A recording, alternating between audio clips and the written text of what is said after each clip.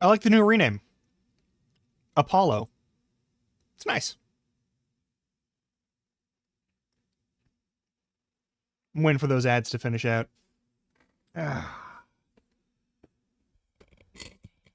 Woohoo! Okay. Can I just do that now? I think I can do that now. Hi. It's Monday. I don't often stream on Mondays, but I'm going to be streaming on Mondays, unless I die. Um, a raccoon? I,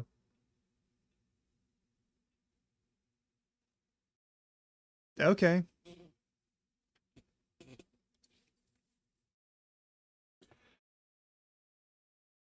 That's ridiculous.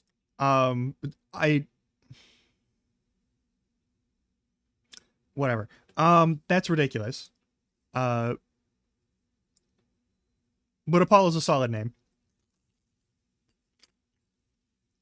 Mm.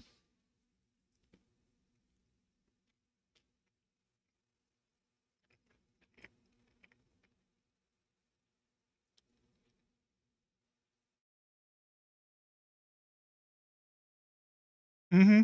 Yeah, like, okay, I'm going to talk about this real quick before we actually get into. We're going to play Disco Elysium today. We're going to do a. It's going to be a back to back from Friday to and Monday, but probably just this one time.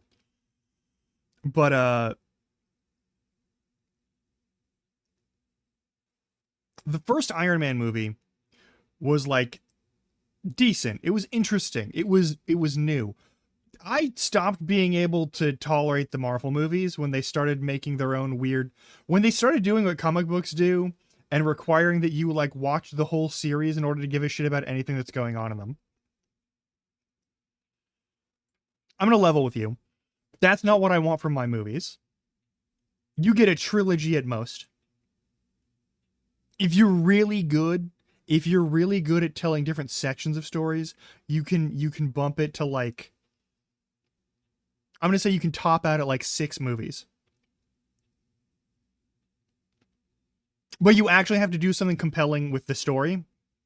Otherwise, it doesn't work. Also, we're 15 seconds away from the ad break finishing, so I'm gonna do the intro boilerplate, and then we're gonna go back to this conversation, which I do not want to leave alone. Um, but like, oh my god, hey, hey, hey, welcome, I'm Grim Larkin. If you're watching this on recording, thank you for doing so. However, if you're watching this on recording, check your clock, and if it's between the hours of midnight and 5 a.m., consider going the fuck to bed. I'm not the boss of you. We're only 5 minutes in. This VOD has definitely been demonetized on YouTube now, because I said a swear. Uh, but yeah, no. So let's talk about Marvel movies real quick, and the fact that I don't actually like Rocket Raccoon very much. I think he's an interesting character in the comics. I don't like the movie version. I'm just gonna be honest. I don't give a shit about the Guardians of the Galaxy in the movies. I don't. Never will. It will not matter to me. They're just like the Marvel movies started interesting and started good, and then they started falling into the trap, as I just said like 5 seconds ago, of making you watch all of the movies to understand any of the real context or see any of the cameos or that thing. And also, what's even worse is they're requiring you to actually have like comics lore knowledge in order to like catch or give a shit about any of the cameos that show up at the end credit scenes. And there's always an end credit scene because they want you there the whole time. And I'm gonna be honest, the credits are there to make sure that the Union like has their name on shit. All right. The credits are there for 2 reasons. One, to make sure that the Union actually has their name on all that shit. And two, to let all of the fucking theater workers clean up the garbage that assholes leave in the fucking aisles before the next showing. That is the purpose of credits. I'm just going to be honest. That's what they're used for generally. And now you're fucking that up by making like half the theater stay in there so that the people can't clean up. It's like staying at closing at a restaurant. You're an asshole. And the Marvel movies have encouraged this behavior, and I don't tolerate it. I cannot fucking stand it. I it it makes me so fucking angry. like like here's the thing.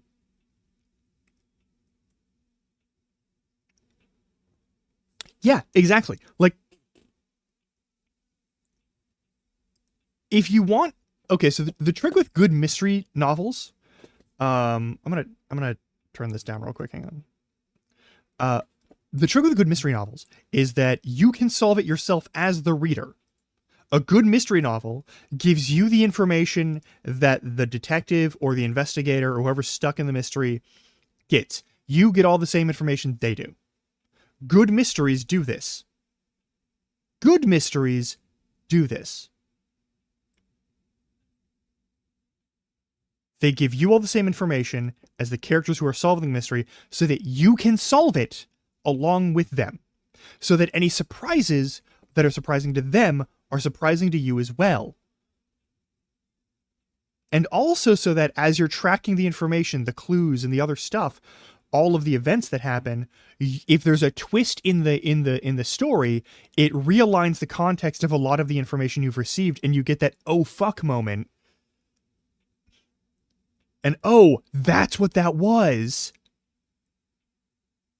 And you get to be either proven delightfully wrong or delightfully correct. That is the joy of the mystery genre. That's the point of the mystery genre, is to like let you dig into stuff along with someone.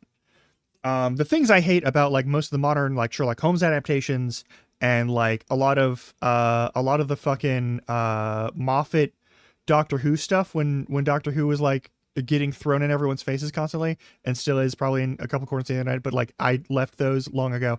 But like those areas insist that the detective has to be smarter than you, that they get information that you don't, that they get to have the secret answer. And what it does is it produces a Deus Ex Machina, but without any of the cool parts of a Deus Ex Machina. It's just, we gave you a bunch of red herring information. Now don't you feel silly? There's a bunch of people who for like their TV series or whatever, like people guessed the endings and they got mad and decided to be little shitheads about it and just basically like rip up their whole storyline and destroy the whole series. It's what happened to Game of Thrones, I'm pretty sure. It's what happened to like what was that one fucking show? Spouse Larkin. It's one of her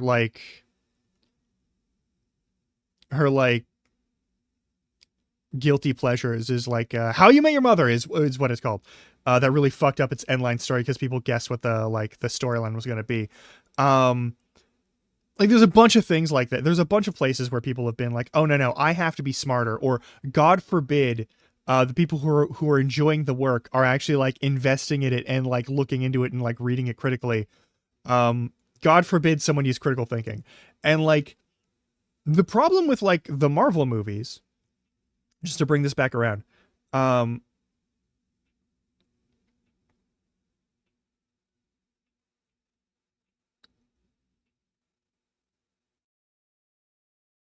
that's good.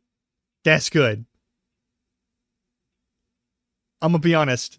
That's a solid setup right there for like character dynamic. Because yeah, the audience surrogate should be an obvious audience. You should never have to guess who the fuck the audience surrogate is. That's another thing. If you're writing in a genre and they have a convention that makes it easier for the reader to like engage with it, don't obfuscate it and don't shit on it. Like that's why it's there. Like we have the romance genre, especially like the more sordid romance genres, because people have a certain amount of shame in feeling sexual desire. And so the idea that like something is happening, that's why like a lot of like old school romance novels have the really like gross things that don't age well, is because it's like it's tapping into and sort of like giving a catharsis to that shame. In the time it's being written. It's a really weird and complicated thing. Sorry. I am a literature degree holder. I'm a writing and literature degree holder from a university where I had to do a lot of research because it was a research university. So like I was trained on technical writing, but I was given all of my like literary like construct and basic and fundamentals training on like literature of the 18th, 19th, and 20th centuries. Which includes a lot of genre fiction and a lot of other stuff that like people usually like to shit on in academic circles. And then they were like, hey, for all of your writing, you're not allowed to do genre fiction. But that's its own thing. But yeah, that's good stuff. I'm gonna be honest. If you've read the genre, you're probably gonna do fine. Like if you've read the genre and you know what the fuck you're doing personally, like for writing, like if you, not that you know all the conventions and all the mechanics and all that, no, like if you know what you like in the genre that you're like writing for, if you know what you like, if you've read it and you know your style and you know what you want to go for, that's what matters. Like I only got my degree so that publishing houses, which started dying halfway through my acquisition of my degree, would actually take my applications for a job seriously. Like literally that's the only reason why I went to college in the first place, instead of like figuring out something else and finding a job that wasn't going to destroy my body and mind in one quick drop of a bunch of stuff, or like a Klaus the forklift operator situation. I don't know if I've shown a couple people that video, but a lot of people don't get the reference. Just look up forklift driver Klaus and get ready for some really fucked up shit.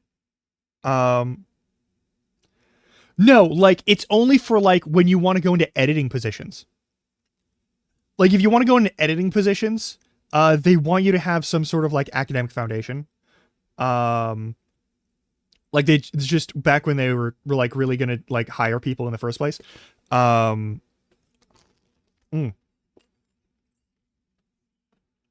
It was just like an understood thing that they would want you to have actually like learned the rules and know how to read a style guide and like know how to format submissions and know how to like check for format submissions and make sure people aren't plagiarizing stuff.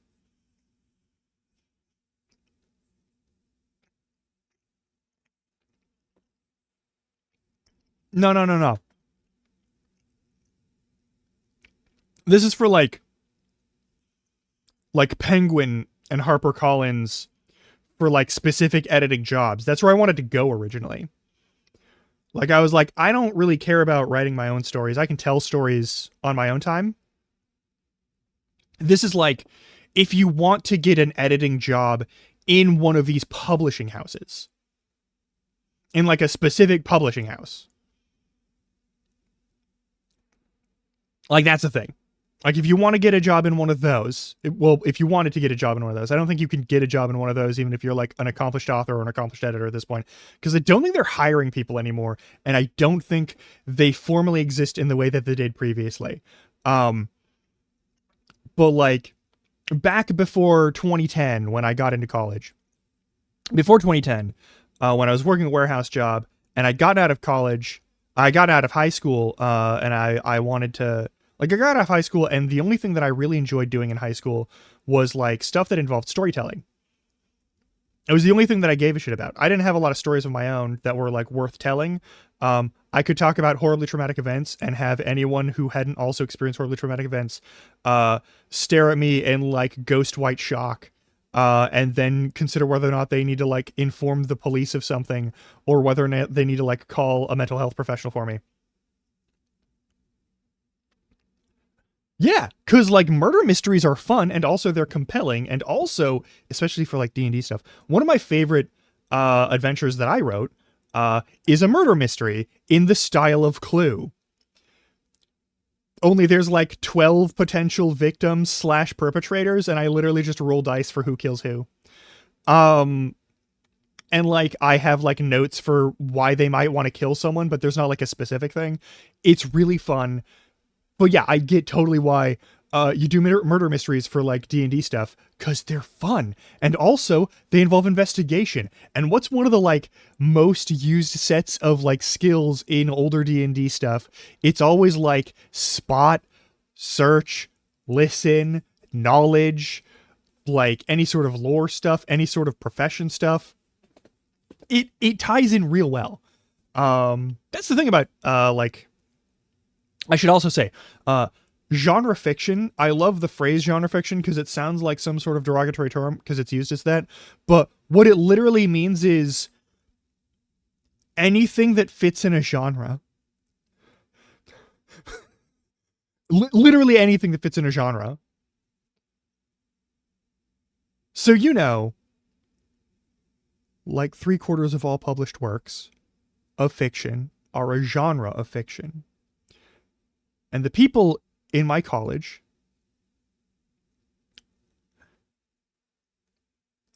yeah, it's fun. It's fun. It's good.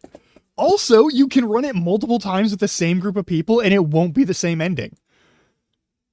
Just like the Clue movie. Also, seriously, if you've never watched the Clue movie, watch the Clue movie. Go find Clue, the movie, and watch it. Especially now that there's like the special director's cut that has like all the endings at the end.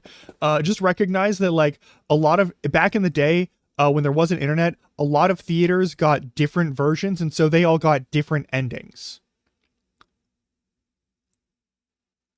This is important. They pulled that thing that people like to say they would pull if they could make movies where they would fuck with people and have like a certain number of endings. Yeah, Clue did that. Clue did that. Clue did that and it was great.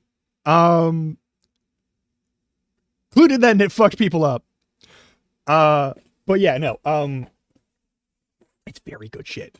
But yeah, murder mysteries and generally mystery fiction is a genre of fiction. Science fiction is a genre of fiction. Romance is a genre of fiction. Historical reconstructionist fiction or revisionist fiction is a genre of fiction. Horror is a genre of fiction. Suspense and horror similarly. I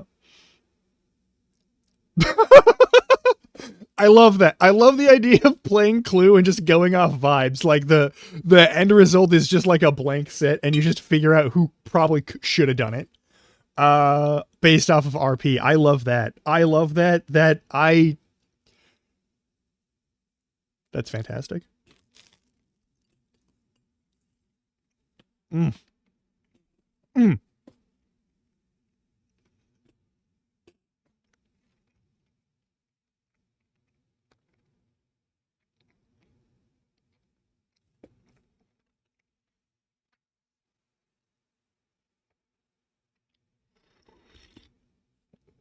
So I need to sip my coffee and have some more bagel. I'm trying to stay on topic here. Like, I'm trying to keep one train of thought. I'm doing my very best. But like, one of the biggest things that I learned, going to college for that sort of thing, the first thing that I learned was that I didn't give myself enough time to work through a lot of things, like project style. Like I rushed tests, I rushed like large assignments. And the reason I did that, and the reason why I did that with a lot of like storytelling stuff and a lot of like projects that I've done, a lot of like campaigns that I've written and that sort of thing. The reason I did that probably was ADHD. It was definitely a huge part of it was ADHD, but also a part of it, which came off of the ADHD, was that I would eventually like hit that point where I was no longer getting the dopamine from the activity. And so I just wanted to like be done with it. You'll see that in a lot of the ways that I finish a lot of these games still too. And I'm still working on it to this day, of just learning to enjoy the thing the whole way through. Instead of just feeling like it's a slog or just a chore the whole way through at the end. Because that happens with me a lot at the end of things. And especially with things that sort of like drag or are slow. That's part of why I wanted to give Disco Elysium a second shot, and why we're going to play more Disco Elysium like today, and why we're going to continue it as a series. Hey, Cobble, what's up? Welcome on in. Also, before I forget, it's not a Friday, it's a Monday. It's the first Monday. It's the first Monday that I'm choosing to consider my regular, yeah, I did, a regular streaming day. Mondays are going to be a regular, ideally, Mondays will be a regular streaming day from now on. I would like Mondays to be a regular streaming day from now on. I'm going to do my best to make sure that Mondays are a regular streaming day from now on.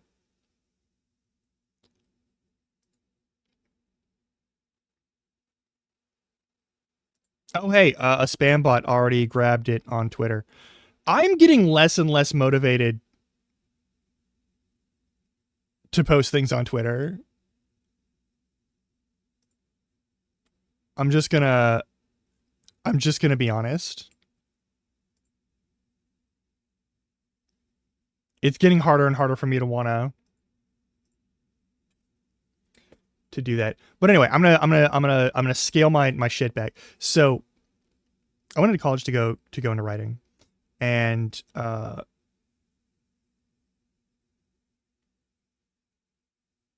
it's getting harder and harder for me to post on Twitter. It's getting so much harder for me to post on Twitter. I am trying to stay on Twitter, and it's just getting harder every day.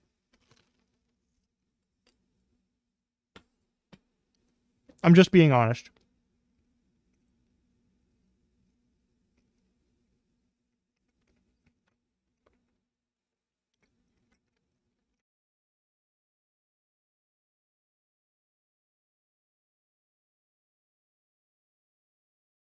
I will say, the main reason why it's getting harder for me to be on Twitter is just because I see a bunch of boring shit.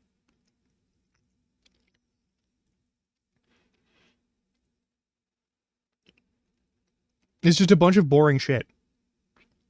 Like, there's people doing announcements and stuff, and that's fine and dandy, but it's often announcements for things that I'm not going to make it to, or that I'm not going to go to. There's always people fighting and arguing in some corner of the internet. Every corner has that. On Tumblr, it's pretty much unavoidable that you'll find someone who's mad about something that doesn't really exist. And also mad at...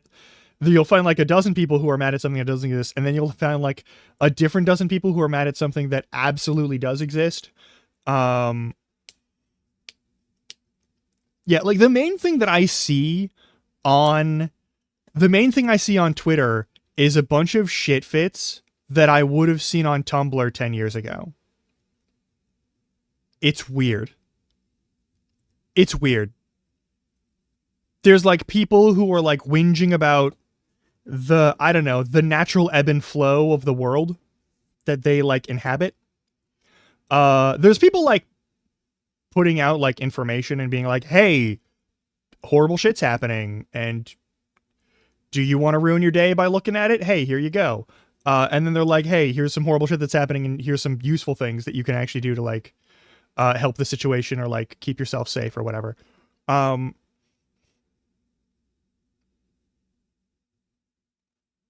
Oh yeah.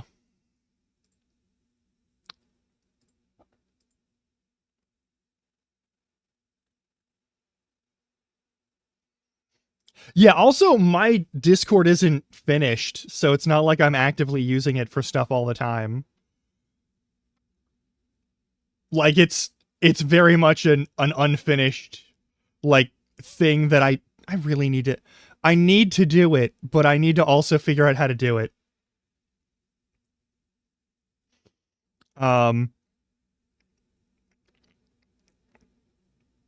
yeah, oh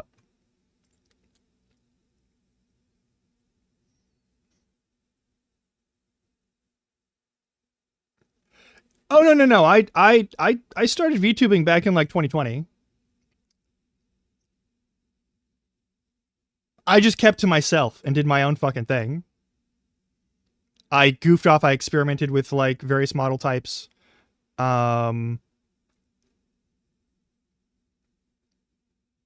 I tried some free things. I poked around. I checked what like actual GPU usage they would have. That sort of thing. But I was doing that.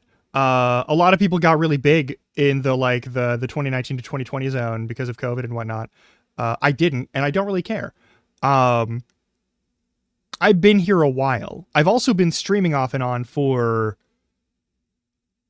in various locations since like 2011, 2012. Um, I'm just a fucking hermit. That's really all there is to it. I keep to my own shit and I don't care about social media. And most of the time I do this because it's something that I actually enjoy. Rather than something that like I have to do because it's something else.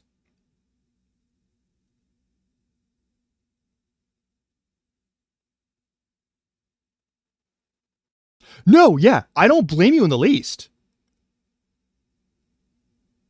Yeah, no, like I don't blame you in the least for that. Like that's not you don't need to yeah, you don't need to like justify that or defend it. I know why. It's because it's not a super active system because it's not finished. It's like a third of a house. You don't try to sleep in a third of a house. Like I get it. Oh, you do not need to feel bad at any point in time for that. Uh, like I use it for like three things, and one of them is just so that there's a place where people can like click a button to have like stream updates if they really give a fuck. Uh, like it's a thing.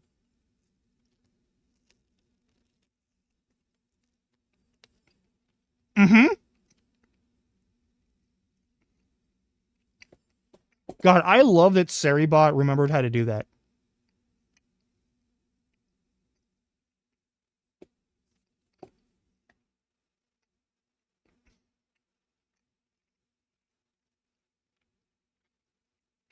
No, like it's harder and harder to stay on Twitter. I'm gonna keep doing it for now.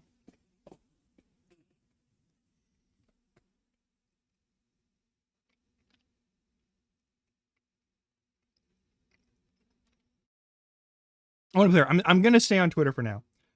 That's not the issue.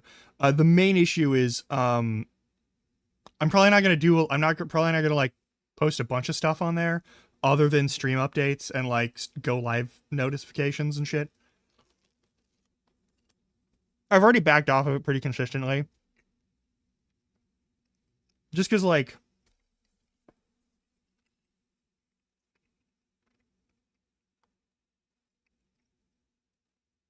I have a rule. Yeah, like I've already got my Blue Sky set up, and I like Blue Sky. I've already got YouTube set up. I like YouTube. I'm throwing my VODs over there anyway, so that there's content on the channel for the VOD stuff. But the main thing is, so I have a rule, especially for like scrolling things like mobile apps and whatnot.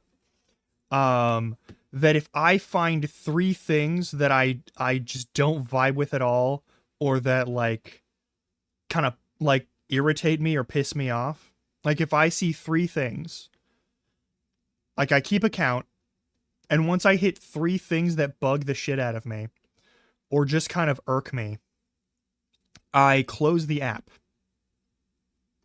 And if I go through two apps and I find three things that bother me or irritate me on two apps, then I no longer use my phone.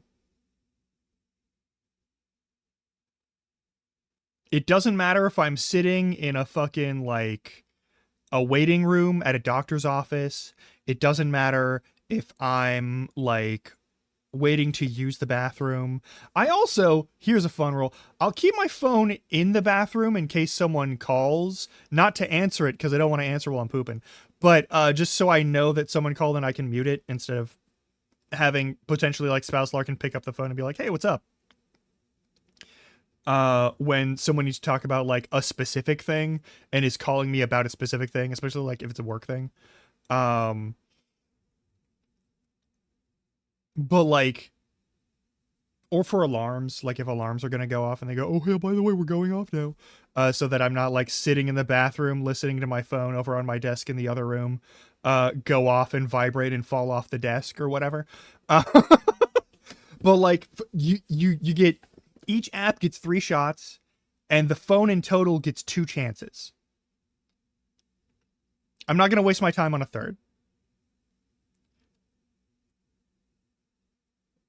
And I'm going to be honest, that has saved me so much suffering. That has saved me so much emotional turmoil. I don't have games on my phone. So what I'm left with, like if I'm in a waiting room, for an example, or I'm actually going to be using my phone. Also, I'm going to tell you this. Just like I wouldn't say that it's good or bad to like read when you're pooping. It's neither good nor bad to use your phone while you're pooping. I just don't do it generally because it seems very, I'm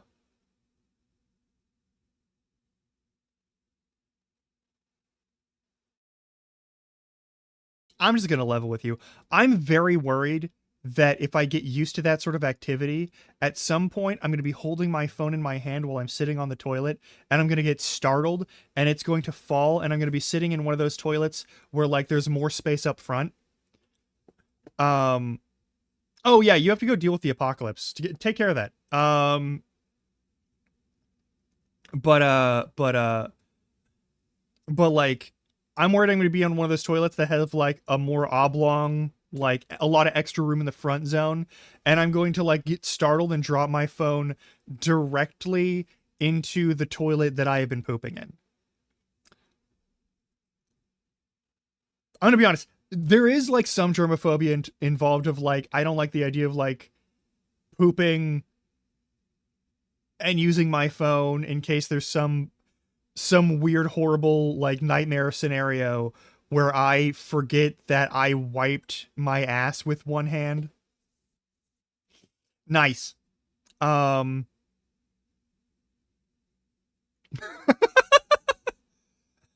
I don't want to end up in that situation. Like, it's never happened.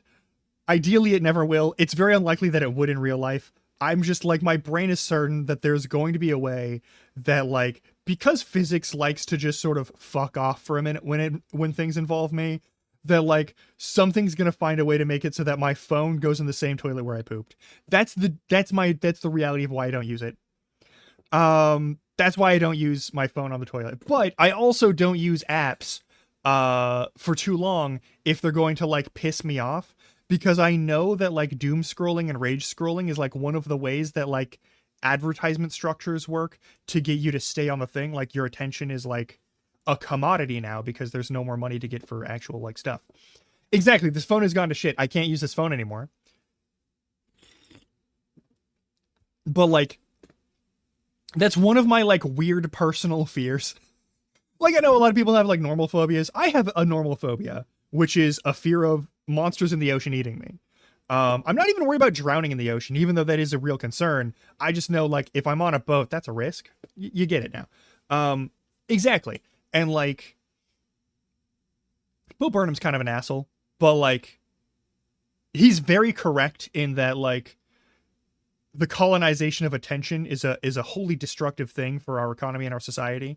There's not a lot of like land to like take over. There's not a lot of like resource takeover. All of them are claimed by someone here or else, or in dispute in some fashion here or somewhere else.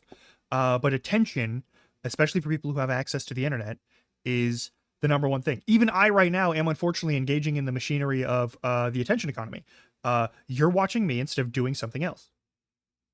Hopefully you're watching me because you actually enjoy watching me and you're actually having fun here. But it's one of the reasons why I'm very hesitant to like do advertisements of any kind here.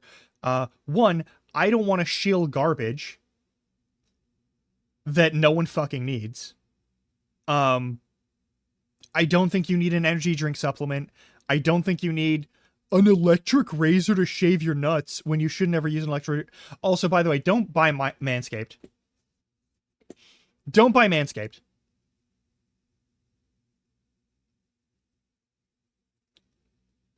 Cobble, if you're watching me because of your anxious attachment style, I'm very sorry. Like, if you leave, I'm not going to hate you. I promise. If you've got other shit you want to do, you can do that and it's okay. I'm not going to hold it against you if you leave. I won't. I'm not secretly hoping you'll leave. That's not how that works. I enjoy you. I enjoy you and your time here, all right? But like, if you're only here because you're worried that I'll judge you or other people will judge you or be angry at you for not watching my shit, like, it's okay. I know. But like, I'm just saying that so that you have an explicit statement of, hey, it's okay.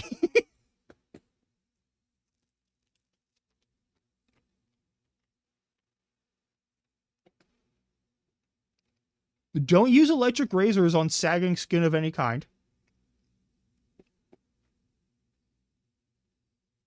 Don't fucking do it.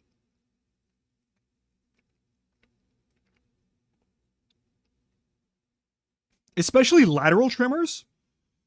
Because like a Norelco or like another like Gillette, like the circular blade razor system that just has the thing that spins around.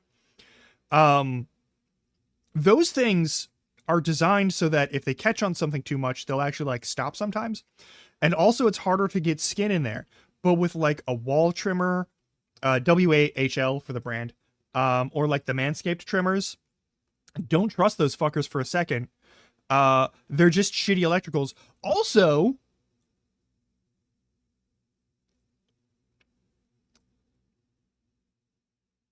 I'm going to be honest. It's kind of a blessing in disguise. Yeah,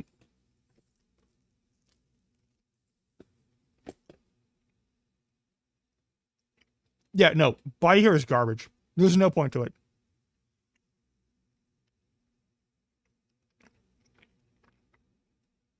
Like the presence or absence of body hair is like an irrelevant element of human anatomy.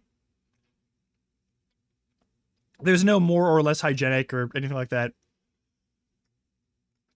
And like Manscaped as a brand, listen, I love their ad system. I love the way they handle their ad copy on their own. But their shavers aren't even waterproof. Their shit's not even waterproof. You can buy for like $30 in any supermarket like a fucking electrical that is waterproof.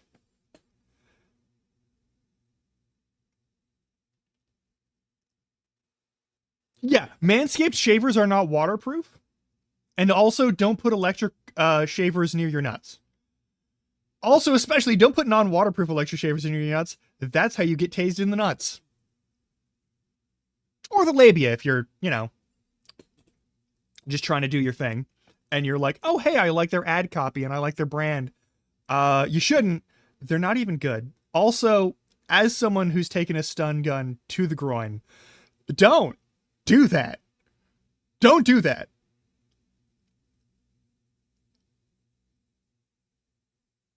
It's not fun. It's not. I mean, listen, there's some people for whom it's a kink, and I'm not here to kink shame. I am here to kink concern. Uh, don't use any sort of like oils and then tase yourself because of like depending on voltage and other things and temperature it could spark and catch. So especially don't do that. You shouldn't have oil down there anyway. It's a breeding ground for bacteria. There's a lot of things. We're going on a lot of tangents right now. The important thing is, we're in an economy of attention, and I'm not trying to like steal your attention from you. I'm trying to just avoid, like, yeah, no, it ain't good. I'm gonna be honest. I got tased in the groin as part of a dare. Uh, it was not a sexual experimentation behavior. It was it would be funny if you did that. I dare you to do that. And I was like, yeah, why not? Oh God, that was a mistake. You have made a terrible choice on this day. Don't do what I did. Okay?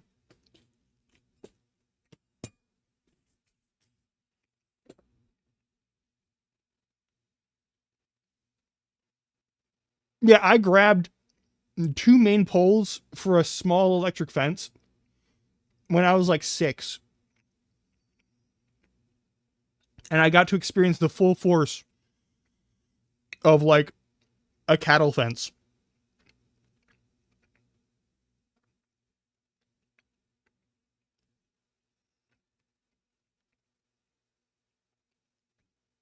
What I'm told is, I was like, it feels kind of like it's like buzzing in my hands, and then as soon as I finished the word hands, I I made some sort of like wounded dog noise and then wandered off. And I remember saying, feels like it's buzzing in my hands, and then I was 10 feet away, yelling. Like I didn't get knocked 10 feet away. Miss Brittany, welcome on in.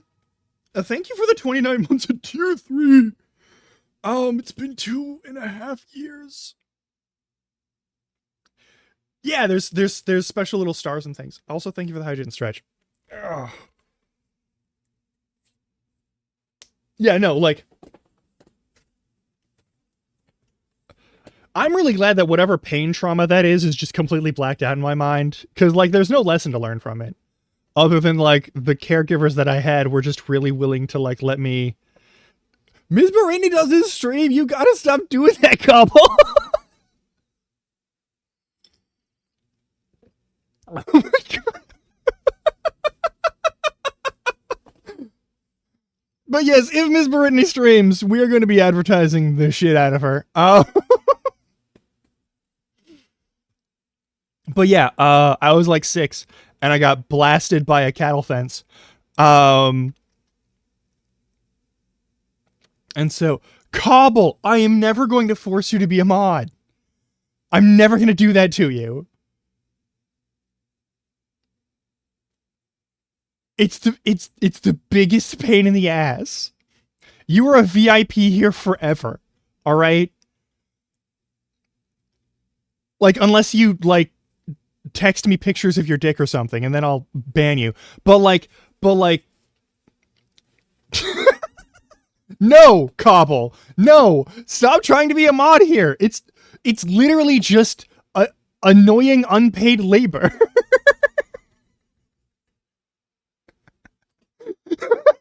It's just annoying unpaid labor. Don't do that to yourself. Stop trying to, like, trap yourself into the idea. Like, you don't need to be useful here. You can just hang out and shit talk. It's fine. You can hound me with terrible puns. I love it, okay?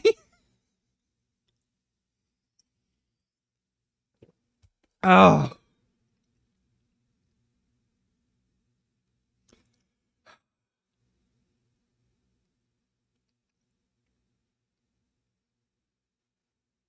I've never been pepper sprayed in the face.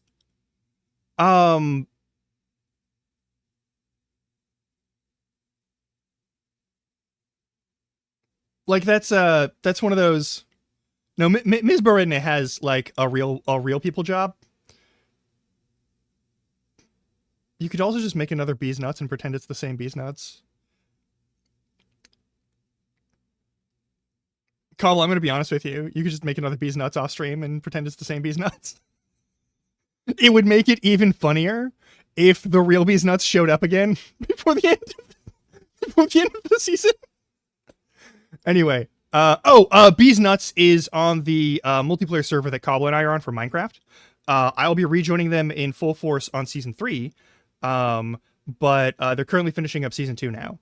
I didn't really put enough time into it, and I don't feel comfortable like going back there when I have like a bunch of other stuff going on. Okay, cool. But I've done all I can for that. So anyway, we're gonna scale back. I'm gonna like rewind back through the meandering ADHD thread of conversation stuff. So before we got on Mod Talk, talked about getting electrocuted. Don't buy Manscaped shavers because they're not even waterproof. I don't want to shill bad products to you. So I'm not going to be like, I know Gamer Subs is like a caffeinated thing. It's like caffeinated Kool-Aid, basically. It's no worse than coffee, really. I drink coffee, but like I can't drink Gamer Subs. So like, I'm not going to take a sponsorship from them.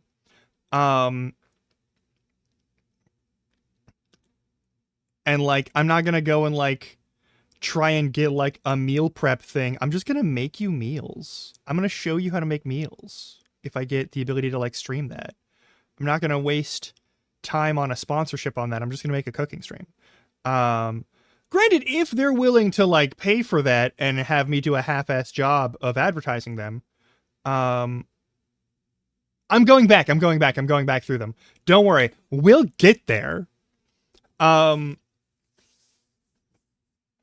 so from there, I don't want to shill bad products. Everything based in the modern era is essentially just a part of the attention economy and the time economy of taking your free time that you have for rest and basically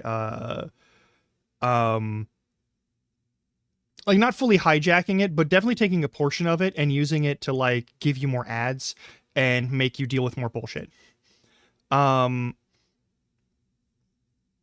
Before that, we were talking about how long I was a streamer. I've been streaming variously since like 2011, 2012. I started being a VTuber in like 2020. Ages into ages ago, before I was saving my VODs or anything else. I was playing around and goofing off with that and enjoying myself and having fun, and I've continued doing that. You'll note, I'm under 1,000 followers, and also I stream regular. And I don't get horribly violently burned out on it. But apart from that, hang on.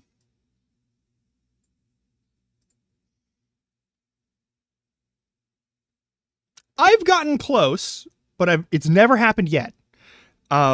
Because I take care of myself and I'm kind to myself and I acknowledge the limits of what I'm doing, and I know when I'm doing too much of it. And if I do too much of it, I scale back.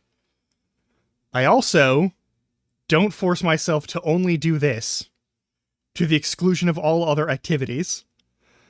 And I don't let this take every ounce of my energy for an entire day.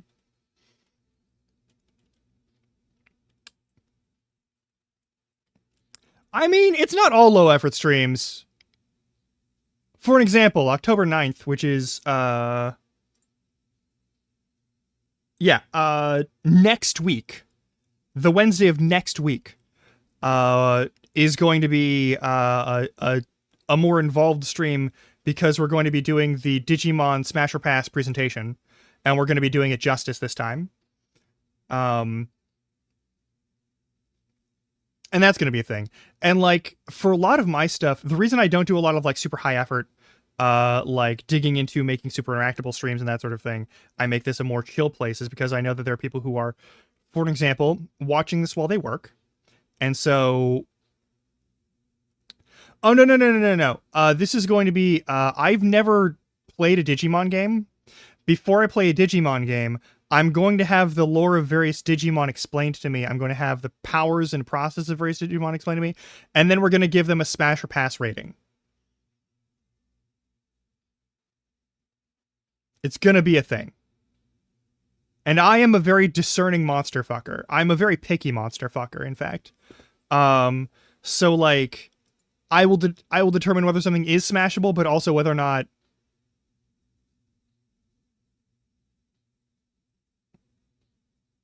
Oh, listen, Apollo, you don't know what I'm willing to try and fuck. Like, you don't know. Like, one, if there's a human, if it's basically a human with some, like, extra accessories, I mean, that's not really monster fucking. But, like, also, I want to say, clearly, I'm referring to, like, you don't know what I'm fuck in terms of, like, monsters. I have a very specific type when it comes to humans. And body type doesn't really figure into it very strongly, but, like, it does kinda. I don't know, that's not important. We're still rolling back our shit, okay? So, like, I've been streaming for a long time. That's how long I've been streaming, is, like, since kind of before Twitch was a major thing. But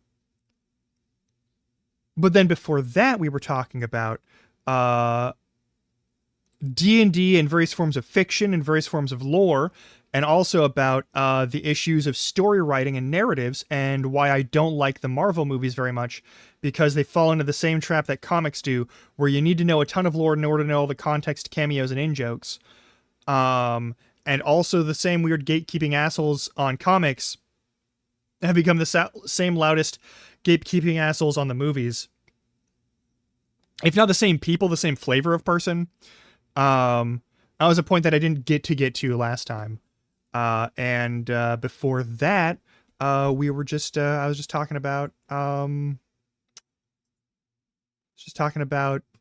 why there are some things that I don't get to enjoy as much as other people do. Because I'm weird and I've learned too much, and also for some reason I've become some kind of a hipster about them. And there was also like the start of the stream where I started with talking about the Marvel stuff as a context for like, there's a lot of things that people enjoy that I don't really like because I don't think they're well constructed. And I think the construction should matter. Like the reason I don't watch a lot of movies and newer TV shows nowadays, like most of the newer TV shows and movies I'm just going to skip, because they're no longer things that are made to tell a story. They're things that are made to sell a product. And that does fundamentally fuck with the ability of them to tell good stories.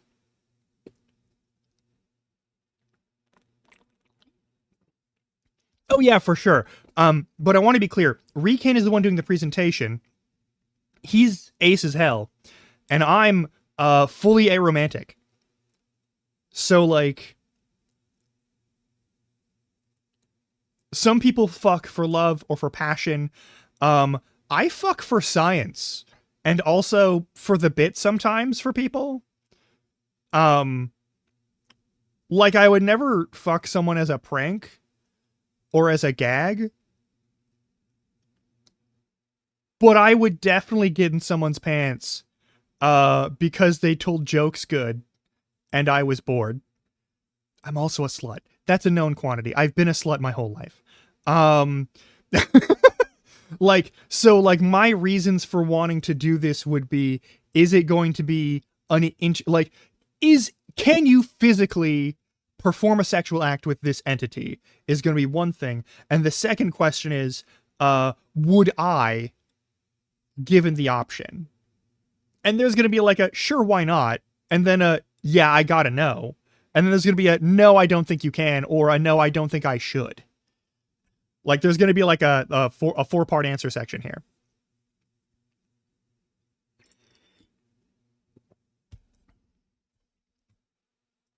It's going to be a whole thing. Anyway, I actually had a completely different thing to talk. Here's the power of ADHD. I had a completely different thing to talk about. I was going to start today talking about a specific different thing that messes with me.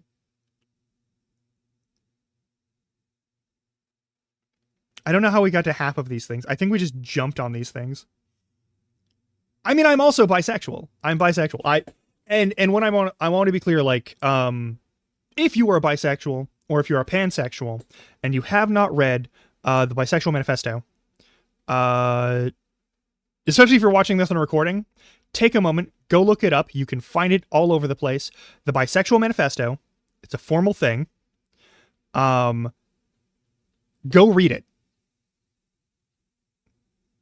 Even if you're not bi or pan, go read it.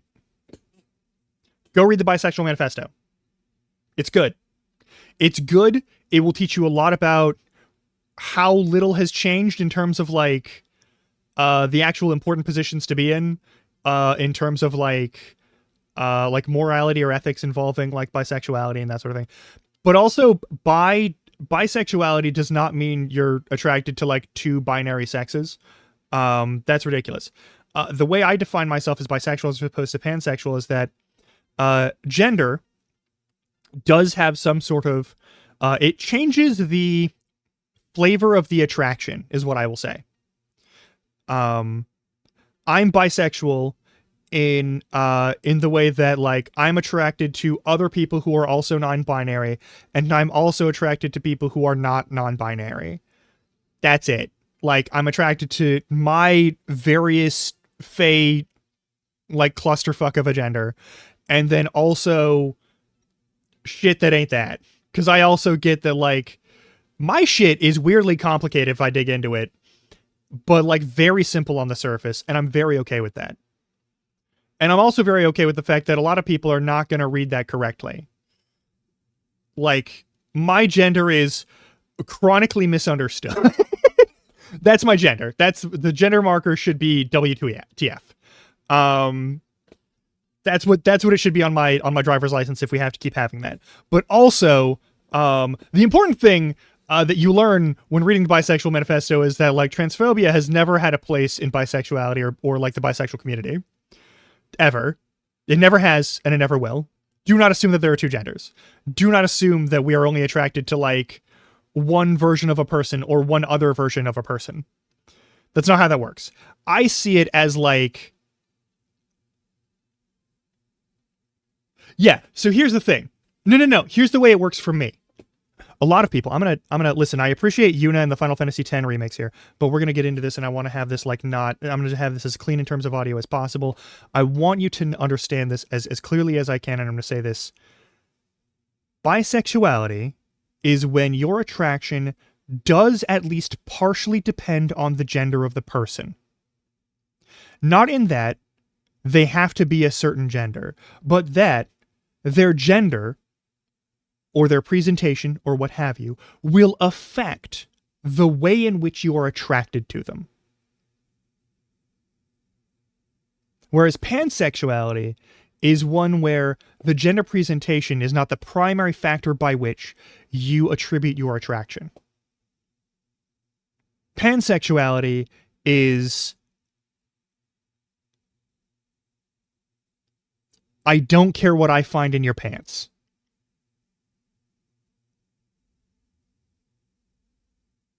Whereas bisexuality is, I can't wait to find out what's in your pants.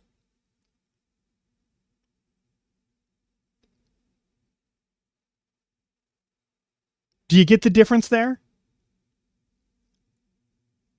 Like, the easiest one was a Tumblr post from ages ago for me to explain this, is that, like, attraction to, like, men or, like, masculine folks is like an ooh feeling, and, like, attraction to, like, women or, like, feminine leading folks is like an ah feeling.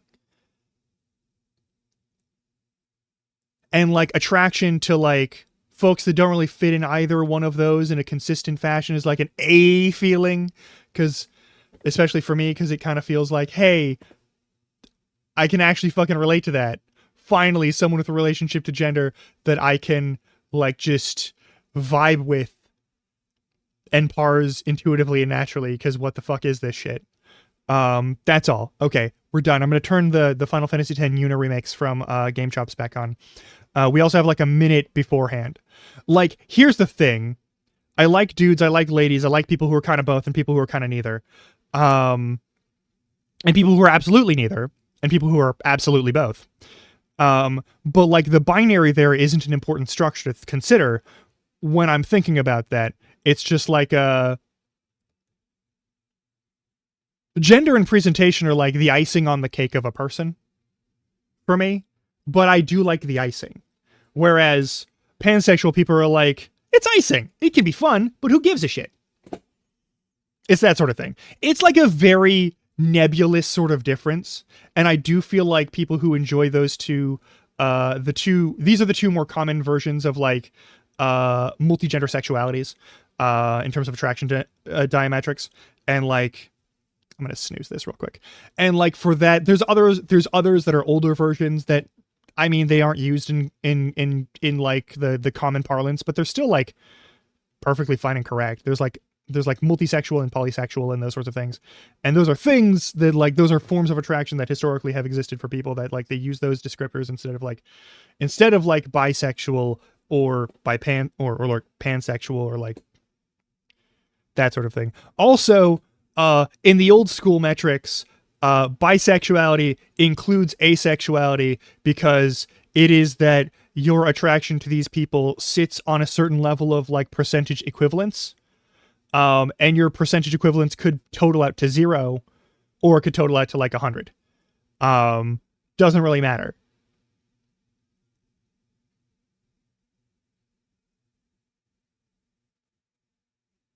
I don't know. That's a whole thing. But to go back to this, when we're looking at Digimon, I'm going to be like, is this a monster or is this just a person with accessories? That's thing one. Thing two, is this a monster I would be willing to try to fuck just for science? And also, is this a monster I would want to fuck? And those are the three standards that I'm going to look at, and we're going to look at it. Also, is this an entity that it is physically possible or anatomically dubious in terms of like possibility to fuck? That's a fourth metric there. Yeah. So there'll be four metrics technically, but I mean you can't get to those three questions until you determine whether or not you can. So, anywho, we've got an ad coming up. I'm going to hit that ad real quick. And when we come back, we're going to play some Disco Elysium after we've had this hour of ADHD rambling. All right. I will be back in a little bit. Stretch your legs. Do what you got to do. All right. Get some water. Do some squats or pull-ups or whatever. Like, take care of yourself. All right. All right.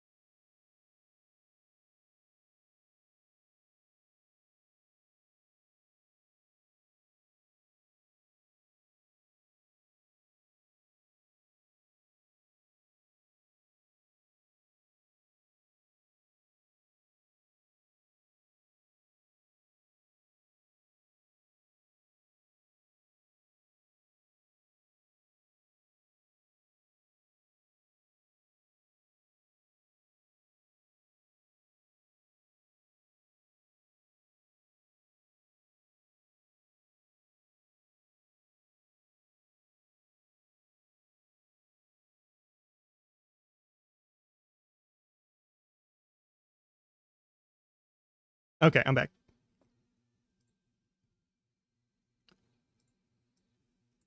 Okay, so let me start this shit up. I know you want to try. You're welcome to give it a shot. We'll also ramble while we play this game, though. Like, I'm not going to play the, like, positive nihilism game and not get wrapped up in some fucking deep philosophical shit at some point.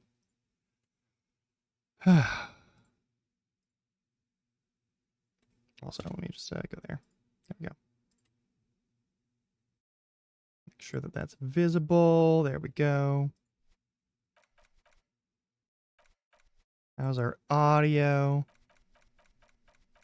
Looks fine.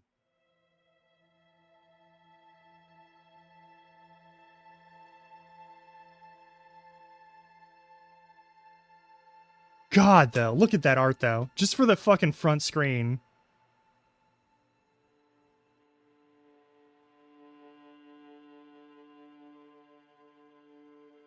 That is a gorgeous landscape.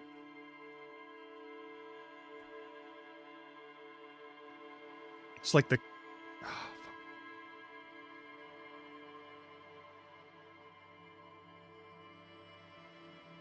Like, you can see how big the city is in the background compared to where you are right now.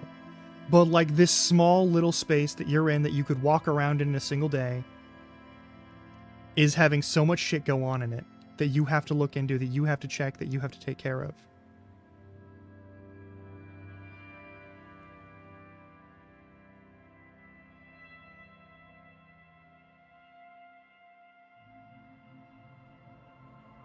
That you're a part of. Even if you can't make a big impact on it, like there's like a big part of it. You know? I don't know. I think it's fantastic. Let's do this.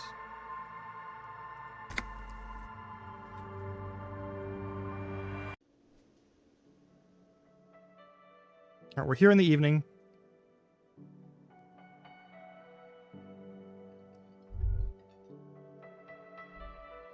Can I do something over here? I guess I can just take the Nosafed and get a healing item.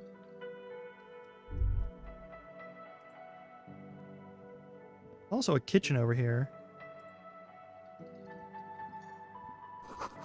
Dishes are drying the smell of chemicals and pine trees. I guess I can just steal some... Aroma, spices, alcohol, and tomato hang in the air. I could steal some money out of this, and I'm gonna.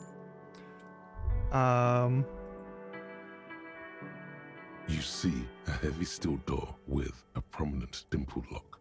It's painted blue. You immediately feel drawn to the color. Blue is for mystery. I'll be back to mark my The words. door stands silent, unmoved by your words.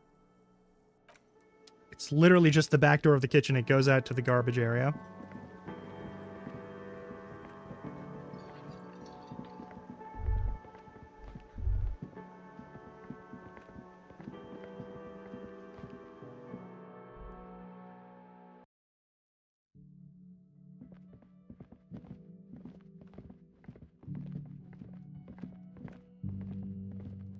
This is the door to the room you redecorated. Good night, Lieutenant. Just a moment. We should talk about our progress on the investigation. Let's go out to the balcony. All right. The air outside is brisk. The lieutenant is silent for a moment. He listens to the traffic hum. Then... Now then, we should talk about the investigation. But I also feel you're a bit hazy on the RCM. Our role here, our rights, our jurisdiction, basically. Didn't I smoke? I have a cigarette every night when I go over my notes. It's something of a ritual. Fair enough. Oh man, he looks so devastatingly cool with that cigarette. Right then, the debrief. Yes. It's been a long and eventful day. How do you think today went? Well, you were so hungover that you couldn't keep it down when we approached the hanged man. So we didn't even inspect the body. Hang on, I gotta do something real quick. Very sorry to do this, but I have to turn down the music volume because I cannot hear them talking over it. And there's still much to do at the crime scene too. We didn't search it thoroughly enough.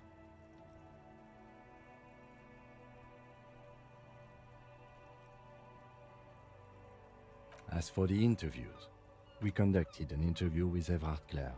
He wasn't particularly forthcoming with useful information, however. He's a tough cookie, that one. I'm sure we can get into that more. Yeah, yeah. We didn't talk to the Wild Pines rep. We really must do that tomorrow. Yeah, we gotta.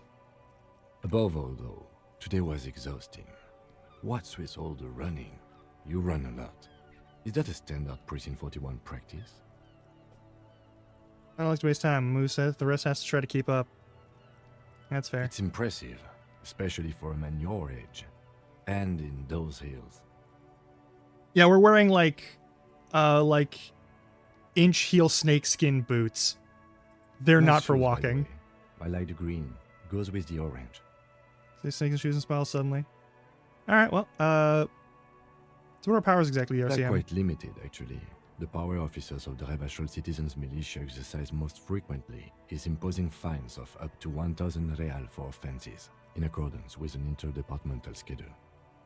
1,000, why not more? Or wouldn't that be an easy power to abuse? Yes, although indirectly, as citizens can always request records from their local station. Okay. Officers of the RCM have been known to take bribes of less than the prescribed fine amount. It undermines trust in the RCM. Okay. Why not more? The RCM's primary role is to ensure safety. We are not really supposed to play any part in the economic structure of Rebachol. Alright, what else? We can arrest people, of course, but rather than bringing someone in directly, it's preferable to serve a station cold sleep. It prevents confusion and overcrowding. How can you be sure the arrestee will show up? You can't.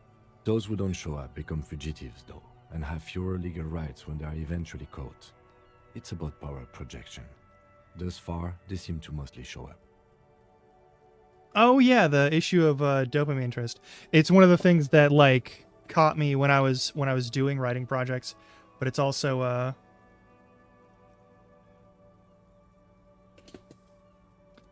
but it's also it's a common symptom of ADHD.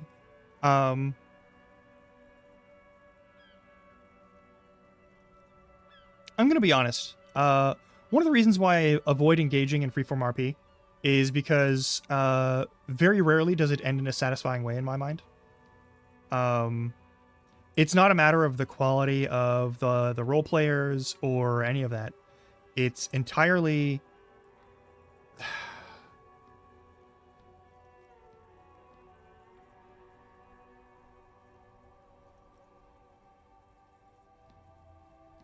the limit of going from a cold read with someone to knowing them well enough to actually produce something of quality. Like, even if you're with a good fellow RPer, there's no guarantee that you'll make something good. And when it comes to, like, lore building and storytelling and that sort of thing, trying to tell a story in character at any point in time for any extended period of time is very difficult. When you don't have a script, when you don't have everything plotted out, and when you don't get to have it all plotted out because you're kind of improvising it the whole way through. I will say this. I enjoy a number of like actual play or live play D&D shows and other RPG shows.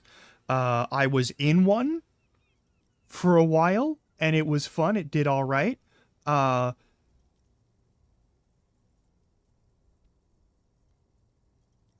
even if it hadn't ended the way it did, which is based off of like actual like safety issues for the person who is running it,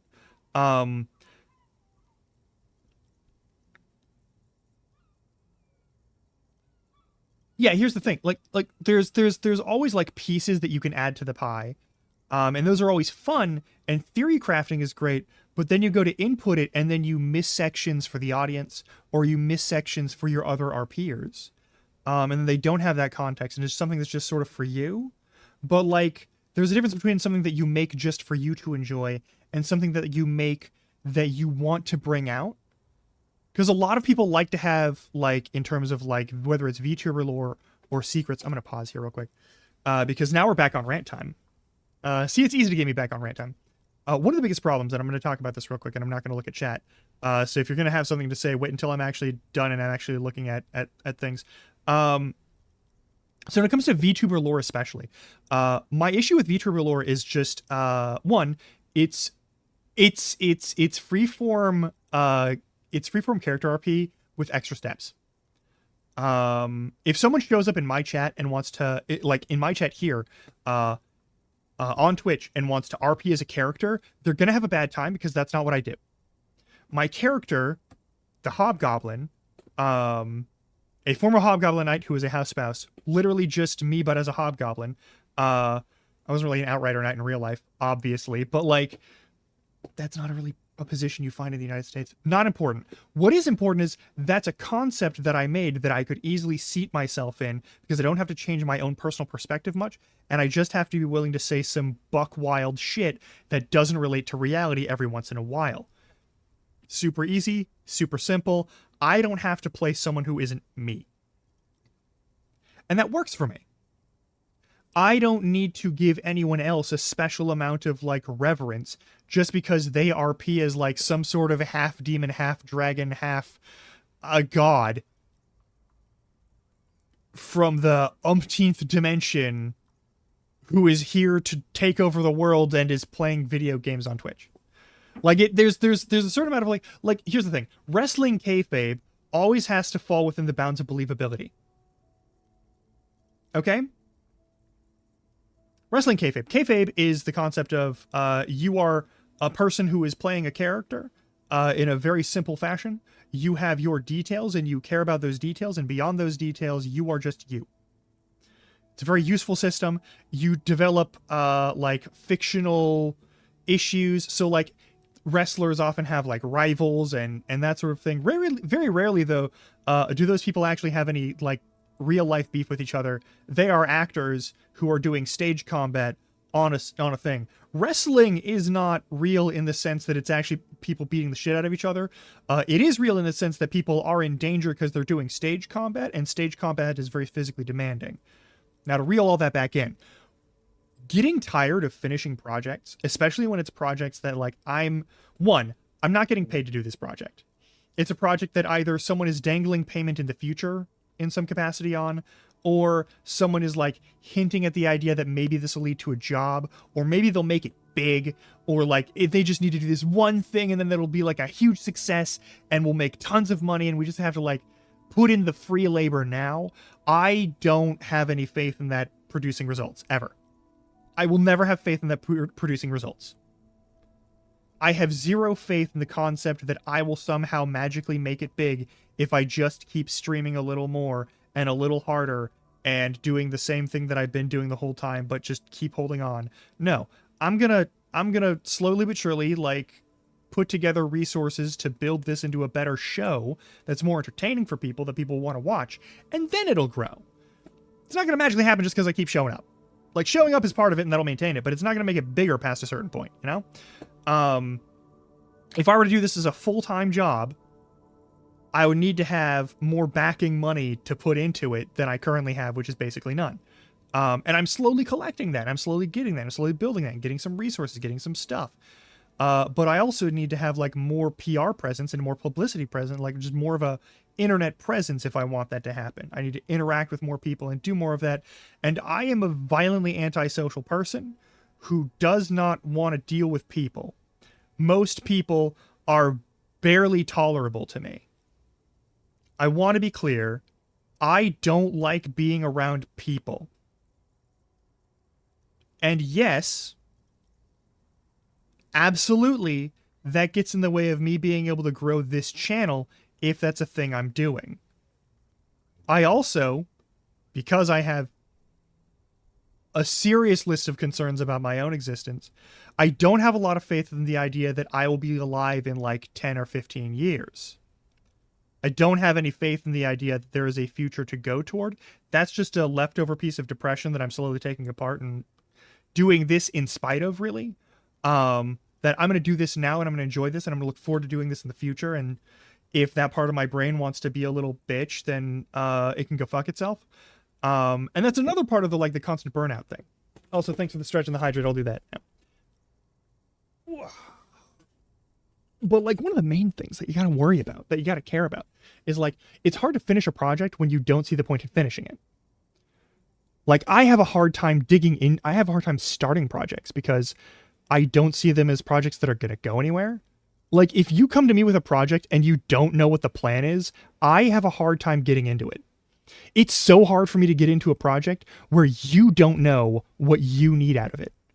Where you ask me some nebulous shit, or you give me like vague, like baseline background info stuff, or like background busy work. I can't get motivated for that. I have to do that without motivation, which means the work is going to suffer because I'm going to be bored the whole time I do it, right? And that's kind of another issue that comes into this, is like boredom is an imposing presence in my mind because unfortunately I have ADHD and I'm not the most emotionally hinged person around. I did a lot of work on myself, so I'm like mentally stable. I'm not gonna like die anytime soon as far as I can tell, but like I don't see myself going anywhere. I see myself like pretty much either just getting murked by something or like working myself to death at some point out of necessity. Just it's going to happen. I'm going to have to go back into a labor job or something, and I'm just going to like die because of unsafe conditions or something. Like I see that as a very realistic possibility because I have depression and I can't see the good in things or like the possibilities of like fun things happening or success happening or anything like that. That's not important to this part though. The ADHD and the inability to finish projects and losing interest because you're like, it's not the way I want it to be, kind of betrays the fact that like all projects are never going to be exactly the way you want them to be. You don't get to have a perfectly finished project. There's never going to be a project that you do and it's exactly the way you want it and it worked out exactly the way you hoped for, even if it's wildly successful. It doesn't matter. It doesn't matter how successful it is. It doesn't matter how good it is. Your brain, once it loses the dopamine, in any capacity of its production, is always going to be dissatisfied with it. Always. And the trick to this is you need to remind yourself that if you don't get it done, then you didn't do it.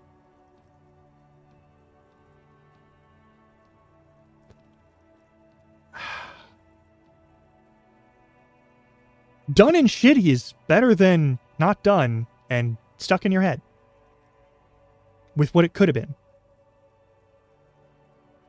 Because if you get stuck on like the brain crack of what it could have been, I'm using the phrase brain crack from an individual known as Ze Frank, who was one of the main people who made BuzzFeed. He kind of turned into a workaholic jackass, but he's also in charge of like the true facts about the various animals. He's the voice for that. He did this thing called The Show with Ze Frank back in like 2006. It was right when I was finishing high school, and I watched it pretty much after it was finished, but I watched it all the way through over the course of like a week. And one of the things he talked about is brain crack, is the idea of all the ideas that you'll get to eventually. They're so good because you'll get to them eventually and they'll be perfect and everything will be done. Exactly. Thank you, Cobble. I'm glad you noticed. You've noticed one of the lines that I've stolen from this man when I talk about weird shit sometimes. But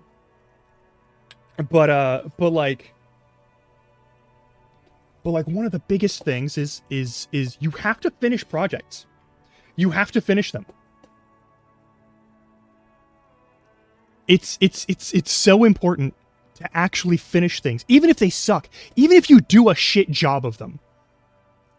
You have to get them done. Get them done and get them out. And congratulations for picking on someone else. Welcome back to here. Well, you'll probably do more of that here.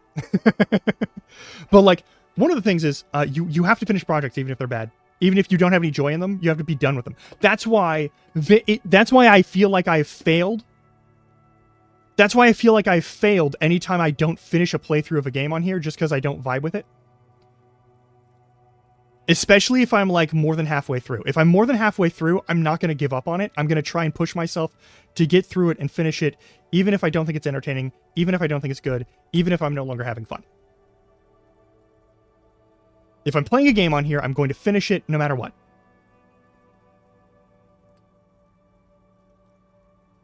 I mean, that's fine and dandy. Singing voices very rarely sound the same as speaking voices. It's like really uncommon to actually have those two things line up well, especially if you're a trained vocalist.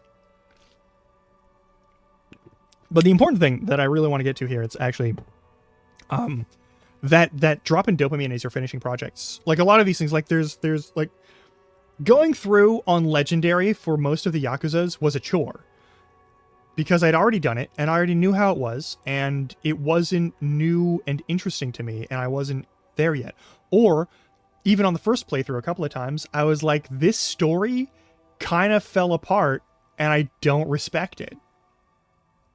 They kind of flubbed the ending here, and I don't like that, but I still respect that they finished it. And like, when we come back to Infinite Wealth for the Legendary playthrough, I'll probably have a couple more mods in there. But also, I'm probably gonna find some way so that I don't have to do the tedious grind of leveling everyone up to like absolute maximum. Either I'm gonna find a save editor, or I'm gonna do something like that to like max those people out, so I don't have to do that part of it, because I don't want to sit on my own like with a stream in the background or like some sort of documentary in the background while I go through dungeons over and over. I don't find that an interesting form of gameplay. I like the concept of Animal Crossing, and I like the concept of Stardew Valley, but the idea that you have to do so many repetitions of the same shit as part, that's the loop of the game, that's the gameplay, I don't like. I want to do different things. I want to do interesting things. I want something that is new and more there.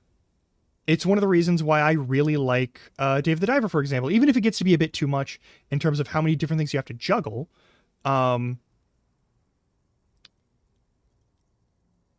it's still good. All of the things that you're doing, if there's a lot to juggle and it gets to be a bit much for my brain, like, it's still something that's interesting, and it's still a bunch of different activities, and there's not so many repetitions of those activities that you don't get to have fun. You still do the fun parts of the game. The gathering parts of the game, the exploration parts of the game are still enjoyable and interesting. And it's weird that, like, Dave the Diver, an inherently repetitive game, or like Hades or Hades 2, inherently repetitive games, like, they have their setup and they have their runs and they have their stuff that they put together, and you can build something great out of that in terms of story, because there is a repetition there. And with Stardew Valley, when I play it, every single time I play it, either I play it alone and I go through like the first 2 seasons and I get bored because you can only do so much, and there's like a weirdly punishing stamina system for what you can do in a day. Where like in any other survival crafting situation, you aren't penalized for being awake at night other than having to deal with more bullshit. And their version of more bullshit is you pass out after a certain point, which is stupid, and I don't like it. I don't like that you pass out at 2 a.m. or whatever in Stardew Valley, especially considering that, like, for Stardew Valley in particular, I am regularly awake until 3 a.m. and then I wake up at like 8 or 9 a.m.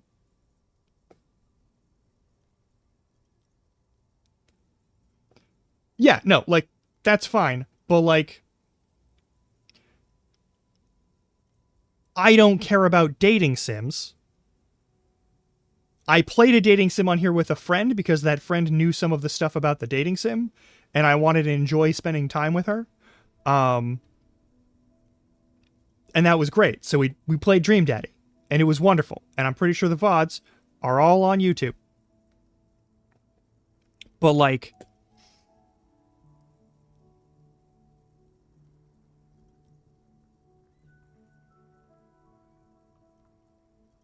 I'm gonna be honest, Stardew Valley just gets weirdly repetitive in a way that I don't enjoy. And if I don't have someone to play alongside, I'm not going to enjoy it. Just end of discussion, I'm not going to enjoy it. I'll enjoy Valheim and I'll enjoy like Minecraft because the penalties for being up at night are monsters. Who gives a shit? I can deal with monsters. That's not a problem.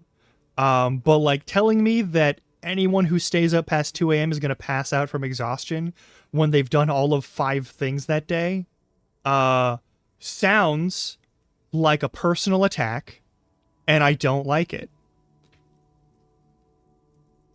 I just don't. Yeah, similar ones for those are like Harvest Moon. The counterexample, of course, is Doki Doki Literature Club. Doki Doki is just a straight dating sim that is we're not playing it on here because it's fucked up. But like, but you should play it if you can deal with the themes of it.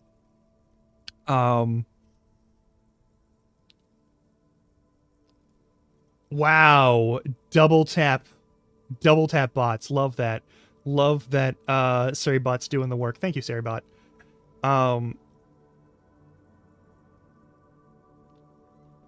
That's the other thing. I also kind of don't like things that your reward for doing a bunch of the repetitions is never doing those repetitions again.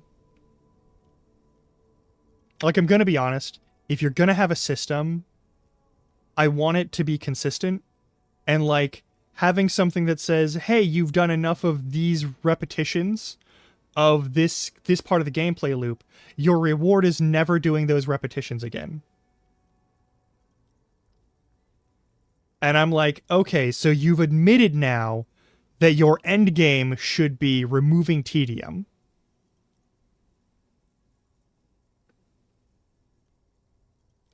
And I don't care for that personally. I'm just going to be honest. But rather than attacking each of these comments that keep spamming through in chat, I'm going to keep talking about the thing that I want to talk about.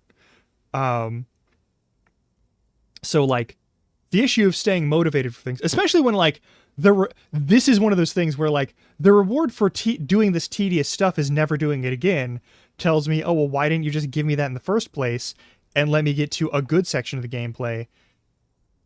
Because the tedium is the gameplay, and then you've removed a chunk of the gameplay, and now there's like a weird thing missing, and that breaks me out of the enjoyment cycle of the game and removes my ability to finish that game.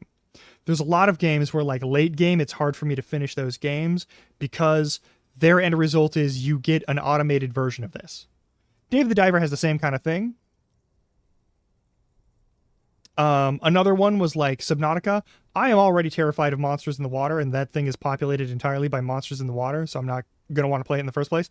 But like learning that a lot of the late game stuff is just like building automated structures that produce your stuff just sounds like I'm inducing stress in my day for the sake of inducing bitterness in my future self. And I don't want to do it. So I gave up playing that game. Similar to like Dredge, a lot of this was you go through these things, you do all this stuff, you have a bunch of things that you collect, and eventually you get to the point where you're going to do less of those things and you're going to have a lot of automated stuff that you do, and you don't have to care about doing the thing that is the core part of the game that you start with. My issue with these sorts of builds is that you essentially get 2 different games, and there's always a break point at which your game becomes the other game. And using one game and having the reward for going through that part of the game being that you get a different game.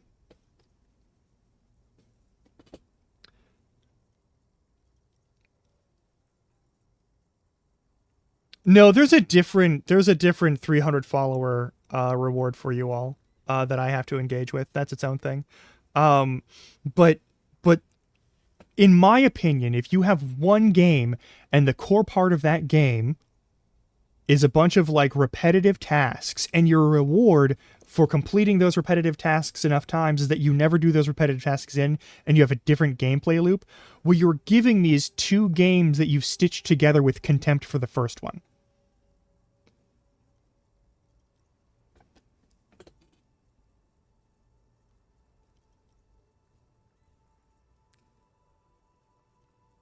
You know? Like, Like late game Minecraft. Late game Minecraft, will you never have to hold a pickaxe again? Potentially. But the odds are good, at some point, you're going to have to pick up one of your old trusty tools and go back and do some real work. If you have a new project, you'll need new resources. If you have a new task or a quest or an objective, you'll need a specific item, and you'll need to go looking for it. It's one of the things I really respect about Minecraft, is that no matter what mods you add to it, no matter how many builds you add, your end goal is always the same, and after that end goal, you can play the game however you like. You can even redo that end goal. You can go back and you can fight the Ender Dragon. You can go back and you can do farms. And yeah, you can build an automated farm.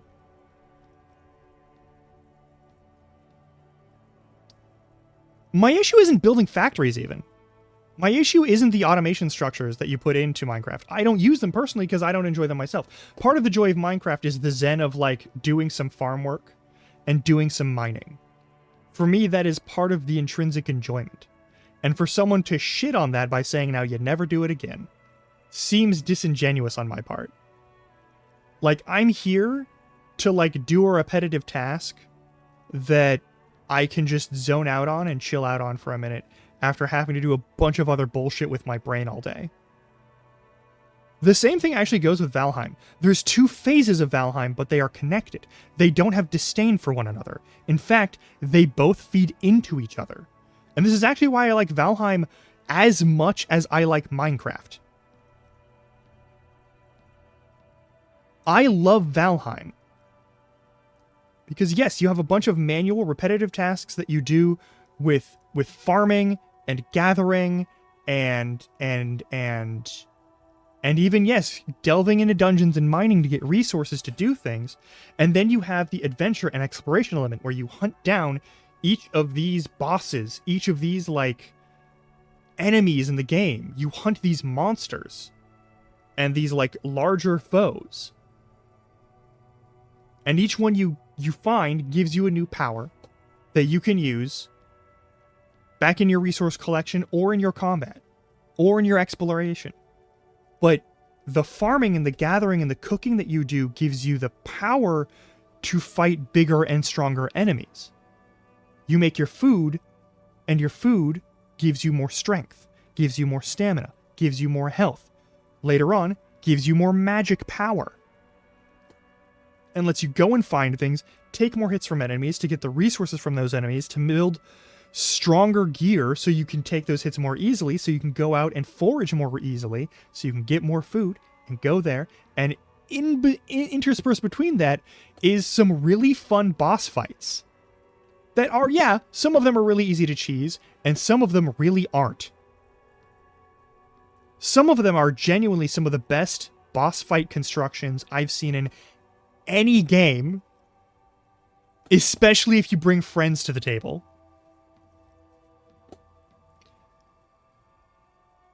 And so, yeah, there's a boring portion. And not everyone likes the foraging portion of Valheim. But if you play it in a group of people, which is how it's really designed to be played, if you play it with your friends, there's going to be a couple of people who want to just do foraging and don't give a fuck about the exploration or boss fighting.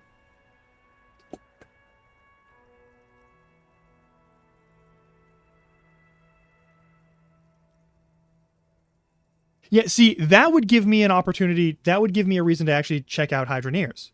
Because if you're doing something that, like, okay, we've gotten rid of, we've streamlined some of these tasks for the future rather than just like throw them in the garbage. We've streamlined some of these tasks for you, but you still have to do some of the actual, like, you actually have to get your hands dirty a little bit.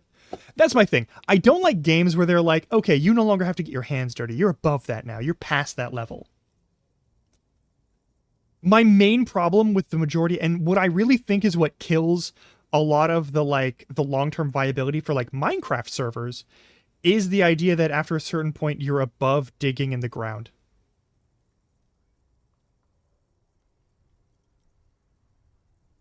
a lot of what I feel like kills a lot of people's ability to continue enjoying Minecraft after a certain point. Yeah, go for it. I won't probably read it right away, but like my main issue with digging with certain like Minecraft mod packs is that they treat the mining and the crafting portion of this as something that you can wash your hands of after a certain point. Because it has that contempt. There's like the first part of the game where you do a bunch of repetitive tasks, and the second part of the game where you never do those repetitive tasks again, and you do different, more complicated, more annoying repetitive tasks or tedious tasks. Where like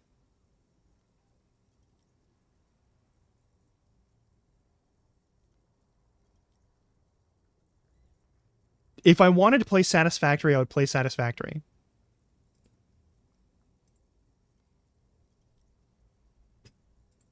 Like, if I wanted to play Satisfactory, I'd play Satisfactory. It's fine.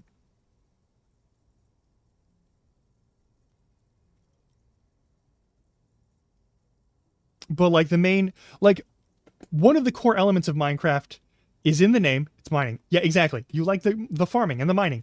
It's a very specific, methodical, relaxing activity.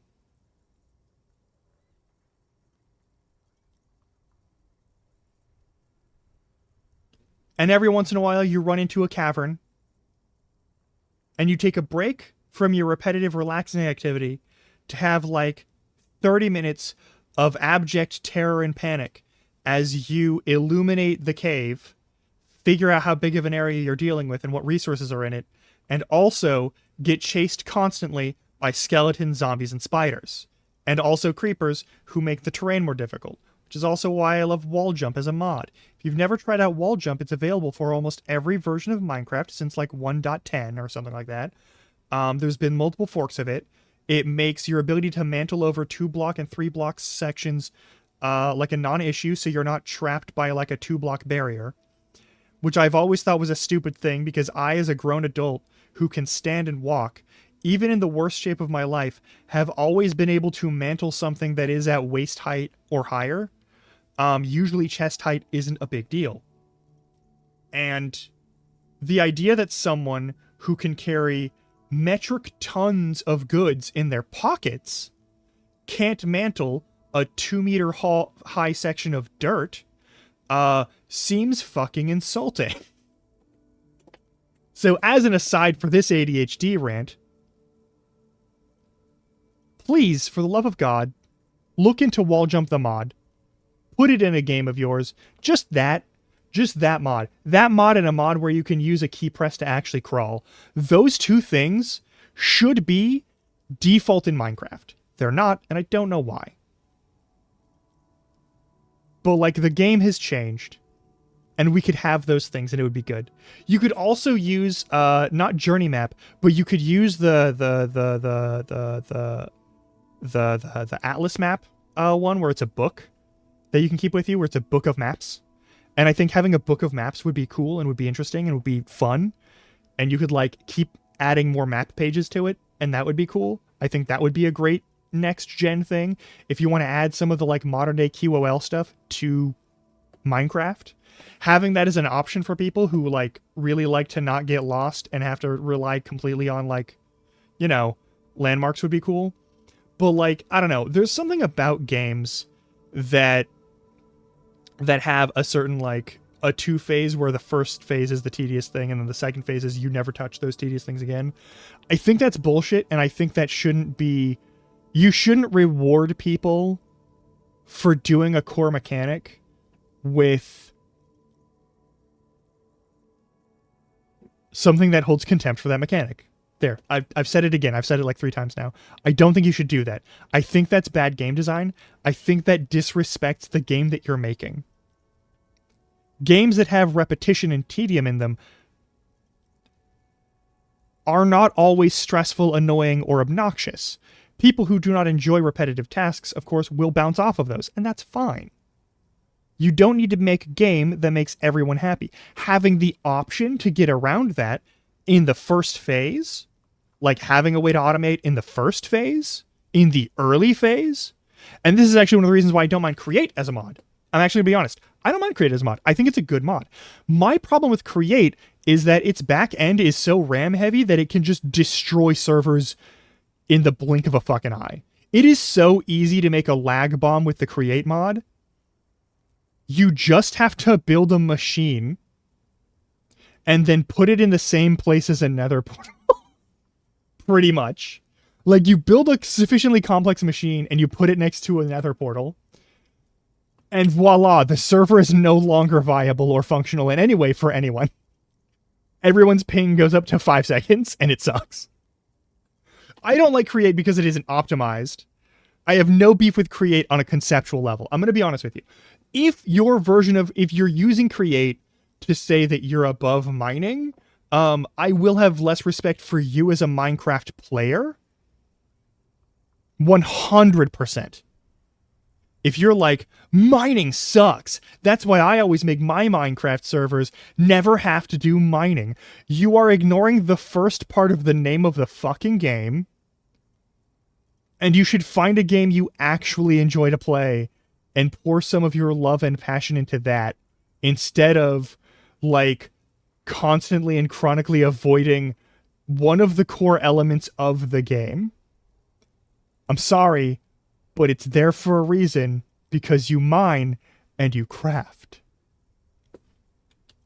You mine and you craft. Anyway, so, like, that's a thing, and people should pay attention to it and respect it. And, like, I don't get how you don't respect that. And, like, that's a thing. Like, there are some times where I need, like, 50 stacks of iron, and I hate that I need 50 stacks of iron, but I need to get myself 50 stacks of iron. All right? Hopefully, I just mean ingots and not blocks. Because if I need 50 stacks of iron blocks, something very wrong has happened in my Minecraft playthrough. Something horrible has happened, and I need to be stopped. But, like, sometimes you need 50 stacks of, like, maybe not iron. Maybe you need 50 stacks of wood. Maybe you need 50 stacks of logs. Doesn't matter what. You're going to be turning them into, like, planks and coal and other shit. But you need 50 stacks of wood. Or you need 50 stacks of stone. Because you're building, like, you're building a big-ass farming machine. And, like, I'm not opposed to mob farms. I'm not opposed to, like, AFK mob farms and that sort of thing. I think they're good. I think they're useful. But, like,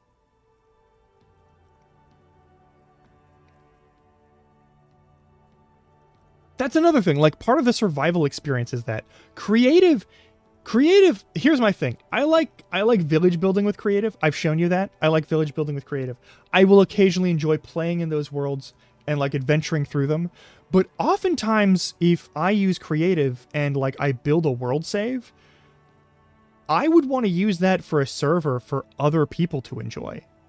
I would like to curate a starting experience for people that they can explore some extra shit in the early zone, rather than having, like, the end dungeon be, like, the big thing. I want to have, like, a bunch of nooks and crannies and other little things that I've put together that other people can enjoy. I've shown that off here. When I built a village for a world, for, like, a thing. And, like, there's a couple of clips for it, and there's, like, a couple of VODs for it. And I enjoy that sort of thing, and I love doing that. That's one of my favorite things to do, is to actually, like, build a challenge or, like, build a structure. I love DMing for, like, D&D and Pathfinder and, like, fucking, God, I'll even run things for, like, Exalted or, like, other diceless convention systems.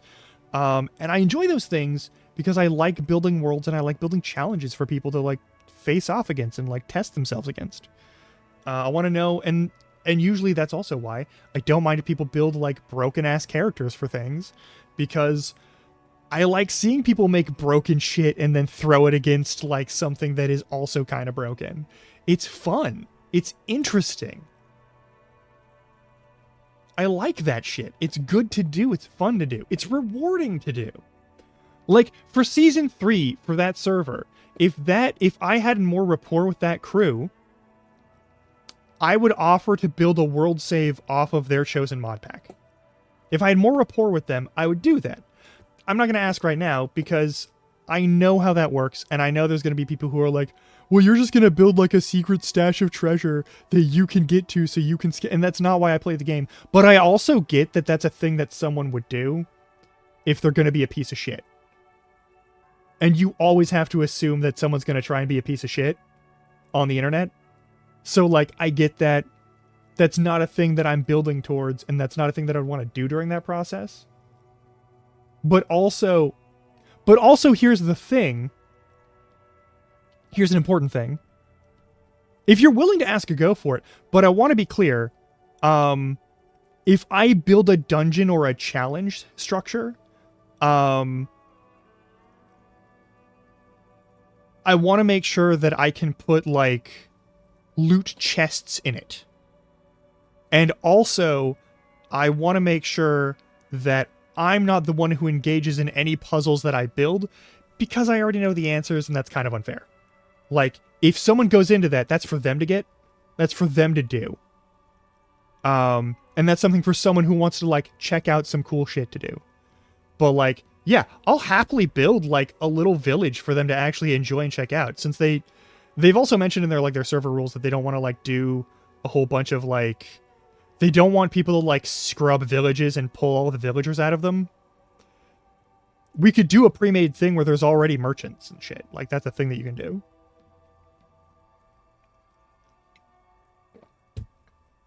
Like, that's very doable with any of the mod packs that I've seen them put forward. And it's real easy to set it up and also make it so that you're not just, like, permanently trapping villagers and things. You can have humane villager treatment, is what I'm saying in Minecraft. You can do that. You're allowed. You have the power. But, like, that's the thing. But yeah, if they're open to it, sure. I totally get if they're not, though. Like, I can easily respect that. And, like, also, I also understand if they say no because they want other people to be able to express themselves in the, like, spawn builds, because that's a thing I also know that they enjoy and they want to have available for people. And, like, having one person do all of the spawn stuff can be kind of... It makes it feel like people have to follow a certain style or aesthetic, or it's wrong in some cases. And I feel like that can be kind of... I don't know, it feels kind of creative stifling. It feels like it's a creative stifling, like, as a thing. Which can be counterproductive for the purpose of, you know, having people do a bunch of cool stuff. So I totally get any reason why they would say no to that. I 100% understand. I wouldn't even... Again, this is why I'm not even bothering to ask them, because, like, I don't know these people super well, and I don't know how they react to that, what their style is, what they want to do with that. Part of me wanting to be more involved as a player on Season 3 is to actually get to know these people better. And, like, you know, interact with them and see how they work and see what there is to, like, do and that sort of thing.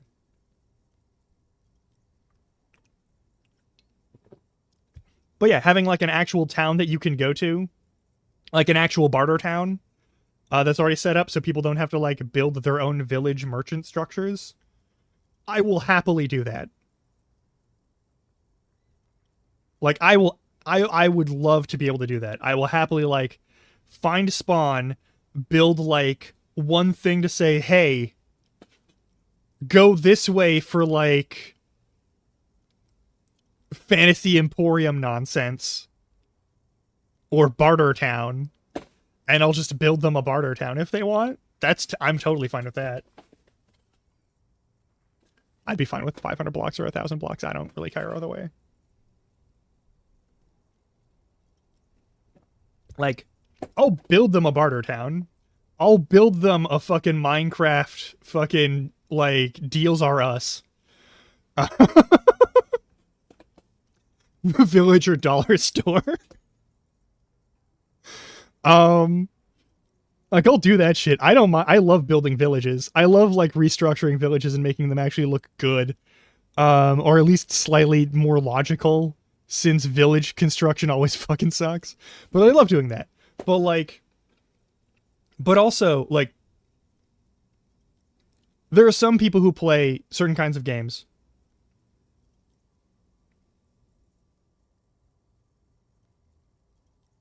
Oh, fuck yeah. It's about goddamn time. People should be able to use superhero. That's just a phrase. I'm sorry. Kleenex lost their trademark ages ago.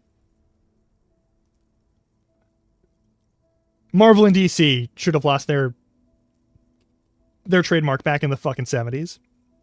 Anyway, that's fantastic. I love that.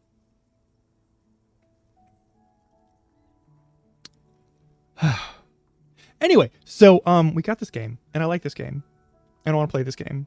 We're already another hour into me rambling and ranting when we were gonna play this game, so that's kind of silly. We're also 2 hours into stream now. Fun story. It is not a just chatting stream. It is a just chatting with Kim Kitsuragi in the background, impatiently waiting for me to keep clicking on options. Here's the thing. Of the megacorps, I think Google is going to keep their name.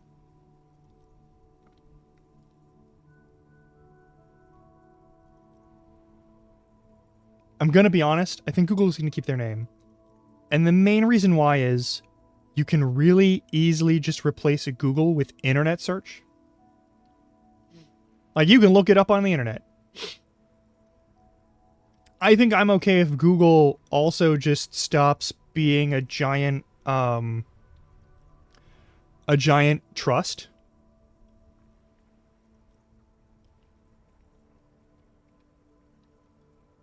I would like Google to not be a megacorp that handles like every piece of information on the internet. I would like that to stop being a thing. I would like the nations of the world to recognize that corporations are now a danger to their like safety.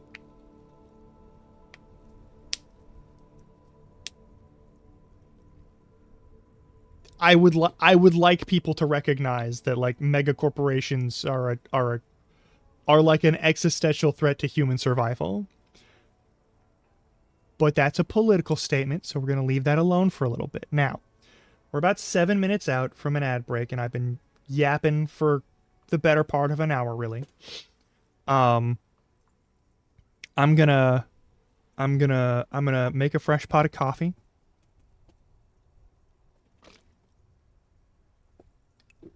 Oh, I know. They used to promote the phrase Google it, and now they don't. Because they've learned their fucking lesson. And now they're fighting against that because they realized that they can't own every part of it if they don't.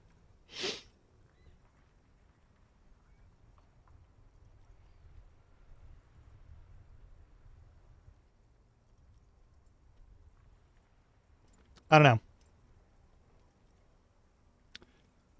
It's just one of those things. Anyway, we're gonna go on ad break, and then we're gonna actually play this game.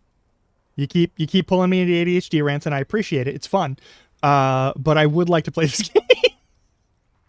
I've been trying to give this game like a solid fair shake. And I want to continue to do that. Oh man. No, that's Ogle. Unfortunately, that is Ogle. So yeah, I'm gonna turn on the musics. Yeah, I would love for the UN to realize that there are no mega corporations that are like on the side of humans. It would be cool if they stopped just letting like corporations run by like 12 people to determine like the entire progress and the entire direction of like the world. Anyway. Break time. I'll see y'all in like 3 minutes. I'm gonna hit the ad break in 3, 2, 1. And for those of you who have subscribed, enjoy Game Shops for a little bit. Also, stretch your legs.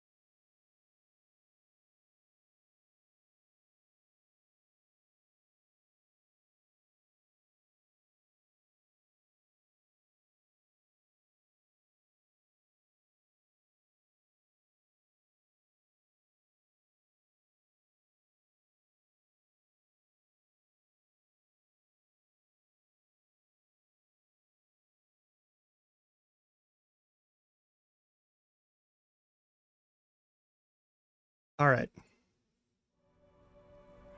All right. All right.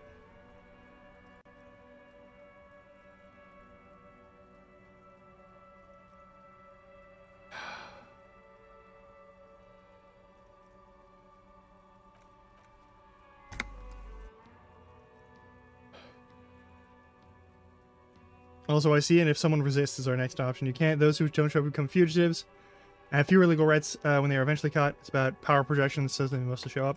As you may have gathered from the fact that we are expected to carry a record of our kills, like the one in your watermarks, we are permitted to use whatever force is necessary, and strongly admonished not to abuse that power. What happens with people we convict? We don't convict. We arrest and send them to coalition government courts in Couron and La Delta.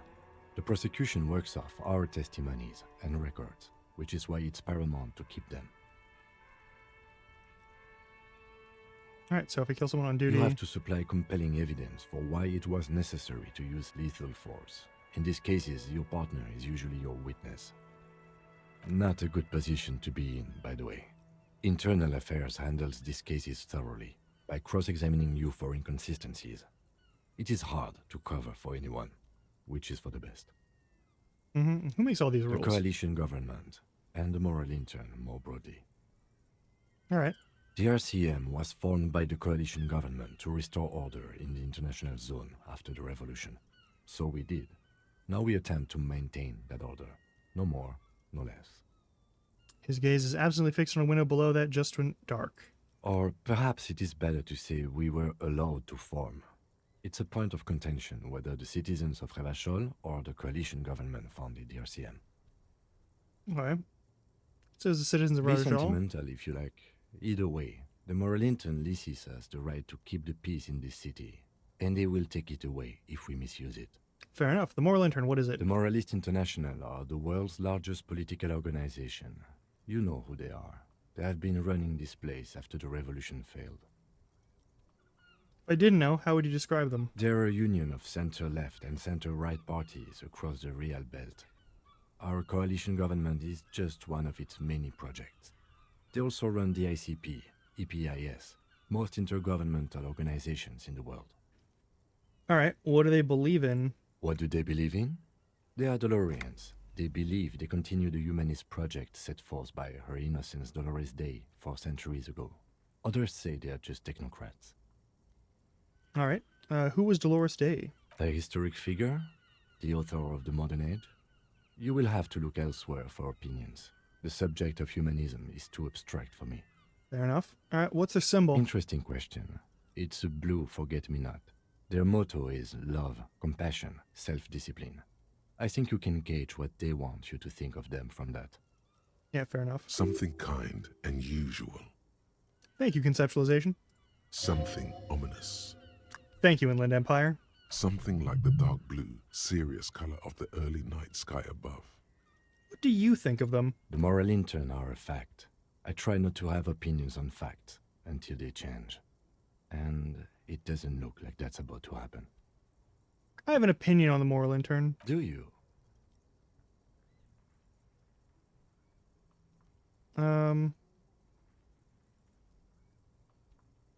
This is some dog shit. We're not doing that.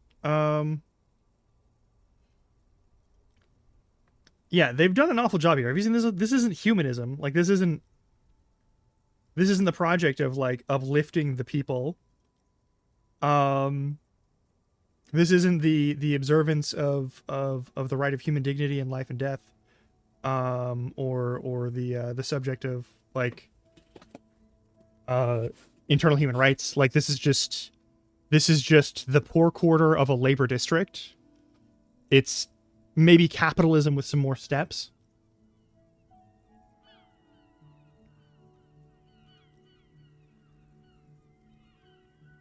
We are in what is called the twilight of international law. The laws we claim to enforce come from the MI. Without them, we are simply vigilantes.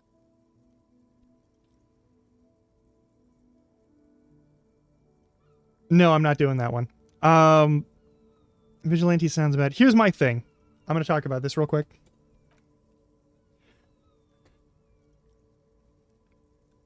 Vigilantism is itself a double-edged sword. You are saying, if you become a vigilante, that you believe the people who are in charge of, like, law and order and all that sort of thing, are inherently corrupt and not worth trusting. They're inefficient, or they are themselves the propagators of oppression, which is accurate and fair and true. But what you're also saying, yes, ADHD, right? Yeah. But what you're also saying when you become a vigilante is that I have the right to decide what the law is, and I have the right to decide over anyone else what is correct. And you have to temper that by reminding yourself you don't have the right to violate human rights for the sake of that action.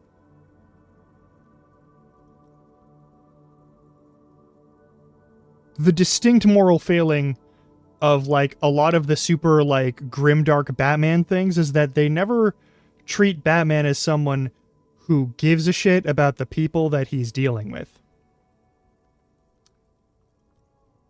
He's supposed to. He has to be written well. But a lot of people want to say that he's just a dude who beats up the, like, the criminals and, like, the mentally unwell. And, like, in some cases, in some versions of him, that's absolutely true. In other versions of him, that is completely wrong.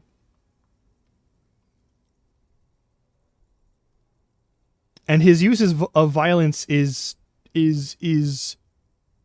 properly tempered by, like, an understanding of, like, you don't have the right to kill people.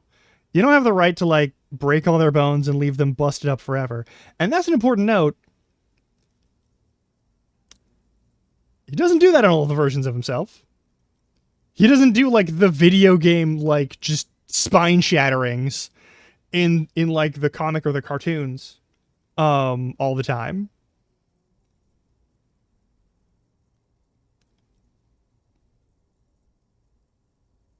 Also, make Kevin Conroy rest in peace. He's the voice of the animated series Batman and a lot of other Batmans, and he was also, like, a big influence on how the character was depicted in a lot of stuff.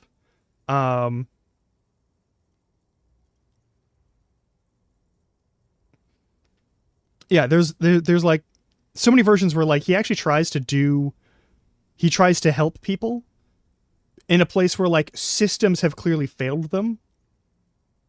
And it's not a matter of him saying, I have the authority, I'm better than other people, so I get to do this. It's a matter of, like, I am in a unique position where I have the skill set, I have the resources, and I should try. And usually in those versions, the Bruce Wayne side of him is as important as the Batman side of him. And, like, that's an important thing to keep in mind, is, like, he is, all of his resources and all of his work is to try and, like, fix some problems.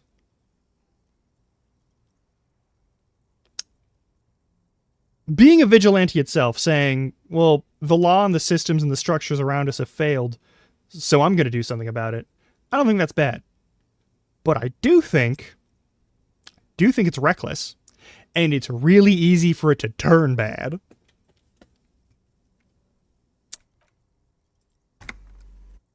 So,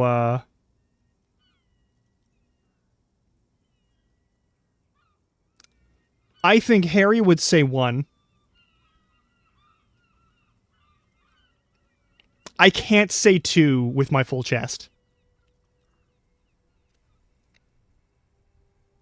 Maybe we should make our own law. Spoken like a revolutionary, not a cop. But hypothetical aside, in Martinez we already are vigilantes. At least the Union thinks so. I expect our job here to prove quite challenging. Thank you for this. Yeah, it's getting very cold now. Let's go.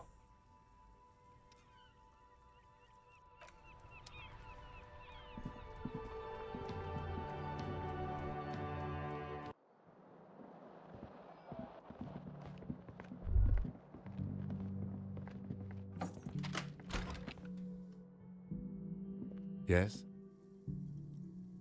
Nothing. See you in the morning. He just went in there. Oh, right, he got another room. Okay, here's my question. So at our current tier of skills, at our current tier of skills, we don't have the physique to punch out Mr. Racist.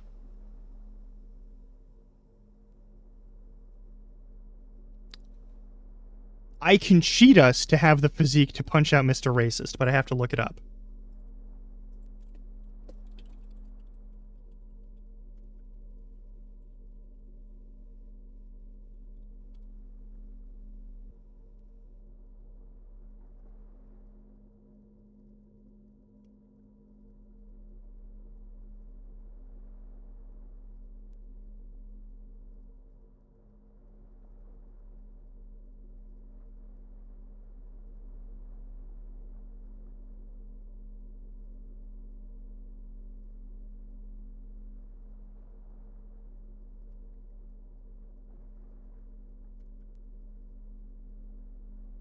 If you don't have high enough aggressive skills, you can't. Okay.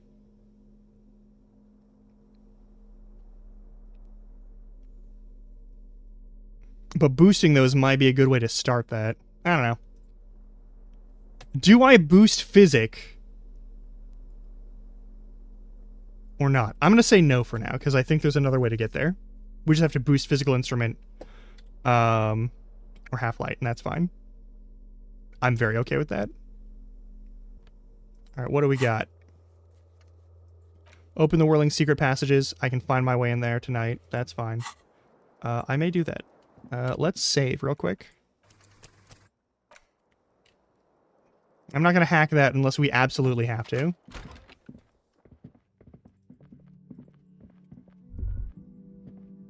We are not stopping out that doorway.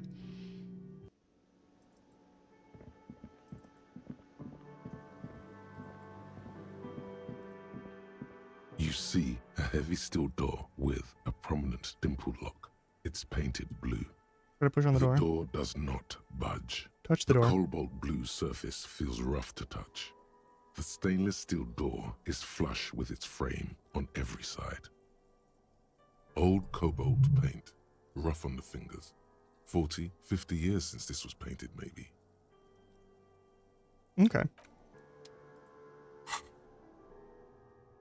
I have one skill point.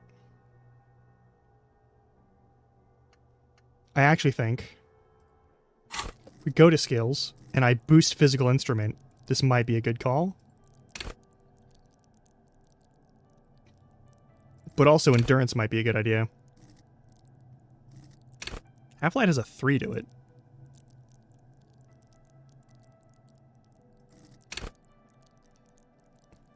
I'm going to level up. I'm going to level up physical instrument, though. I'm going to level up physical instrument. I don't really give a shit about half-light. I'm sorely tempted to boost this number.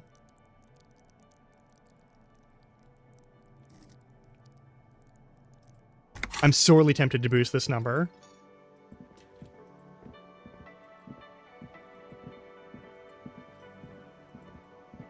Especially if there's no way to actually boost our overall attributes.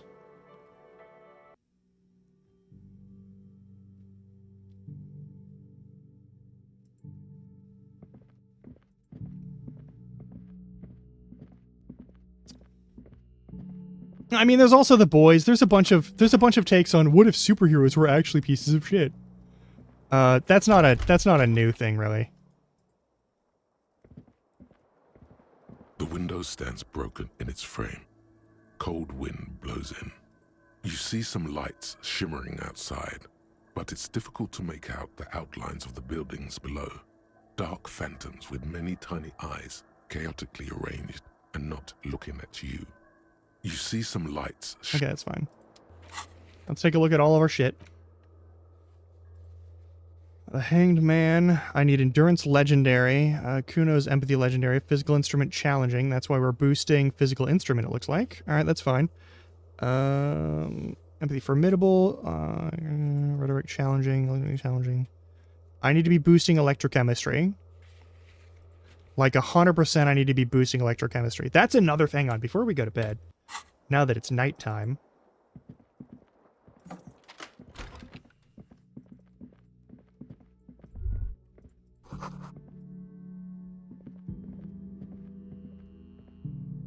we're gonna do some stuff. We're gonna run around like someone who shouldn't be out at night.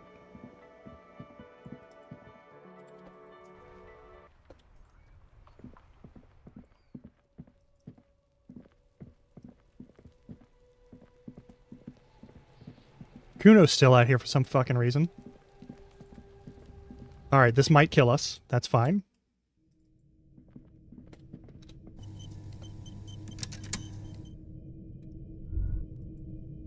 What, I can't do the drugs now? I'm not allowed to do drugs at night? Man, this is bullshit. Okay.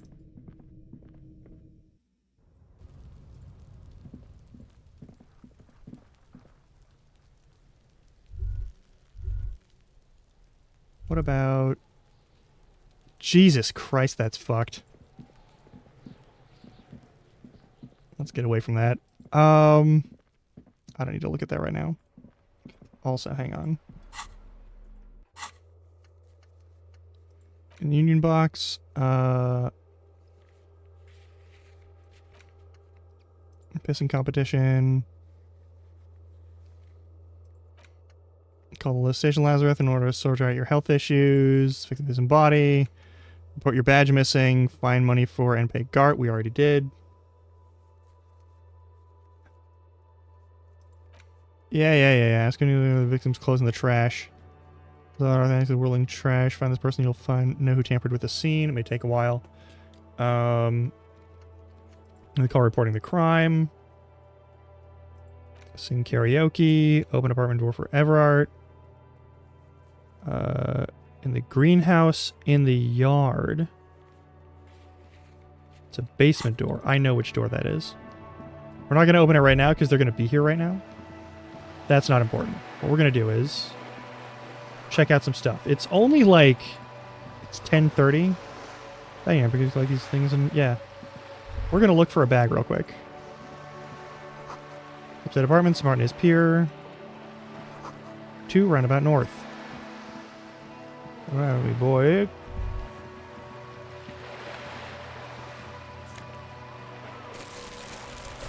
Hey. Things I've seen and said. What the fuck is this? I'll take that. All the money we can get. Spatter bullet holes lines the wall because this was an area of an open armed revolt. Not surprising. What was that? This coin-operated viewer is facing southwest. Its coin slot is full of fossilized bubblegum, rendering the machine permanently inaccessible. Oh, poor little viewer. The metal feels cold and wet under your palm. It looks unhygienic. I'll look inside. A thick layer of graffito covers the lenses. You spell out the word Onuk written on the other side, with N and C scribbled backwards. Cool. Under Should fix the background. graffito, a sea of blues and greys appear. Behind the water lies a coast studded with concrete and reeds. On it, a church on stilts, lanky weather-worn wooden planks, an X-shaped cross topping its tower. The church looks old and weather-worn. There are no lights in the windows. Around the large wooden building, you see chunks of sea ice gathered on the beach, and a small tent set up on the ice. Ah, vandalism. The mute machine is unable to confirm or deny your theory. That's fair. But yes, it was vandalism. Thanks, interfacing.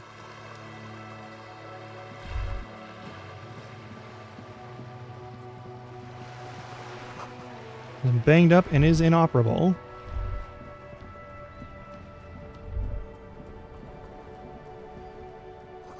Tracks leading onto the roof. The slush and rain almost wash them off. There's something over here. Yeah, what's that? Spirit chirps and clicks of swallows fill the air. That's nice.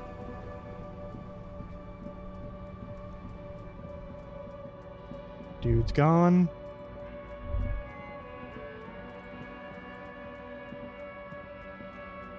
The sewer sour acidic and strangely comforting.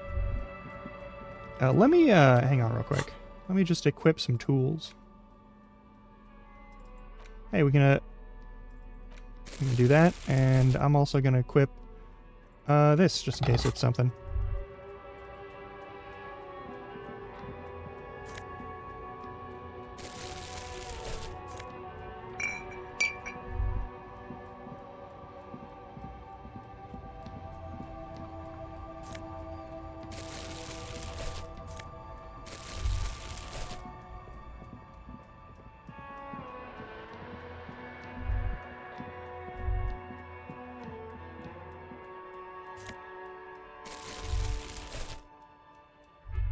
We're not going to there.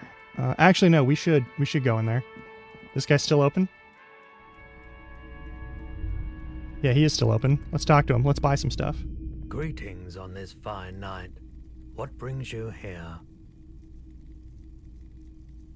It's cool they're still open. Big city The vibes. pawn shop is always open. There's something I'd like to sell. Sure, let me have a look. I'll check my pockets. Anything else you're thinking of selling?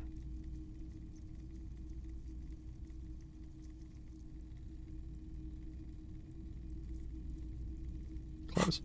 Sell at the Another moment. time, perhaps. Okay, he definitely is high.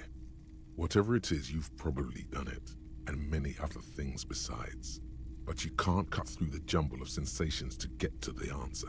Oh, by the way, do you have any guns like the ones carried by this officer's militia? Someone else came here earlier today asking the same question. I promptly sold her the gun you pawned a couple days back. Oh wait, I sold you my gun? You were adamant about getting rid of it, officer. Said you were undeserving of a service weapon of the Revachol Citizens Militia. I see. And I don't like keeping guns around the shop for long. Off the charts photon emissions. The unhealthy kind. That's weird. Of course. Might be able to lead my investigation. I doubt it. About the but I recent can hanging? try and answer any questions you may have. I do my best to keep my distance from all manner of butchery. Bad for business. Bad for everyone. That's all I The got. pawnbroker's gaze is already fixed on the dancing colors. Of course it is.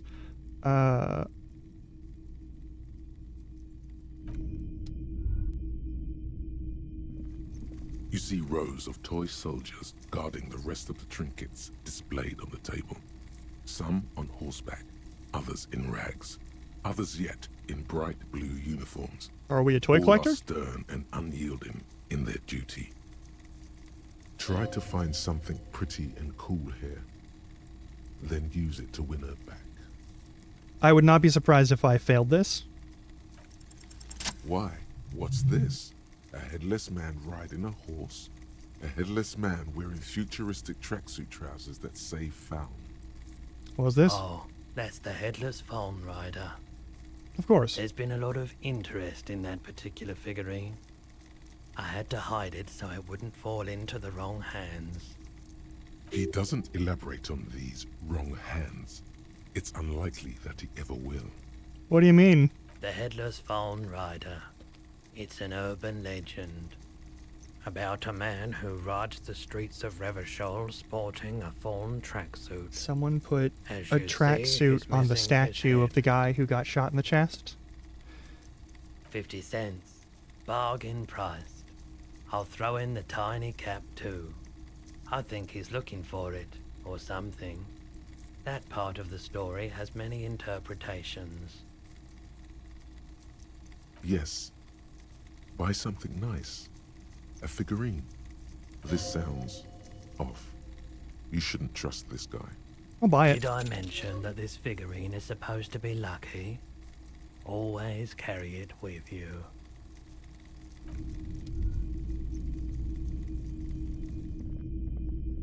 A typical Martinez streetlight sits among assorted floor and table lamps. The light pole has been carefully cut, and the wiring has been redone and attached to a standard indoor plug. The light buzzes faintly, but persistently. This would make quite a statement in your living room. 700 real. A bargain, I dare say. Hey, I don't know where it came from, but it's not every day you get to buy and sell something so extraordinary. That's pretty fair. Wow, a very large red t-shirt with an impressive print stands out from the other garb. Oh yeah? Oh yeah, the print depicts a muscled man striding toward you, a giant sword in each hand, encircled by burning embers. Behind him is a cluster of cabins engulfed in flames. Beneath him are the words, Hyundal burning. Man from Ham, little Hell shirt, yeah, yeah. man. I don't usually carry printed tees, but this one was just pure exemplar. You must be a serious man from Helmdall fan. A fan? No, I wouldn't go that far. But I do think the Hjálmdalaman saga is an integral part of our shared reality. Fair enough. Most people don't think that the man from Hjálmdal really existed, but they're wrong. Smells like worn cotton and a little old sweat there. Worn cotton with a side of flea market or trash bin. Fair enough. Sniffing is okay, but please don't try anything on. Can't have you leaving your Man is photon raving about emissions in photon the fabric emissions. of things you're not going to buy. You're not imagining it. Photon emissions? What is he talking about? What do you mean the man from Helmdall was real? I mean, even if the man from Hjálmdal didn't exist before the adventure novels, the stories have made it so that he has. It's simple, really. Say more. It's simply a matter of recognizing that cause and effect work in both directions. Okay. Besides, I've been to Kotla, though not quite as far north as the Hjálmdal, and watched northern lights travel across the sky. Very unique, energetic tides there. Okay. His theory isn't exactly incoherent, but its logic does suggest some unusual neural activity.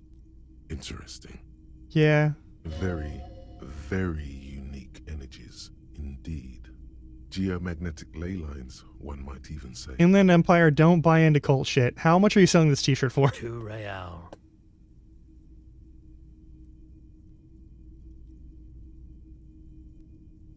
A good deal, yeah. Oh, it is. You can just give free one? But why?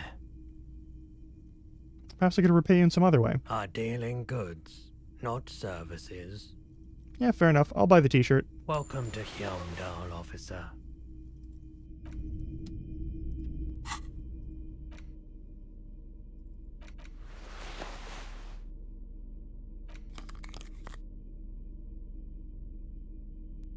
I need pants. Am I really supposed to buy this fucking traffic light? Okay, hang on. The boomboxes on the shelf look well loved and well traveled. Chipped, dented, they stare at you with the unblinking eyes of their tape reels. One especially catches your eye. Deep gold and amber plastic with a big old handle on top. A Ooh. classic boombox that says Stereo 8 approved. This is you. Golden orange. A sunset suite. Just make sure it works before you buy it.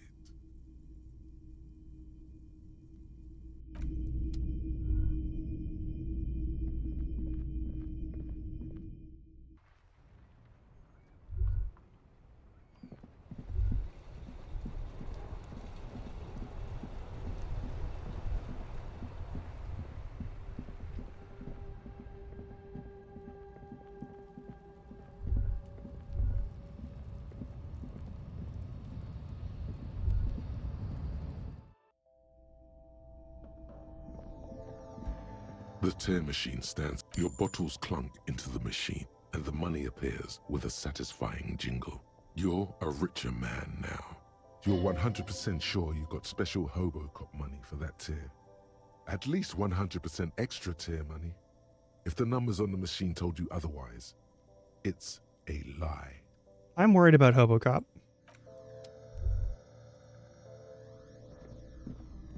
You see several packaged raincoats fill a low shelf beneath a display of croissants and juice bottles. The raincoats are transparent, except for the big Fritta slogan on the back.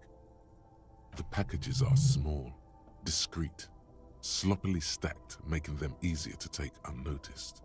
No need to worry about knocking over a display. Here you go.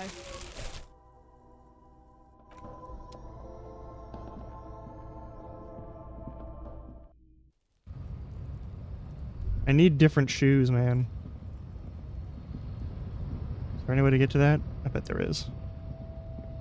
A lorry stuck in the traffic jam.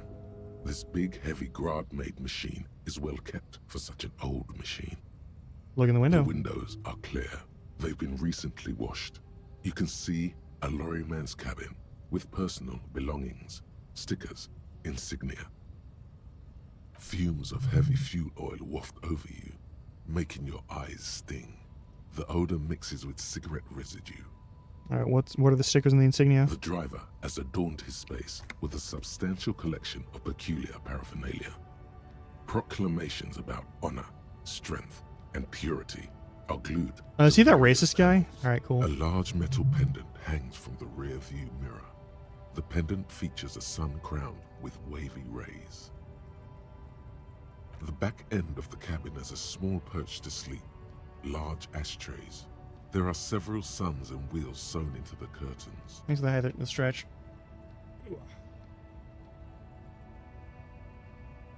All right, there's nothing special there.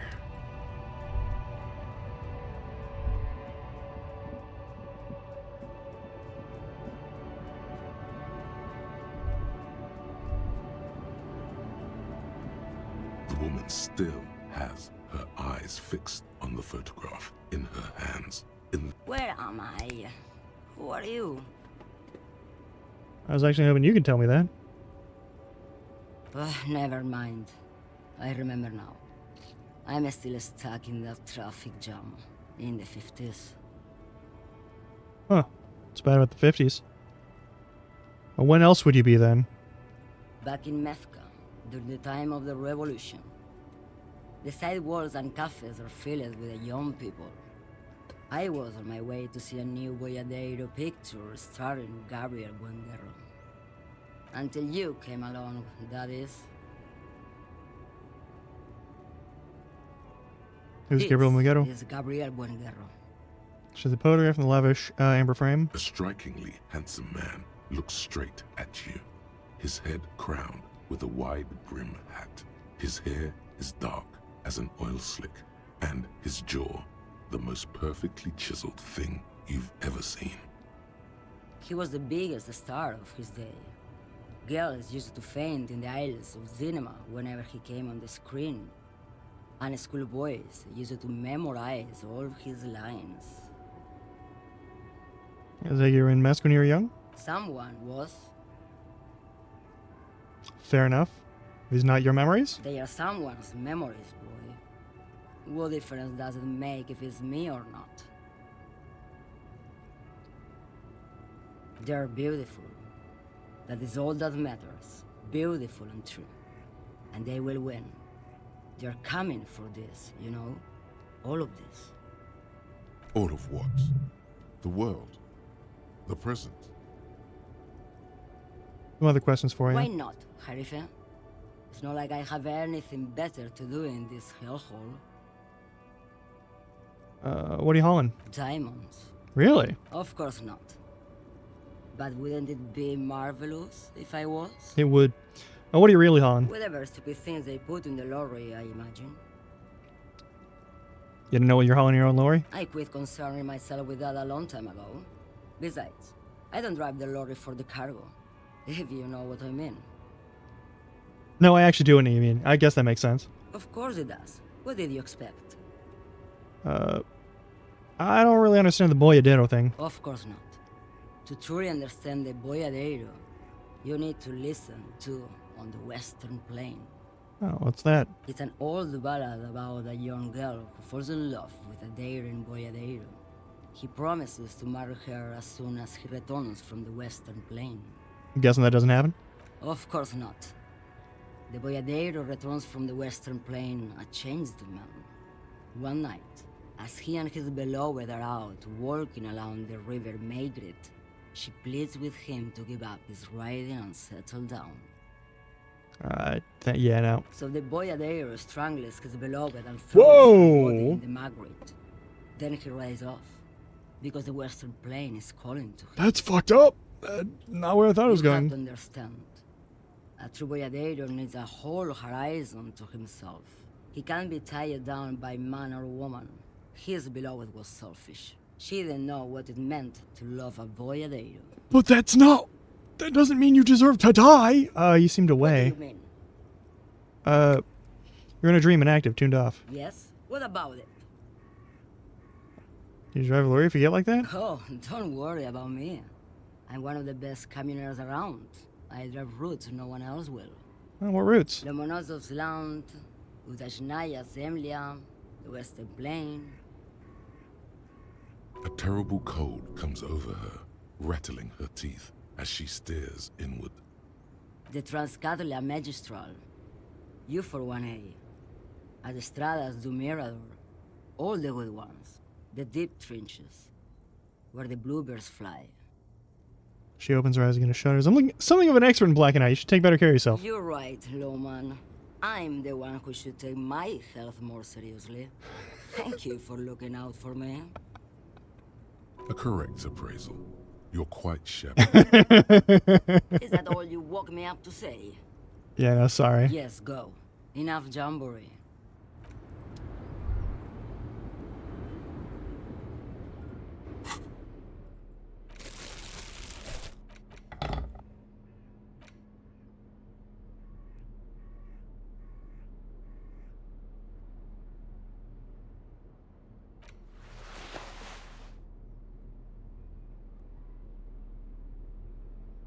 Okay. There's one last thing I want to check out before we actually go to... Oh, hang on. Need that bag after all. Or maybe I don't. Also, hang on. 2.0. Apply.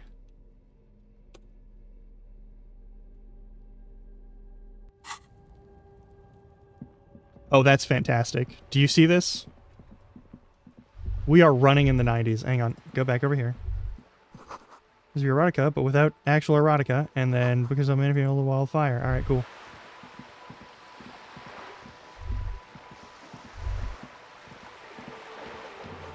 Lonnie Cormorant, service scene, different to your approach. This is a wall on the side of an apartment building. Dimming light, some things become clearer. A 3% check. We're gonna fail it.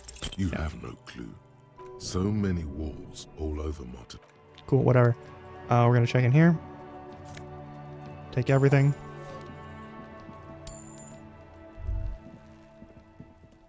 Hey, what's that noise down there? Chairs and tables eaten by rain and rot. Spattering of bullet holes on this wall.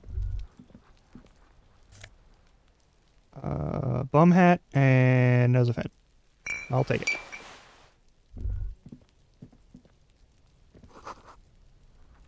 Half full of rainwater. That's good. Got a quick save before we enter this door, because someone might be in here right This now. must be it. The basement door is weather-worn. The copper nails holding the upholstery in place. The leather upholstery is worn and rough against your jaw. You don't hear any movement. In fact, it's oddly silent in the yard around you. No birds chirp. You try to be as silent as you can. Finally, the sound of the key turning still echoes in the yard. Hopefully no one heard. As you hold the open door, you can feel the air moving. A little draft, a whistle.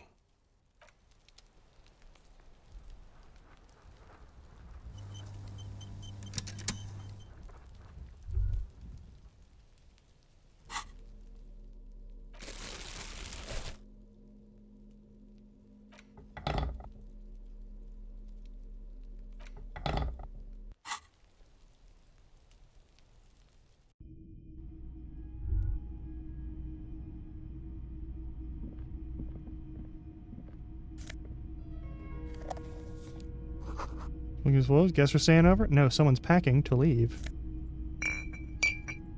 They're gone for right now. In the world of walking sticks. It's on the flag. This is the flag of Revachol, the suzerainty. What's with the sun? This isn't just one sun, but there are little suns dancing around the big sun. This is the sevenfold sun miracle. Sounds suspicious. It's an optical atmospheric anomaly the first settlers saw. Happens in cold weather. 6 small suns around the big one. This complex halo phenomena is how old Revachol got its flag. Yeah, don't bow to that fucking flag. The flag doesn't seem to mind. It's just a colorful fabric with a sun sewn onto it. Like all feudal flags, it looks like a children's drawing. Yeah, anyone who's worshipping like heraldic stuff in the modern day and age, usually pretty racist. We'll come back here later.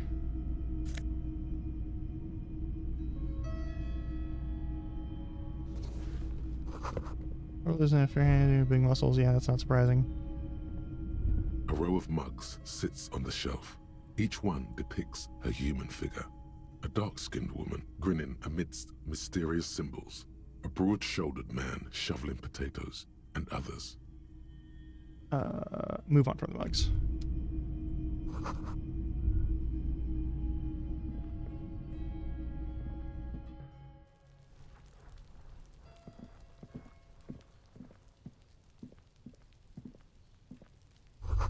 The yard and the hanging. Smoker, that could be a witness. Talk to him. You see a young man on a balcony nursing a cigarette. His eyes have been following you for a while. Good. Not looking for any trouble, officer. Sounds like you're already in trouble. There's no trouble. I'm just speaking in a lowered voice. I Fair don't enough. want to be seen talking to the gendarmerie if that's okay. Fair I enough. just want to finish my cigarette. Don't let him go. This could be your witness. The balcony has a great view of the whole thing. Gendarmerie really needs to talk to Is you. it really that important? Like a nervous cat, he keeps stealing looks at the neighboring windows. Uh-huh. All right, but make it quick. Once I finish this cigarette, I have to run. Alright, looks like you got a good view of the, Whirling's backyard. Can you tell me anything about the hanging? I'd even go so far as to say that the view is a little too good, my dear gendarme. Do you have an estimate of when the body will be taken away? I'm working on Thank it. you. What did you do last Oh. Sunday? You already asked me that, didn't you? Pretty sure I didn't. No, not you. Some more muscular type. Was it someone from the police? I couldn't tell you. We don't usually see much of the gendarmerie around here. When was that? Last week? I don't know. Look, Surrounding the courtyard again, we'll pay attention and dead housemates later the scene. He's deflecting. He's young with a sharp memory. He hasn't had time to drown it in booze and chemicals. Uh-huh. Still haven't answered my question. What are you doing last Sunday? I had a friend over. What kind of friend? It was my Sunday friend. A Sunday friend. How intriguing.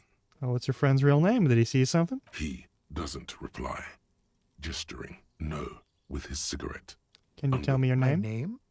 My name is Martin Martinez. Your name's Martin, but it's not Martinez. Martin Martinez? Good local name. Let's go with that.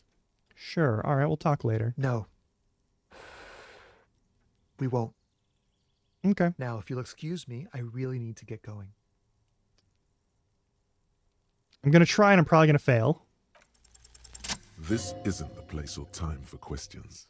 Who knows who might be watching from the distance, hidden behind the curtains. Listen, I'm just trying to make things okay again. Can we meet somewhere else? For a moment, the man on the balcony seems almost vulnerable. Something moves in the depths of his feline eyes, compassion, and a hint of understanding. I am sorry, but I really don't have the information you're looking for. With a flick of his wrist, he sends a cigarette butt sailing over the rail. But, hold on, what's that? For a split second, his hand lingers, as though gesturing towards a stone placed right next to the front door. It's a sign. Good luck with the investigation. And he walks away.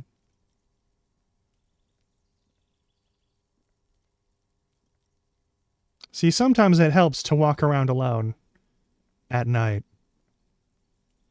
Can't always recommend it, but sometimes it's worth it.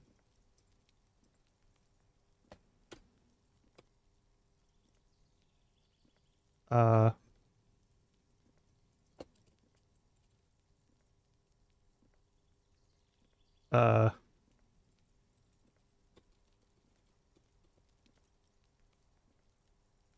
What? Hey. Hey, can I exit this? Uh-oh. Uh-oh. uh...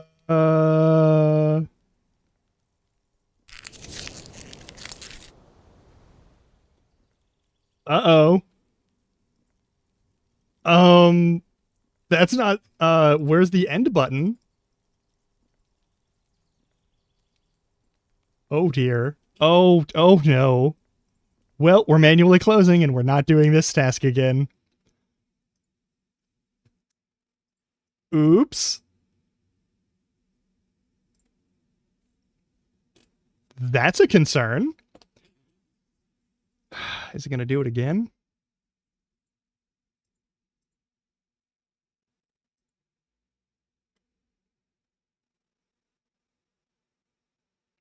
Actually, this time I'm not going to open that door at night, because I think if I go in and investigate with Kim, there's going to be more discussion to be had about it.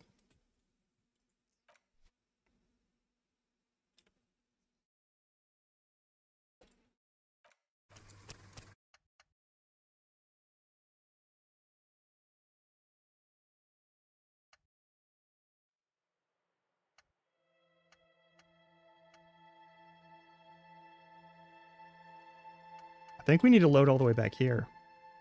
Troublesome. Okay. Because, like, if I quick save here, I think I've already opened the door. But let's, you know, we'll load and check.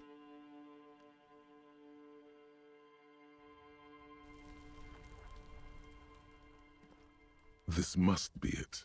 The basement door.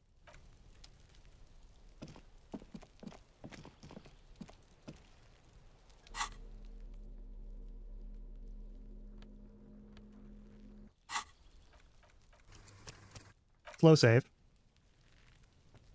Alright, we're gonna... I'm gonna go here. What's We're that gonna noise turn down on always pass so we get the same stuff.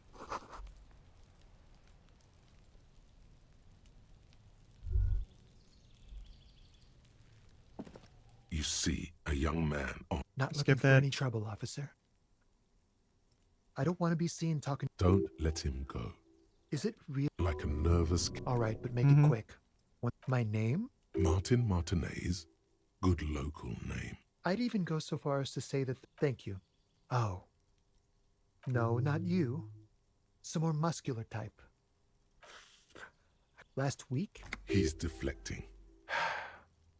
it was my Sunday. A Sunday. He doesn't reply. Gesturing no with his. I'd even go so far as to say that. Oh. No, not you. Last week, He's deflecting. it was my. A Sunday. He doesn't reply. No. Now, if you'll excuse me, I really need to get going. This isn't the place or time for questions. Who knows who might be watching from the distance, hidden behind the curtains. For a moment. I am. But it's a sign. Good luck with the investigation. Shit.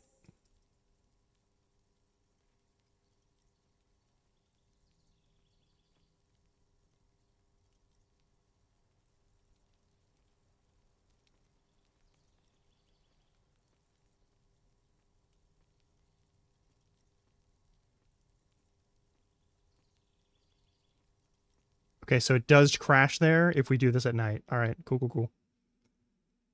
So talking to him right now crashes the game right now for some reason. There's no way in hell that's ever going to be fixed, so we just don't do that. We'll just skip this segment and go and do something else.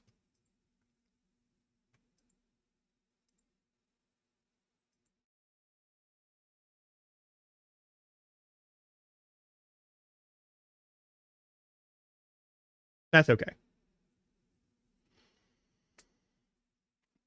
Ugh.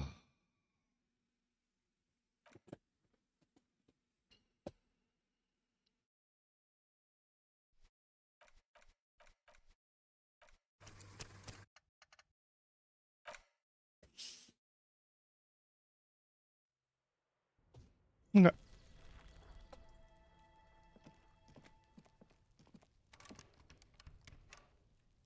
That's fine. Hey, kid. I've found you. Are you trying to sneak up on me? Come to slit my throat, in my sleep. Yes, Apparently, she doesn't like people standing behind her back. clearly. Pig's come to take me out. Trying to snuff me out.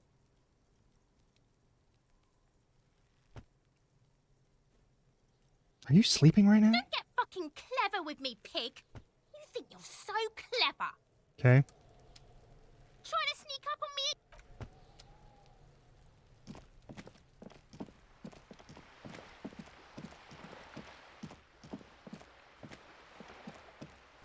This girl there, did she spill the paint? And set the frame of motorcycle in repair and the tools used to disassemble it. That's an old crane. Cape side apartments as a sign. Up here, Piggo.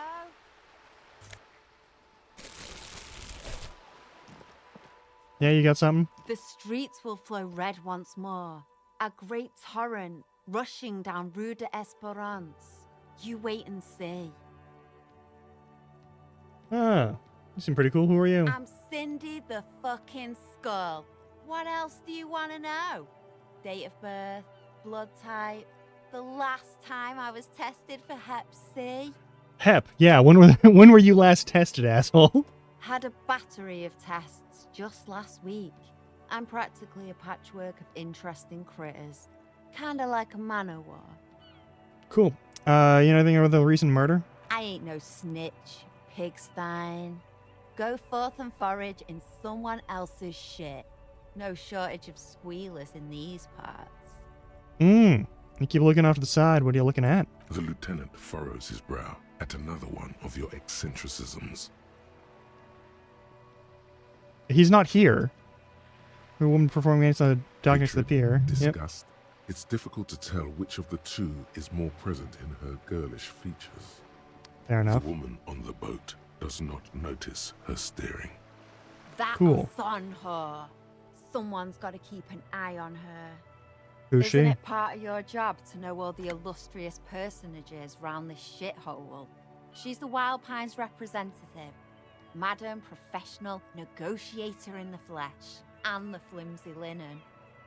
She's the Wild Pines representative that we have to talk to. She's the person that Everard sent to get educated somewhere, I think. Okay. Something morbid about old ladies trying to look young. Yeah, that's fair. Can't you tell? I'm painting a beautiful mural, an aereo graffitio visible from low orbit. Nice. I haven't really started it yet. I'm waiting for the right words. So you don't know what to write? Have you ever tried your hand at graffitio?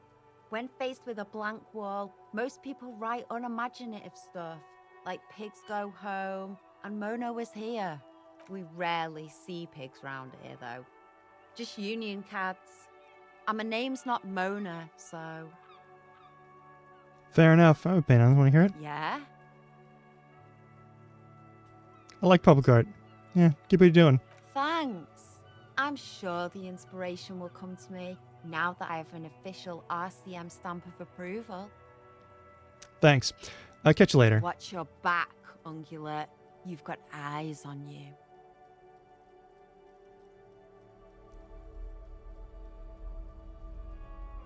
I gotta look something up real quick.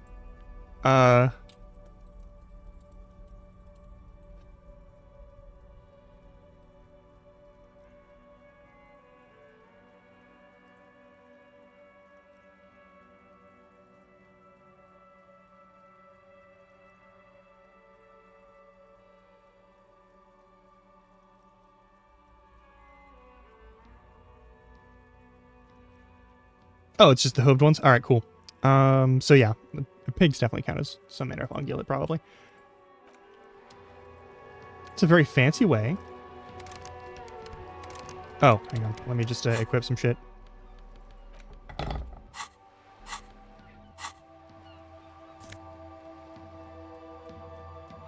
Signal blue naval coat.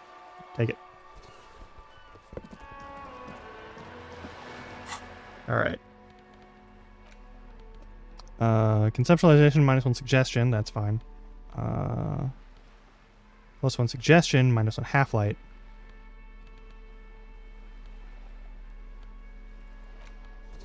That's ridiculous. Let's not wear that. It's +1 endurance. That's nice. This gives us shivers and esprit de corps. We'll stick with that for now.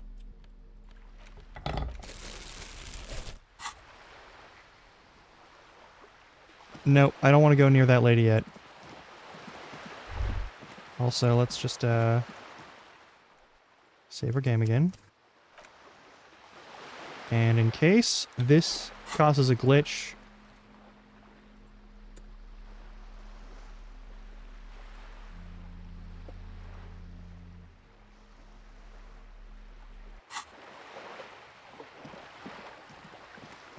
now we run at double speed. Probably horrifying Mr.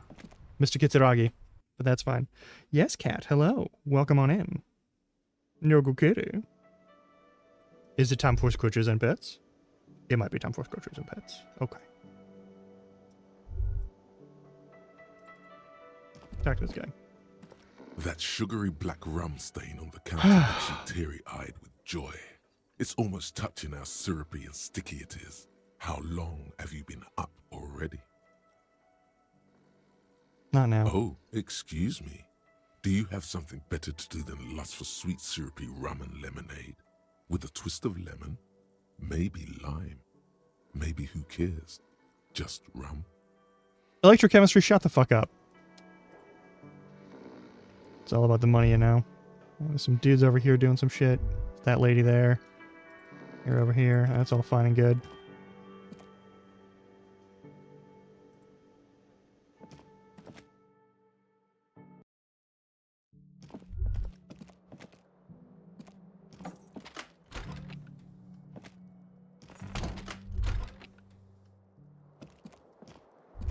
The bed is cold and not particularly inviting, but it's yours. The sheets look awful. It looks like a couch that was, like, violently disassembled, actually. The option to go to sleep becomes available every night after 9 p.m.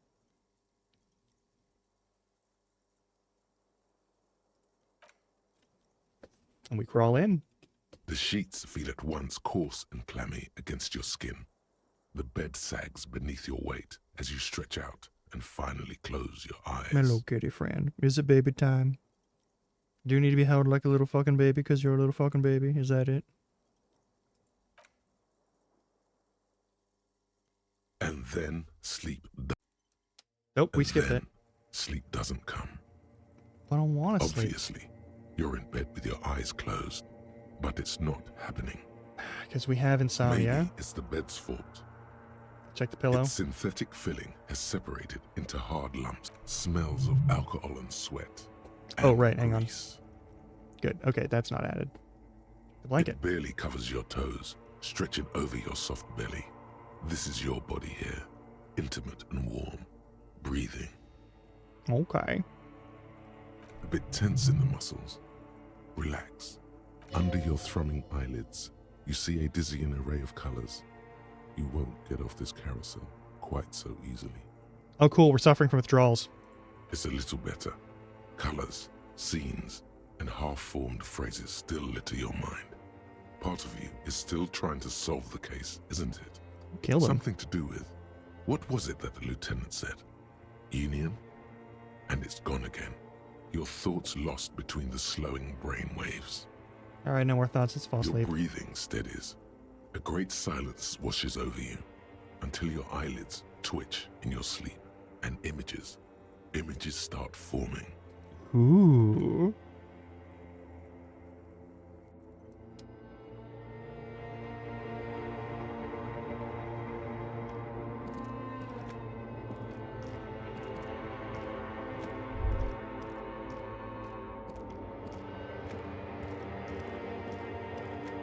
A disco ball. Oh, it's me. I'm the hanged man. I'm the hanged man because I'm changing my perspective. Oh, that's a tarot card thing. Oh, that's real clever. I actually really like that. Do you remember the scent of your childhood? I was born in a hospital where people usually go to die. You're not kidding anyone, Harry. You don't remember shit. The hanged man means a change in perspective. One either that the situation requires a change in your perspective, or that you are being brought forth to find a new perspective, whether you like it or not. In the divination and meditative process of tarot, it's less useful to consider the tarot as like a series of like magical things that will come to be or can be produced to come to be. Hang on, let me just snooze that.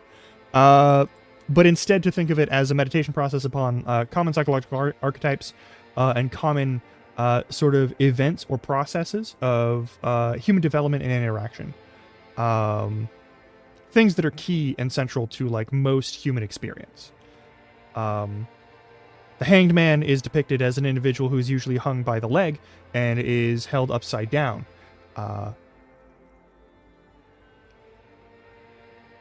It tends to just sort of mean, you know, look at things from a different angle, or you're going to have to, or your perspective has been changed and you don't get to choose where you're looking at anymore, so you need to figure out what you're looking at.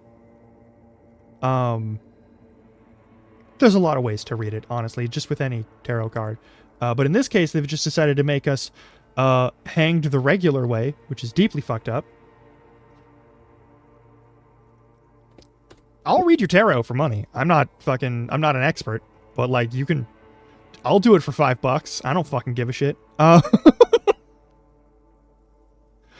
Like, if you're fine with a non-specialist in tarot, I've got a couple of tarot decks here. I've got one on my desk right now. Do you remember your wife's hand on your face? I'm not answering before you tell me who you are. You know who I am. I'm the bad day. The one where you ask her, and then later in the streets, wandering. It's the worst day of all time, Harry dear. And it's coming. She will hear about it on the phone. Reality will turn into a grotesque nightmare. This will be the last thing you did to her. Tell me, do you remember the love of your life? No, you said who? Do you remember the warmth of her thighs, between her legs and in her mouth? I left. Oh no, Funky baby, you stayed. It was the rest of it that left. Or you just stood there, with one hand on the bottle and the other on your dick, watching it go. Tell me, where are your friends? Human beings have friends, Harry boy. Where the hell are yours?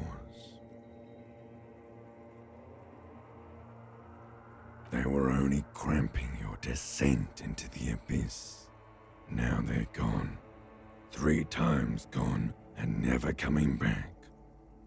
All of it. You failed. You failed me. You failed Elysium. Seen you before. No, you haven't. You're just sleep talking. And the act is wearing thin, too. The spots on the disco ball fade around you. You'll be back in those cold snakeskins in no time, sweating up the bed. Stinky boy. What's Elysium? Everything. The pale and the useless. On the surface. The outer magnetosphere. Burning, furious truth. 8,000 years of written history. You really dropped the ball, Harry. 4.6 billion people. And you failed every single one of them. You really fucked up. You're not coming back from shit, thrashing around in that high conductivity state of yours, bumping into things and acting like a clown. Who are you kidding? I'm trying to solve this case. You're trying to what? I can't hear you. This is just a word dream now. Jumbled up garbage. The pictures are gone. The bed rises to meet you. A thin, sleep-like state. More glass than velvet, grinding in your head. So something is wrong. Sleep shouldn't be this bad, this dry, this unnourishing. There's something wrong with your thoughts. Some kind of new type of hangover. Oh, like liver failure? Oh yes, party boy. And it's worse than the one before. Just think of the shit you saw. Here it comes too. So soon already.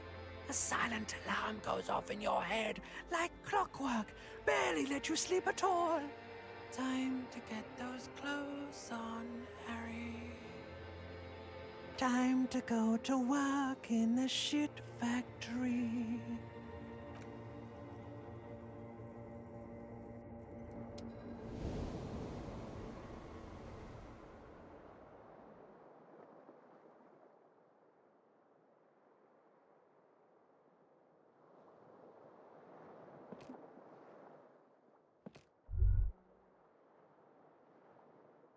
Good going, buddy.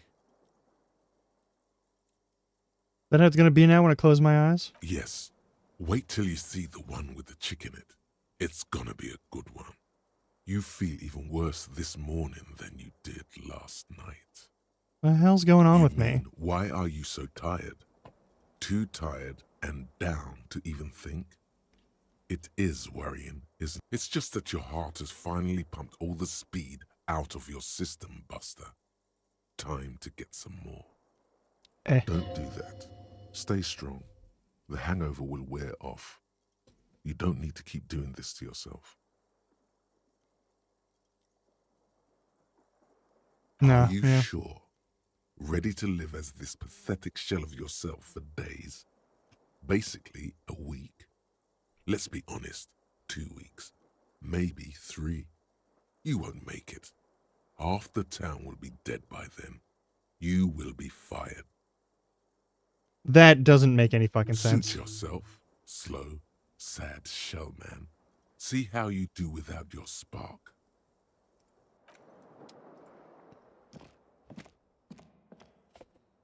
All right. Ad break is about to start. I've snoozed it twice. I'll see you in like 3 minutes. Enjoy some game chops, and we'll come back to this horrifying situation we're in. All right.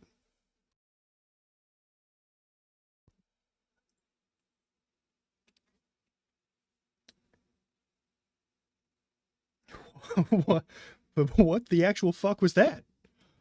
Oh my god.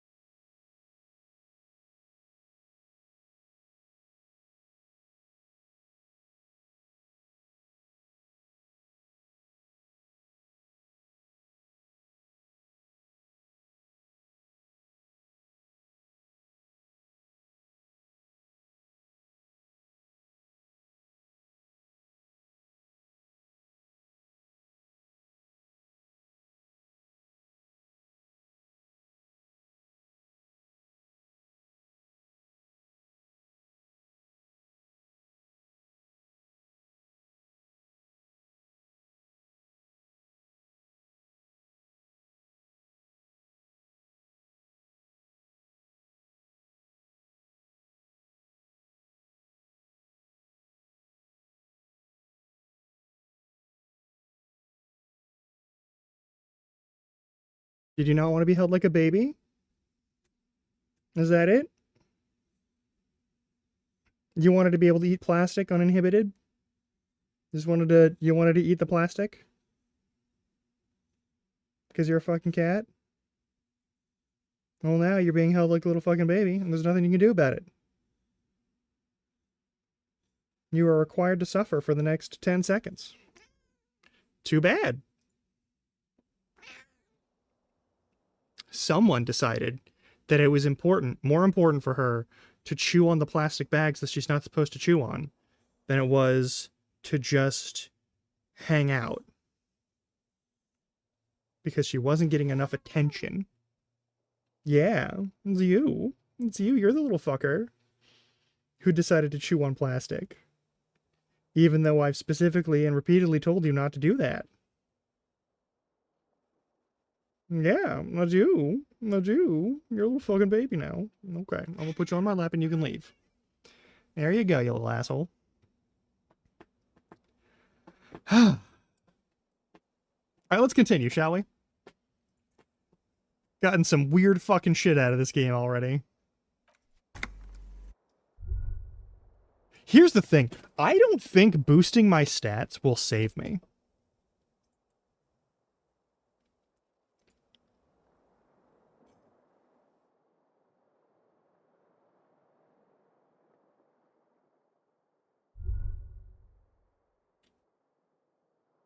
Alright, it's 7:30 a.m. in this game. Actually, no, I want to look at this. A mirror hangs on the bathroom wall. In it, your face, adorned with the expression.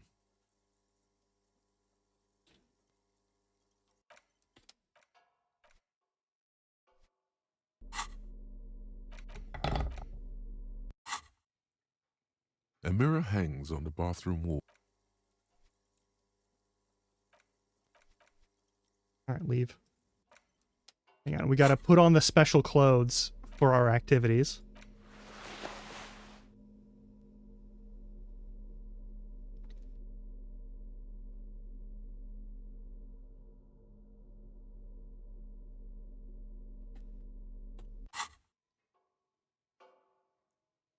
A mirror hangs on the bathroom wall.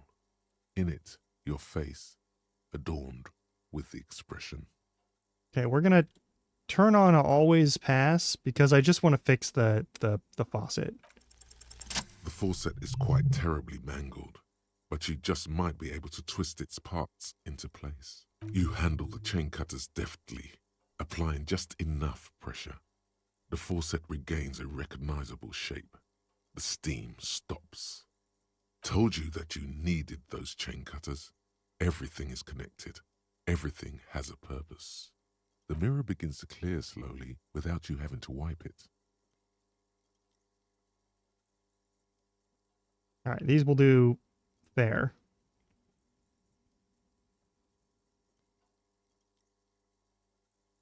This needs electrochemistry. This needs encyclopedia. We can boost our electrochemistry quite a bit, actually.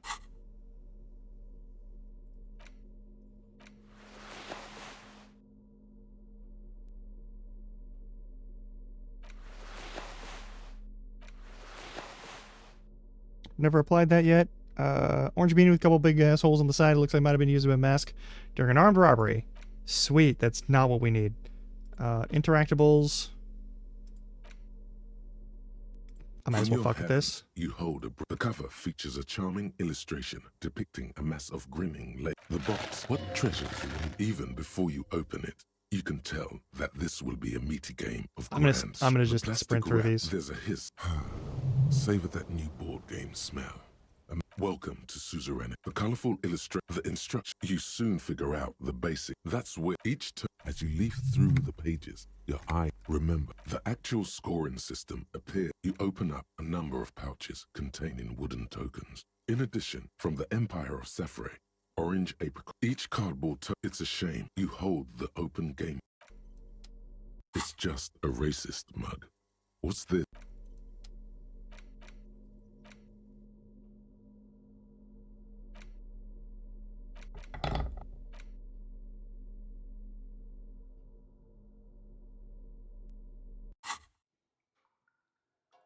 A mirror hangs on the bathroom wall. It's barely covered in steam anymore. It's your face in the mirror, adorned with the expression. It's too late. Like an image on film. The expression belongs to your primary motor cortex. It would take a minor neurological miracle for you to cease producing it. Okay. The fan stands still. The lights are on. The lights are off again.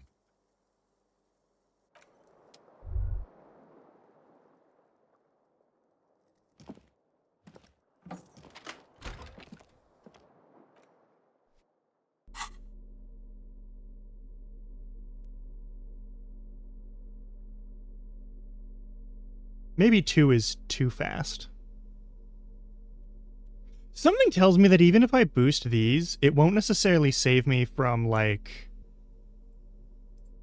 Here's the thing. Boosting these numbers will increase how high these can go. But, like... It'll make some of the skill checks more doable. I don't think it would actually boost anything else. And I don't think it's the reason why I'm not able to do the thing, because I think I just need more physical instrument or other stuff. But I need more, like, skill points in them than I do, like, other things. I'm kind of tempted to boost these to 5s across the board just to be overpowered. But also, like, that's just me wanting to do power game. I don't know. This isn't a power game character is the thing, and that would be thematically very fucking inconsistent now, wouldn't it? I don't know. Actually, hang on. There's another fucking... What's going on here?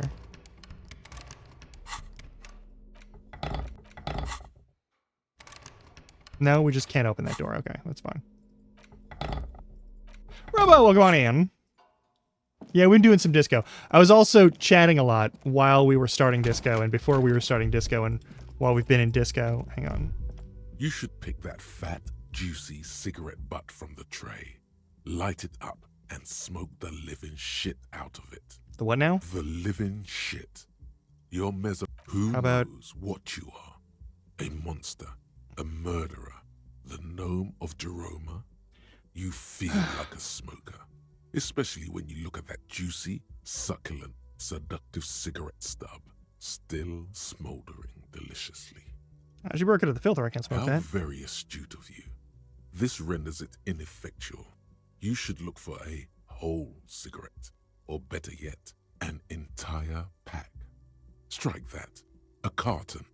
Make sure they're all healthy and able-bodied. Then smoke them all. Or you could not do that. No one is making you.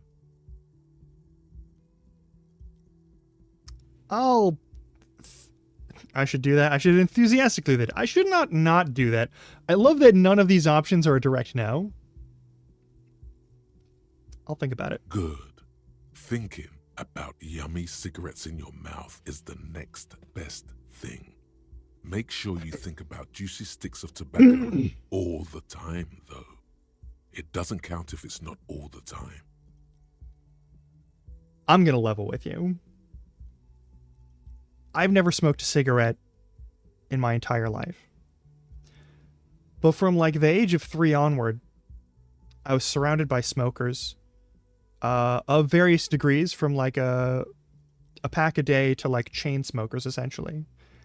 My whole youth, from like toddlerdom to like the turning of 18, it was a regular indication. My clothes reeked of smoke enough that like in middle school, my teachers and my principal and like the counselor person all just sort of assumed I was a smoker. And I'm not sure if there's just something in the addictive part of my brain that wants to self-destruct, or if it's something that actually happened physiologically. But like having never smoked a cigarette my whole fucking life, I still get tobacco cravings. I want to smoke a cigarette. I want to get those fucking nicotine patches and put them on me. It's a horrible substance. I got more than just like the secondhand shit. I got permeated in my environment shit. And like, I guarantee you that's fucked up my neurochemistry. I guarantee you it's fucked up my body's health. It took me from like age 19 when I finally managed to like get out of that environment to like 26 to be able to like jog a mile and not die. And when you're done thinking about them, graduate to. This seems like a very accurate representation of someone who has smoked. Plus, smoking them gives massive bonuses. I hate it here. I hate that.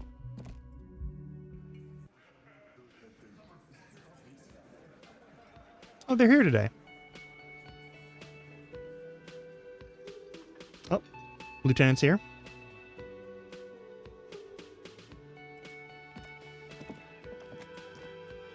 Morning. Gives a quick nod. Looks like we can get to work at once. The Union muscle turned up. They look rowdy. We should talk to them. What do you mean rowdy? I mean ungovernable. Martinez isn't exactly enthusiastic about the RCM being here. They prefer to be policed by the Union. These men here, men who drink beer for breakfast, there's talk of an armed wing of the Union called the Hardy Boys, who are responsible for state policing. I think it's them. Like the shitty teen detective novels? Alright, cool. And these are the main guard told us about I yesterday? completely forgot. Sorry, I had a rough night's sleep. It's them by the looks of it. Loud and nasty, just like the manager said. Fair enough. One loose thread less to worry about, and one big problem to replace it.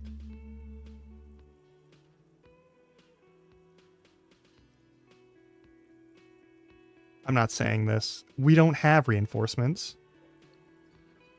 One more thing before we do. We don't have to talk to them immediately. We can walk right past them, continue with our business.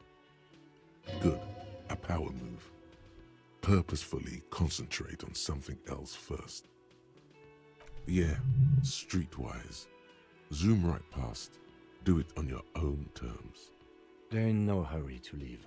They think they own the place. Anyway, I leave that choice to you. Whatever you decide is fine by me.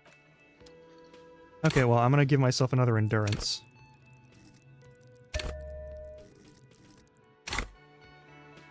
Hey, that boosted my shit here. Nice. Can I help you? About my bill for tonight. 20 real. Yeah. Good. You got the room for the night, but remember, you'll need another 20 real tomorrow. Fair enough. Just a moment. Mm-hmm. She's agitated, judging from the way she keeps pulling at the frayed edge of her blanket. Okay. And there's no public phones nearby? The closest phone booth is down the coast. Sorry for the inconvenience, ma'am. It's fine, I understand. Thank you anyway. I'm glad to see you again, dear. Sorry, I'm doing eavesdropping in conversation. Tell me how I might make it up to you. Please don't trouble yourself about me, sweetie. I was just hoping to make a call, but the Whirling's phone line isn't working. The Union office probably has a phone, but I can't really get there. Or to the phone booth down the coast. And Gary's phone is dead too. What's wrong with the phone line? The manager was vague about... Why would he be vague about phone problems? This is something to look into later. All right. To let the young woman who's house sitting for us know that we may be delayed. Morel, my husband, and our friend Gary were supposed to get back by Monday night, but they're still missing, and I haven't heard from them. Okay. I was also hoping she'd heard from Morel. Has your husband gone missing before? That's just it. This isn't like him at all. He always plans his expeditions so carefully. You have more important things to worry about.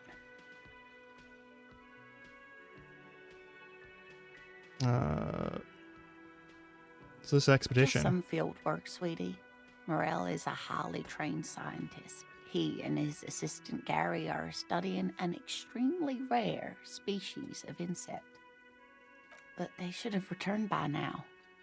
They were just going down the coast across the waterlock to set a few traps. He said they'd be back on Monday. What could be keeping them? All right. The waterlock. That was broken. Could this be it? They're probably just stuck over there. Yeah, the water lock on the other side is broken. Oh my. What happened to the waterlock? It's blocked by a big butter billboard. It fell right into the water. Oh, sweetie. If it weren't for you, I'd be looking forward to another sleepless night. Thank you from Yeah, the like, bottom of my they're heart. probably fine. They're just stuck on the other side till Wednesday. You're welcome, ma'am. I hate to ask, but if your investigation takes you to the other side of the coast, please do keep an eye out for my husband. Oh, absolutely. This will surely lead to a cryptozoological mystery with that extremely rare insect. Yes, some left-field scientific research is exactly what you need right now. Funk up that vanilla murder investigation. What's vanilla about a murder investigation, dude? Oh, And my if God. you see him, let him know Lena is waiting for him here at the Whirling. Yeah, if, He gets so tangled up in his work that he may not know the water lock's been repaired. And it's cold out there. if I see him, I'll let him know you're here whenever if I get there. Oh, you're such a dear. Thank you, sweetie. All right. He has him some kind of scientist. Oh, yes. A zoologist. It's a pseudoscience that attempts to legitimize research into mythological beasts and urban legends. Nice. That's one opinion, yes. She's used to playing off such insults casually, but they still affect her. My apologies, ma'am. I did not mean to undermine your hobby. It's not a hobby, dear.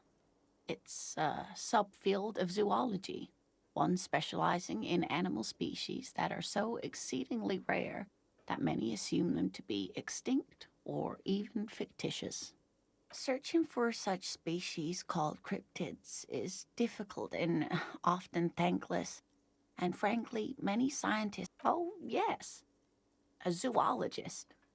It's a That's She's my apology. It's not. Searching for such species called cryptids is difficult and often thankless, and frankly, many scientists are too lazy to do it. Universities these days this are rarely to interested happen in so badly. supporting real research. There's really no point in manipulating anyone.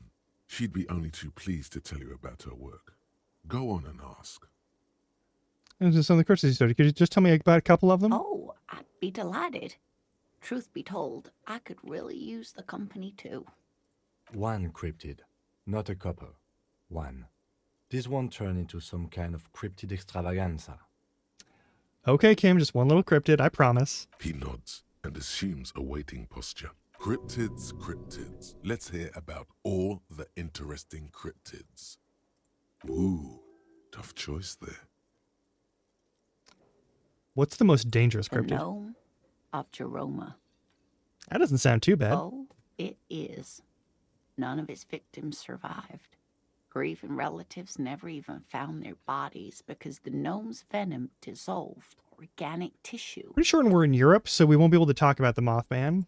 It was reportedly a small creature with webbed fingers and a protruding forehead and a ungainly little thing. Quite scary to look at. A couple of campers found it when it was already dying. They heard an odd wailing in the woods and followed the sound. They were scared and wrapped it in tarpaulin to suffocate it. Gnomes don't have venom.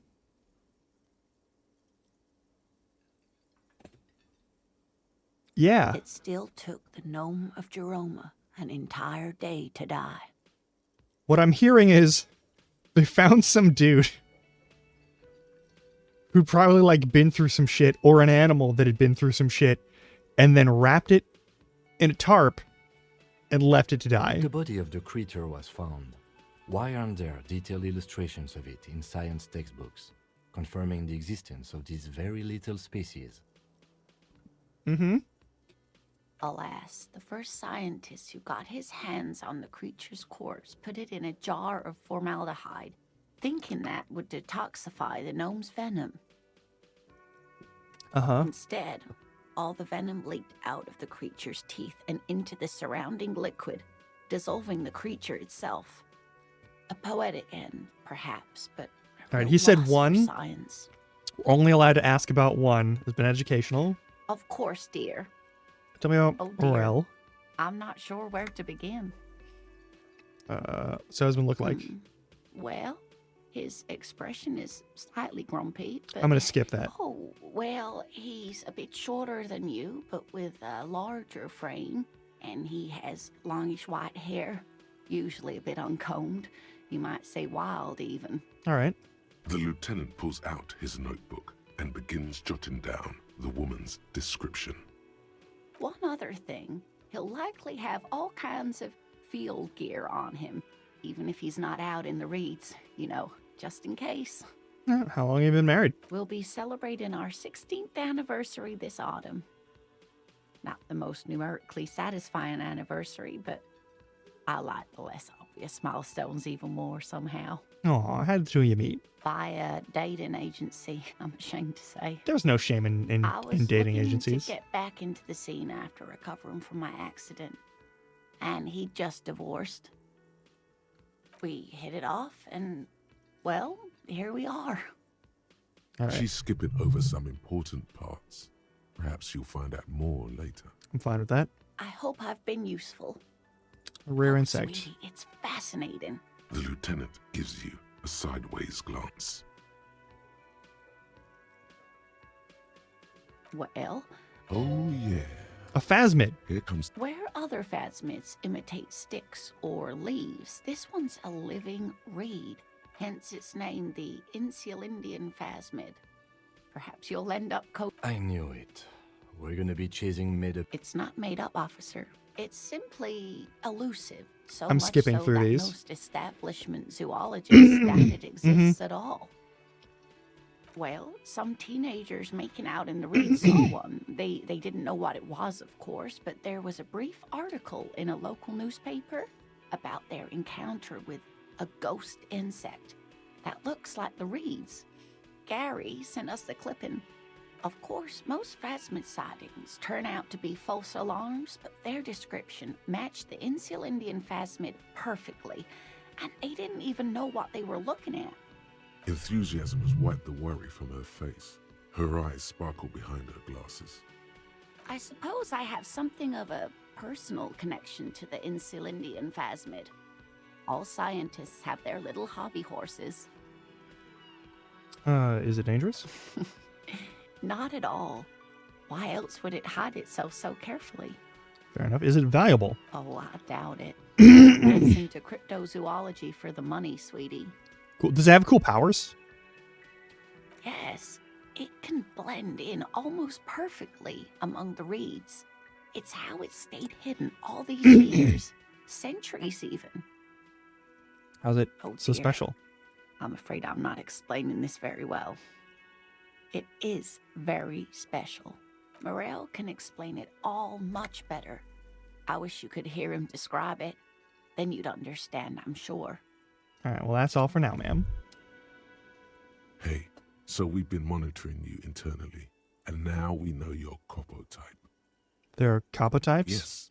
Guess what's yours? Sorry you had to monitor me. Okay, just for the length of this short demonstration, please say something that isn't, I'm sorry. Guess. Weapon Or just- cop? No, you're the sorry cop. The cop who's sorriest. Let's make it official then, shall we? I'm sorry.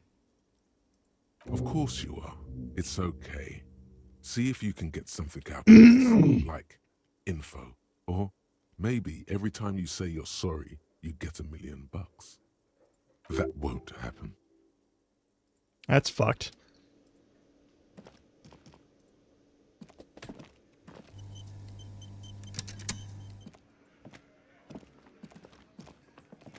We'll get back to them in a little bit. Okay. Here's the real question.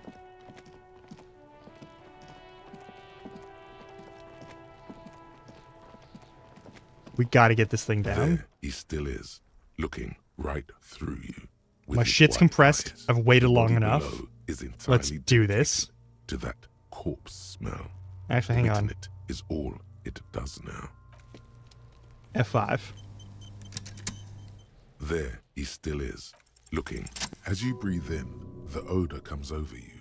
It's a smell of the mind telling you to run, and your stomach to wring itself empty. With your hands at your sides and your eyes squinting, you stand in it. Do they always do We that? do after 7 days, yes. The man before you is naked, but for a pair of underpants and enameled boots. His skin is greenish, marbled with decaying veins. Obvious and blotched content by warning. lividity. I'm A so fading sorry web that of you're looking at this right now. You covers don't have his to hang out chest and here. shoulders. I cargo can't belt do much used about it. to It's fasten a him core to part of the branch game. above appears industrial in strength. The material appears to be ceramic. Its clean white stands in stark contrast to the decaying flesh above the knee. The man wore thick polymer socks, probably for padding. A fine array of interlocking plates covers them. Delicate and fragile, they feel alien to the world around you, out of place somehow. These are clearly not boots. They're armor, possibly part of a larger set. Indeed. Technically speaking, these are sabatons, not boots. Yeah. Ceramic plate.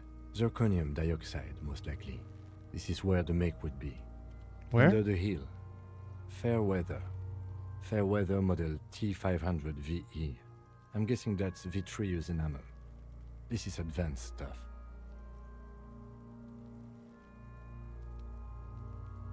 Piece by piece. He's been out here for 7 days. It would be odd if they didn't.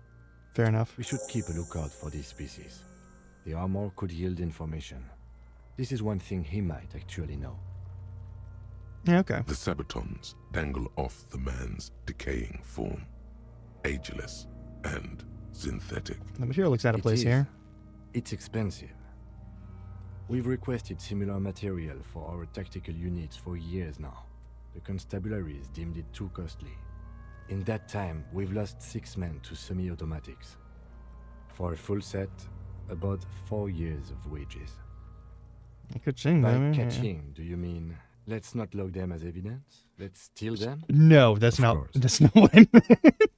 The lieutenant nods often. It's part of his unplastic expression range, communicating both professionalism and sarcasm. This time, the latter. How can this man afford such expensive hardware? That's for us to find out. My initial report on the area suggests he was a security guard for the harbor company. But that's just hearsay. He's look pretty advanced for a security guard. I agree. This equipment is way beyond what a guard can afford. All right. A small bell-like sound fills the air, like tapping on the side of a porcelain cup. Sounds fragile. It's anything but. This material is a kinetic redistributor. It spreads kinetic energy horizontally, from plate to plate, dissipating it entirely. See? Faint, organic lines cover the plates where they separate into smaller ones. These plates then divide into smaller plates until there are hundreds of them altogether. Like whirls of floorboards, the design looks organic, influenced by highly resistant wood materials, like lignum vitae and ebony perhaps. If trees were made of porcelain, this is what their cross-sections would look like. The smooth, glossy surface fractures into ever more intricate interconnections, peaking on the right sabaton, where you notice. The whirls are in the shape of a letter and number combination, E50, 100, 1000. The serial number on the right sabaton. Good. Can you read it to me? We have a make and a number. That's something. We can use the radio in my kinema when we're done. Either station can chase it for us. I'm not looting the The boots off this cadaver man. slowly twists on the cargo belt, his torso covered in tattoos, and extremities blotched pink and blue. Inspect the The belt. hangman's knot is pulled tight by the weight of the corpse below. Yellow, hard-edged polyester cuts into his neck. Above, a sliding buckle ties the belt to the branch. What kind of rope is this? Industrial strength. You can use for tying cargo. Not rope at all, actually. Like in a Harvey? Yes, Yeah. it looks like they use whatever was on hand, paying no attention to not incriminating themselves. How'd they even get him up there? A noose is one of those things that's easier to use one way around. Did he climb up using the kid's ladder? That ladder can't carry a grown man. I didn't see any splintering either, did you? I think they lassoed the branch, then pulled on the belt to close the buckle. Ah. Could be. The shape of the branch supports the theory. Yeah. Assuming the dock workers in the harbor did it? Or, I'm still approaching this as a lynching, yes. Motivated by the ongoing strike. You? I feel like it was something else. Yes, it often is.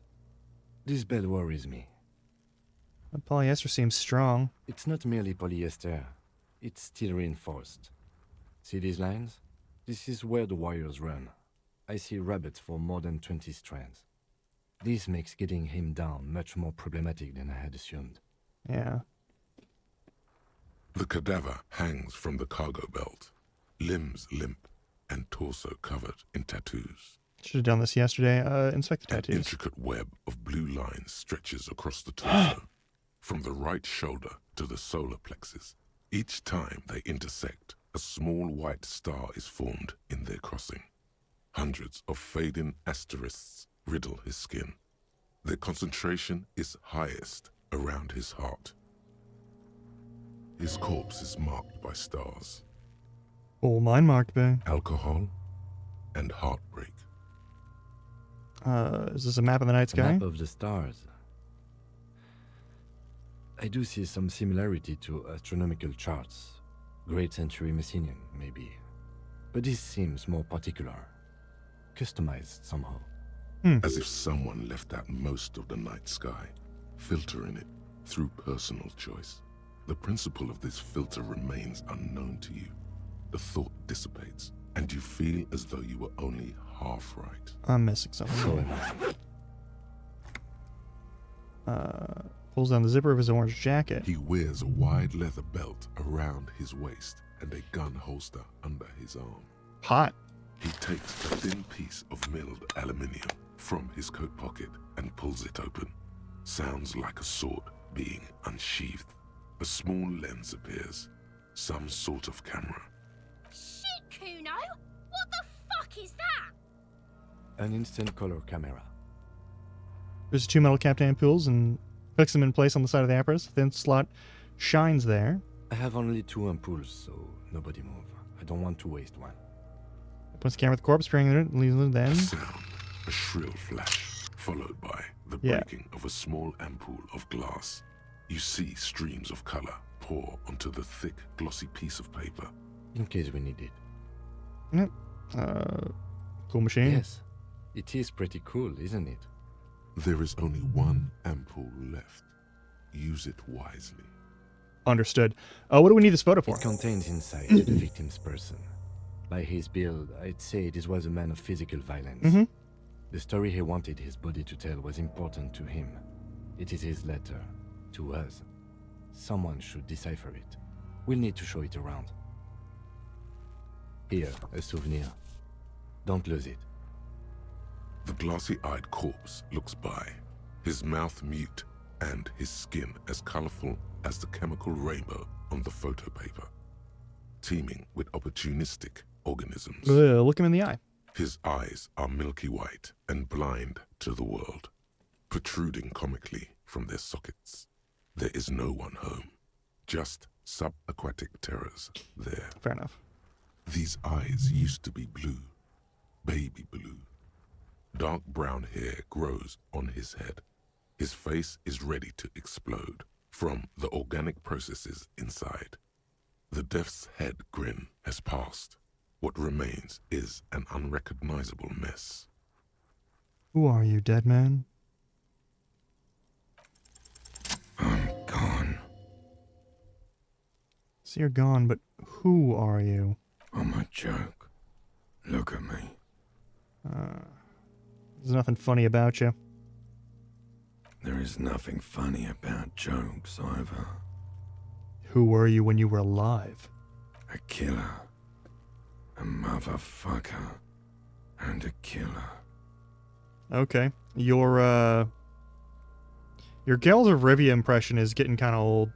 I have another Go question for you. ahead, Corpo. Where have you gone? Into the wild pale yonder. Mm-hmm. In the past. Okay. What do you mean? I'm talking to you. It's the power of your imagine. Go ahead. Ask me more questions. Because you're a copperoonie. Look at all of them. Give me a comical amount of questions. Right up. Copperoonie. Sounds terrible. Because you have. Fair enough. Fuck no. You're no Rooney. That's not who I am. Between you and me, your name is probably Harry. Getting a lot of Harry lately. You might be onto something there. Who killed you? Love did me in, Brother Corpo. It was love all along. Can you ask me a question? Sure, Lobo. I can ask you a question. Why are you doing this? Hmm? Looking at my face, motionless. Looking into my eyes. Standing here. Why are you investigating my murder? Maybe this will lead to something. Something indescribable. Something foreseen. Miraculous?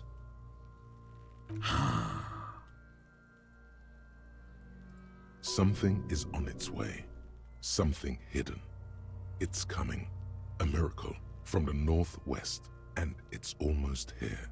You can feel it in the air, on your hands. The cold spring air smoothing them over. Enough. Come back later, Corpo. Amuse yourself with my frank manners and my memento mori features. If possible, also, see me in your dreams. Already did. Let's go and take a step back. As you narrow your eyes, the monster before you blurs into a violent mess of green and pink. This is a trick. You've done it before. Pink is where the blood settled in the first hours post-mortem. You can use it to see if the corpse has been tampered with. Does his position at the time of death match the discoloration? How are you able to figure that out? Only the lower extremities are pink with a dash of blue. His fatted hands, thighs, and his neck, just above the noose. His face The and hands rest are pink. of the corpse Thighs appears too. dark green in the cold spring air. I see it. His neck too. The lividity goes right up his chin. We have good, well-pronounced discoloration here. Likes your The eyes. monster comes back into focus, an explosion of color, coursing with dark marbled veins. His stomach appears pregnant with something. Black liquid streams down his thigh and onto his boot. So, what do you think?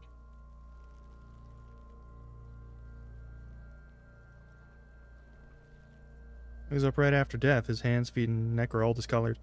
He's beaten up. See the bruises? Yeah, he's definitely been bruised. He was beaten, and then he was... Hang on. Agreed. Especially on the neck. The belt acted like a tourniquet, keeping the blood in his head. The hypostasis supports a hanging. Could it still be he was moved after death? There's always a chance. We should check for ligament marks on his neck to see if they're in tune with the belt. We'll have to Fair get enough. him down first. And he's beaten up. See the I do. bruises? Most of them are post-mortem. Maybe even all of them. The delinquents have made our jobs harder with their little sport. Stop talking in riddles, coin slot. It means you fucked him up good, Kuno. Fucked him up brutal like. You sure did. Someone's coming out The of him. pool of blood and feces has eaten into the frozen mud below the man's feet. Yeah. Purge liquid is dripping into it, drop by drop. Yeah, it's nasty. The victim appears to have contained no more than half a kilogram of digestion at the time of death. The fuck he's saying? Talking about shit. Goddamn right, I'm a fag. Malicious laughter erupts in the... Big said he's a... The lieutenant's face is made of stone. But there is no breath to catch. Only the cadaver filling the air and your nostrils. He slowly rotates before you, So how do we get him down? Are you sure we finished the preliminary examination of the cadaver? We might miss some of these things. The cadaver slowly twists on the cargo belt. Of course. You have questions. Do I remind you of someone? No, not quite. You sure we got out of that one? Come back later, Corpo. No. Amuse yourself with my frank manners and my memento mori. The steel-reinforced belt presents a unique challenge.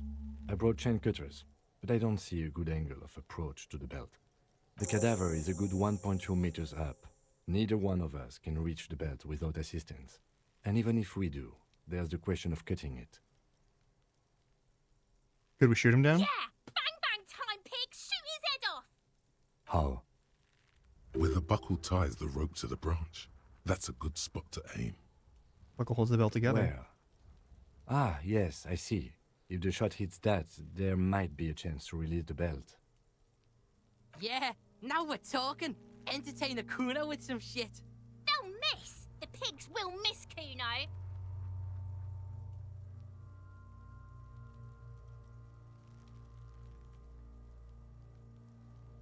I don't want to fail this in front of Kuno. I don't want to deal with more of Kuno's bullshit.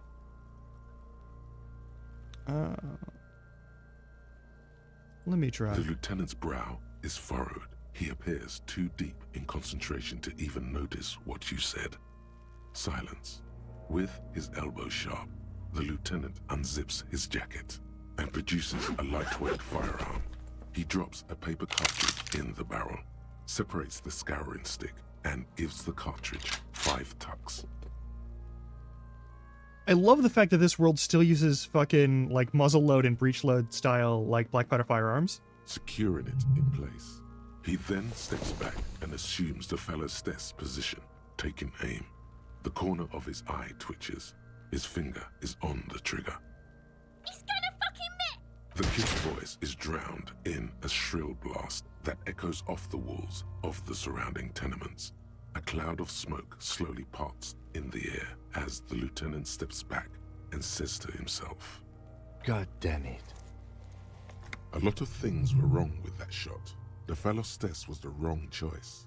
His shoulders were raised, but above all, he cannot trust his eyesight. Fucking idiot! Kuno could have hit it easy, but then Kuno's not fucking handicapped, is he? It's okay, man. Kuno's sorry too. Kuno. The lieutenant doesn't say a word, just looks at the gun in his hand. What now? I have to say, it's beginning to look unlikely we can... You know, you don't feel like too bad of a shot yourself. Can I have the gun? I should try. It's bad as it is. Us shooting firearms like punks. Go ahead. I'm not stopping you. Just don't lose it. Yeah. They only have one gun! This is the sorriest pair of pigs Kuno's ever seen. Yeah, take it, you fucking banana pointer! Take it and shoot yourself in the mouth! Feel the weight The first. cold piece of bakelite and gunmetal is surprisingly light. Your fingers fit right through the guard, instinctively resting on the trigger. The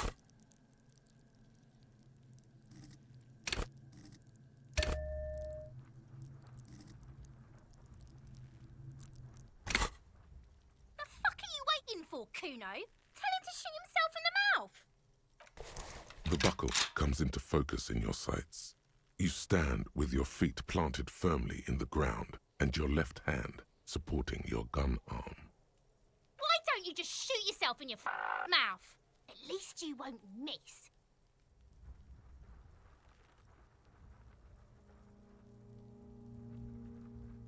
Your field of view narrows. The branch slowly moves, becoming in the slow movement of the branch in the wind, and your shoulders directing the gun sink up, dancing hypnotically. As you wait, your breathing slows down. Some mosquito-like organism buzzes in your peripheral. Look, he's crying. You gonna cry now, fucking faggoty?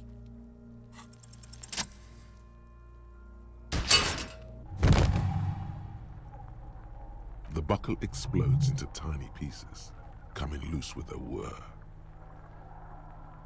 With your hand numb from the recoil, you look at the body slump down.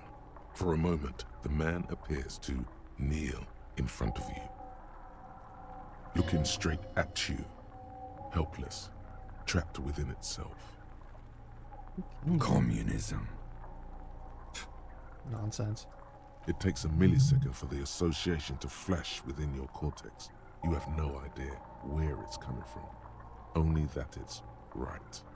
It was the Union Men of some kind. Then the rigor in his muscles gives up, and he smashes sideways into the spring mud, letting out a horrid stench. Who's laughing now, you little shit? Fuck you, Kurpale! How did I do that? By being a damn good shot. Ace is high. The Ace is High, a custom invented by the Aerostatic Brigades during the Revolution, is used to celebrate success in Revachol, especially in sports. It's a high five. The gesture is spread across.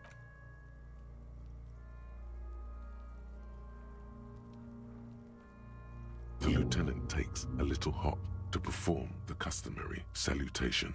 Your I knew these guys were f***ed.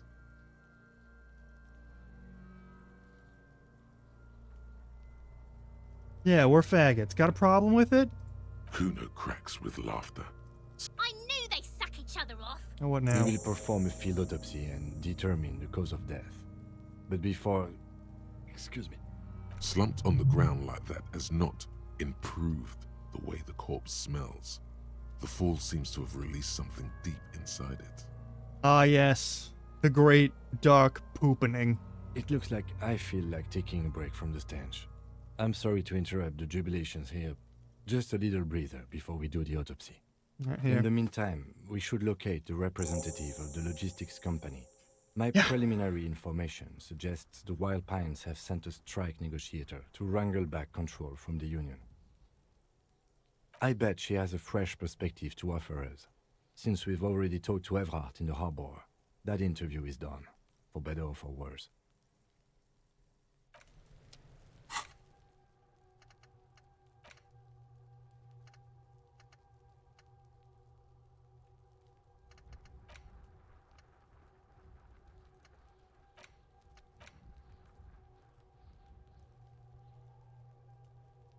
I'm removing this, is what's happening here. I don't have skill points to forget it? Man, fuck you. Man, fuck you.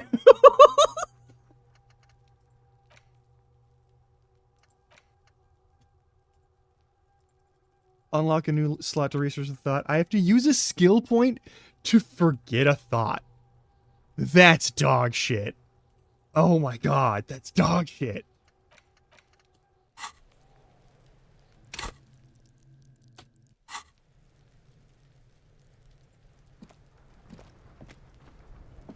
Yes? Hey, asshole. Fuck does Kuno care?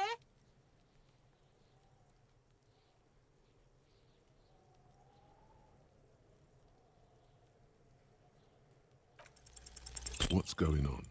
Like you don't have enough on your plate. You feel a sudden surge of self-pity coming on. Fuck Kuno! Ease off, see? Kuno always said Kuno doesn't. I know Kuno doesn't fucking care.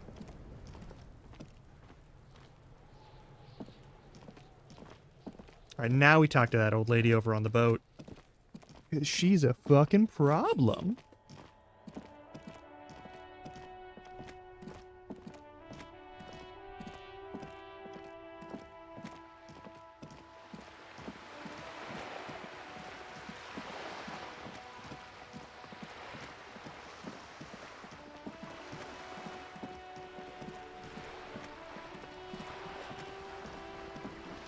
Oh, hang on.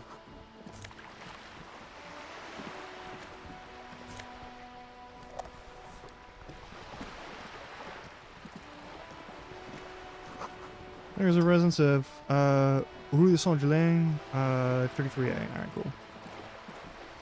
Hey, lady.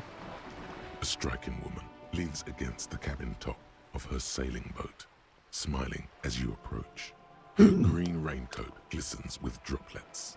A silk scarf is tied around her throat. Good morning, officers. I'm Joyce. Joyce L. Messier. I represent the board of Wild Pines, the owners of the harbor. You gentlemen must be from the RCM. I just goes and holds her hand over the railing. I guess shake her hand. I'm glad to see you here. Her grip is tight and cold. Like steel, there is strength there. If she wanted, she could sink her nails deep into your skin. Okay. I was dispatched to handle a strike, not a lynching. Anything I can do to assist the RCM in this matter, I will, gladly. That is good to hear, madame. My colleague will take the lead on this interview. I should let you know that he is recovering from an unusual medical episode. Very unusual. But I can assure you of his ultimate competency. It happens quicker than a shooting star. But did the lieutenant just wink at you? Nice. How interesting. I wish you a swift recovery. In the meanwhile, you have my full cooperation. Right. And the full cooperation of the Wild Pines group. You're on a boat. Why are you on a boat? No, tell me about Wild Pines. What do you do? What we do. I'm afraid I don't speak for Wild Pines as a whole. It's a giant undertaking. That's what do they do? The Pines' core competency is logistics. Container shipping, freight, that sort of thing. Mhm. See those airships there, linking? Those are the shipping side of things. That explains the style of crane they have, actually. And that is the terminal. Another subdivision deals with energy, oil and gas exploration, offshore platforms. How much money? Alright, gotta tell me something else. She nods. Tell me about the strike. Everything. Right up to, but not including, trade secrets. What if I want to hear about the trade secrets? First, you'd have to repeal the Emergencies Act of Trade in Elements. That gives me the right to silence. It's quite the octopus. I wouldn't want to disturb an octopus. Better let it be. I am glad you see it that way. To repeal the act would mean repealing the code. But Yeah, whatever. I am derailing us. You wanted to know about the strike. Yeah, what is your role in this precisely? I believe the official title is Senior Labor Negotiator. In practice, I'm a grocery clerk. I relay the union's demands to Wild Pines and return with Wild Pines' counteroffer. Which is always garbage. And how are the talks going? They're not. That's the problem. The union stopped all negotiations a week ago, after that awful lynching took place. Wait, she just admitted that the lynching and the strike are connected. Now they won't even let me into the harbor. There's a 2-meter 20 racist behemoth blocking the gates. Oh, you mean Measurehead. Yes, Jean-Luc Measurehead. So the strike is connected to the lynching. Yes, I believe there is a connection. But that's a subject for later. All right.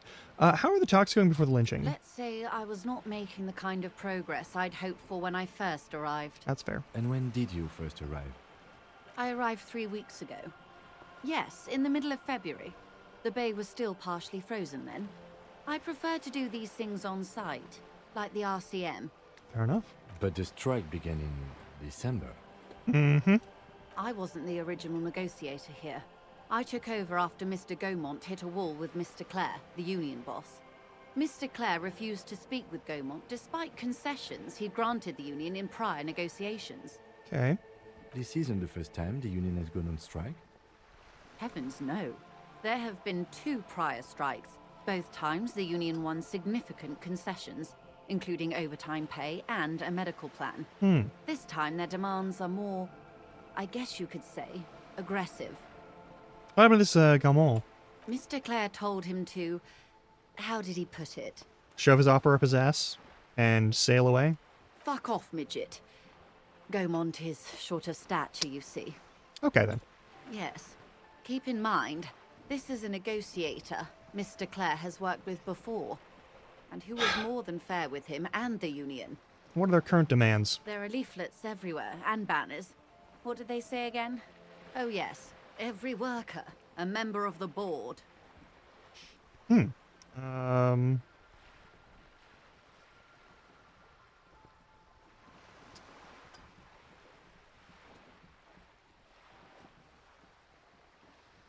don't know what to think about that.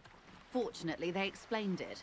Every time the Wild Pines Group makes a decision about anything, it needs the signature of each of the 2,200 workers in its Martinez terminal. Oh, they're here to tell you to go fuck yourself. Just so you understand, this is but one of 22 terminals owned by Wild Pines. Essentially, not only are they kings of the company, they are also kings of the 72,000 employees of Wild Pines Group. That is funny, but this isn't the time to say that. I'm not sure. Naturally, I assume that was just their opening position, a hard-nosed tactic with a side of mockery. But there's been no follow-up, just the same nonsensical slogan repeated over and over again. It's not nonsensical, it actually makes perfect sense. And now, people are getting lynched, I hear. Behind the whirling in rags. A disastrous situation if there ever was one. Excuse me, from whom did you hear about this lynching?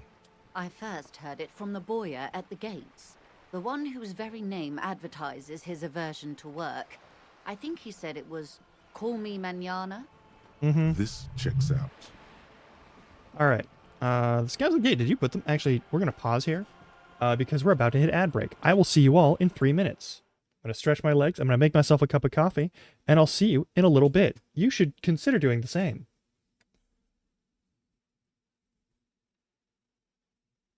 All right, hitting the ad break in 3, 2, 1.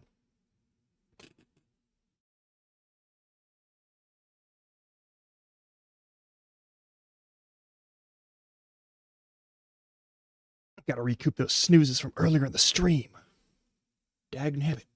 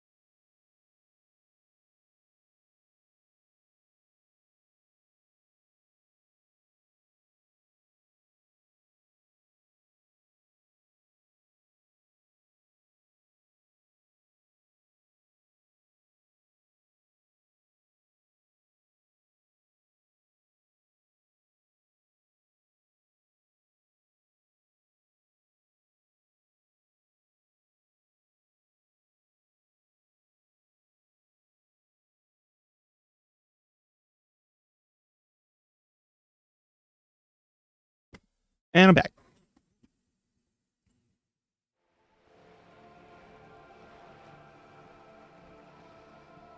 Oh, Lost Woods theme. God, I have... Okay, so I've been playing Tears of the Kingdom on my own time and just enjoying myself with it. Most of what I've been doing has been while I'm watching other streams or other things. I've been, like, gathering materials to upgrade the battery and, like, that sort of nonsense. And it's been good, but I've been running into, like... I've been running into the problems that I have with Tears of the Kingdom in general. Which are, the fact that they've literally patched out any of the item dupe methods so that you can't save yourself any of the trouble of having to farm, specifically time-locked objects for long periods of... So, each of the dragons has like a 10-minute timer for every time that you can gather an item off of them. And it used to be in Breath of the Wild that you just reset the day and then you'd show up and you'd shoot them again. And, like, pluck a talon piece or a fang piece off of them. And you can't do that anymore because they don't have daily resets. They have a 30-minute route and they have a 10-minute reset. So you can't just farm parts real quick. It's really annoying. And there's a bunch of elements of that game where, for an example, you can't buy things. You can't just buy... you can't buy machine parts until after you completely max out your battery, which is stupid. It's frankly one of the dumbest elements of that game that you hit 8 batteries and that's not enough to let you buy parts. You have to get 8 reinforced batteries to be able to buy parts from the refiners. And it costs 300 per full battery. And you get 8 batteries. So you have to get 4,800 little crystallized charges. And they are super expensive and super hard to find. And it takes for goddamn ever to get them. And it's... I don't know. It's the one part of this game where, like, just the level of weird stuff you gotta do and inefficiency of acquisition that just bugs the hell out of me. All of the rest of the game is fucking amazing.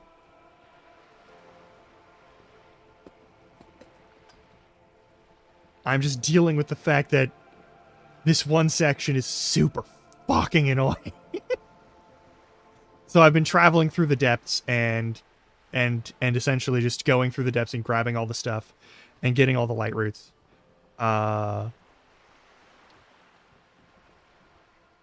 There's always something to grind my gears. I'm a bitter bitch. It's just a thing. I'm just a grumpy, bitchy motherfucker. It's who I am at the core of my existence. Alright, the scabs of the gate. Did you put them there? The scabs?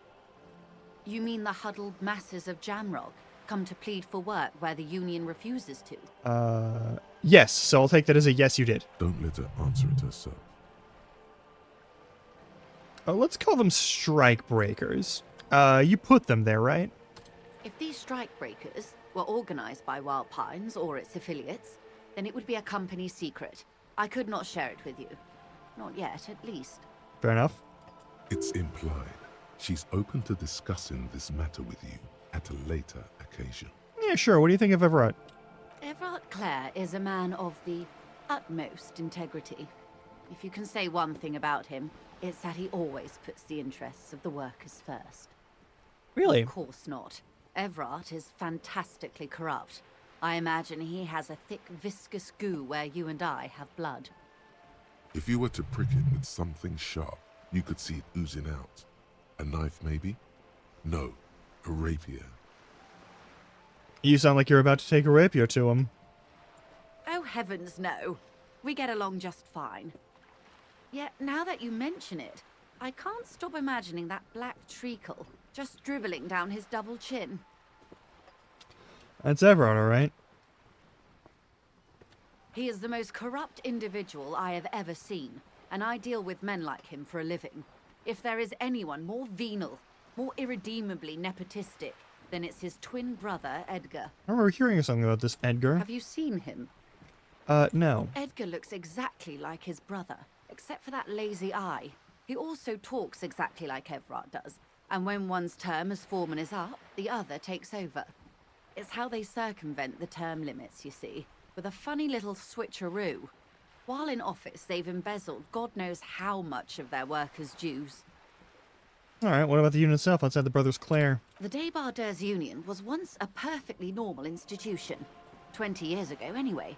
It must not have been easy to establish under the Emergency Act, but they did it. I can respect that. Organized labor at its best, as they say. Then something happened in the local chapter elections. The Brothers Claire came and transformed it into a... how do you say? Mafia? A mob. The Yeah. Debardeurs are a crime syndicate. Sad as it may be, we are forced to cooperate with them. Yeah. Refreshingly honest, officer. The company has tried appeasing in the past, but I imagine I'm the afraid company is our a piece of shit, concessions have only and emboldened the union Evrart and his brother. is doing crimes.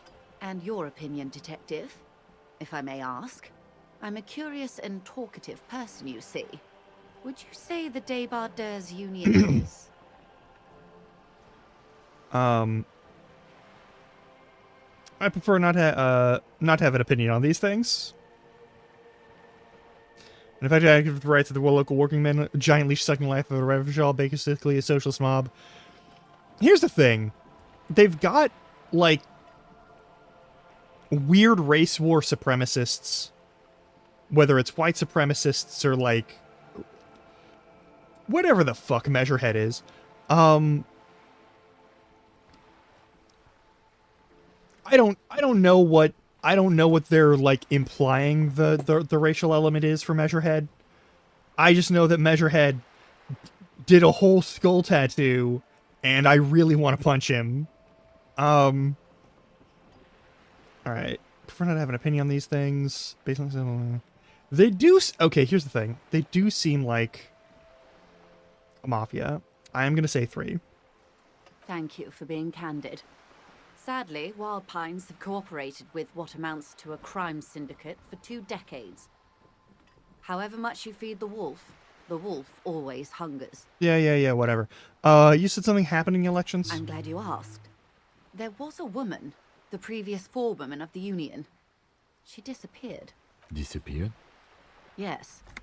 On the last day of the local chapter elections, her daughter phoned in and said she wasn't running anymore, or coming to work.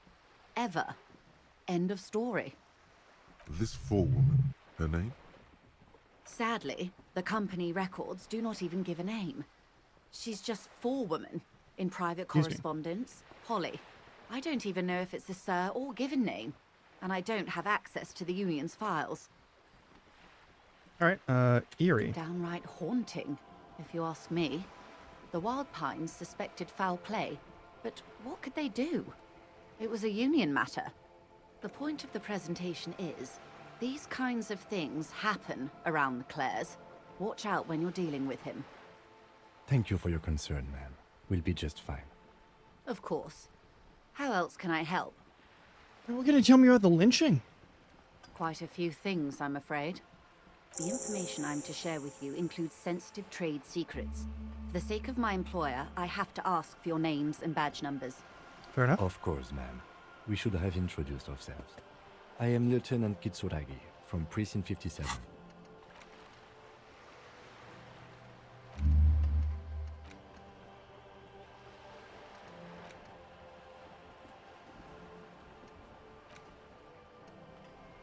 No, that sounds stupid. That sounds stupid. I want this.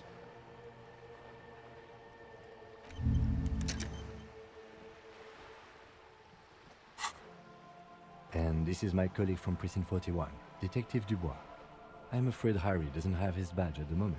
I hope mine will suffice. Oh, and what happened to yours, Detective?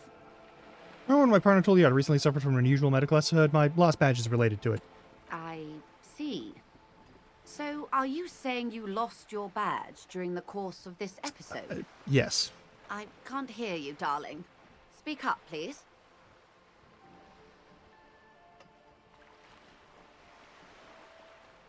Could have eaten it for all I know. I don't remember anything. Is the world, the city, nothing. Oh dear. Some kind of encephalopathic amnesia. I don't even know how to respond. I do believe you, naive as that may sound. I simply can't imagine what you gain by faking such a condition. Like precisely Jack and shit, yeah. As I said, ma'am, his technique may be very unconventional, but he is an officer of the RCM. Of course, I sympathize, but I'm afraid I simply can't share anything more until I've seen that badge. Fair enough. She's a professional negotiator. She should be open to some sort of mutually beneficial arrangement. We're unaffected, so if we win or lose this, it's fair. Feelings will guide the way. Very important. It's the case I'm solving. I assure you, it is no small matter for me either. We all share the responsibility for disarming this situation. I hope you have a badge for me as soon as possible. You have so much only this. This is the entirety of my existence. She's silent. The wind flaps the sail. Somewhere I only have this case. Officer.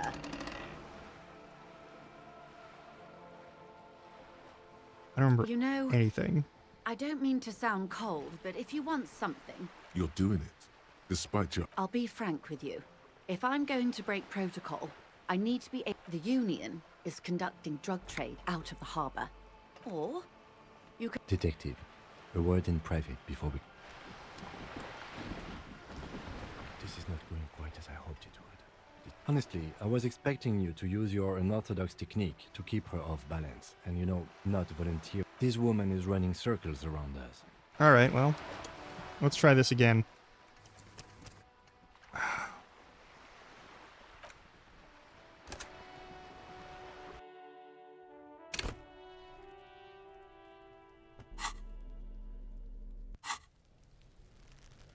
There he still is, looking right through you with his white eyes. As you breathe in, the odor comes over you. Did you? The man before you, the material, delicate, these are clearly not. Indeed. Under the hill. Fair piece by... We should keep a lookout for this species.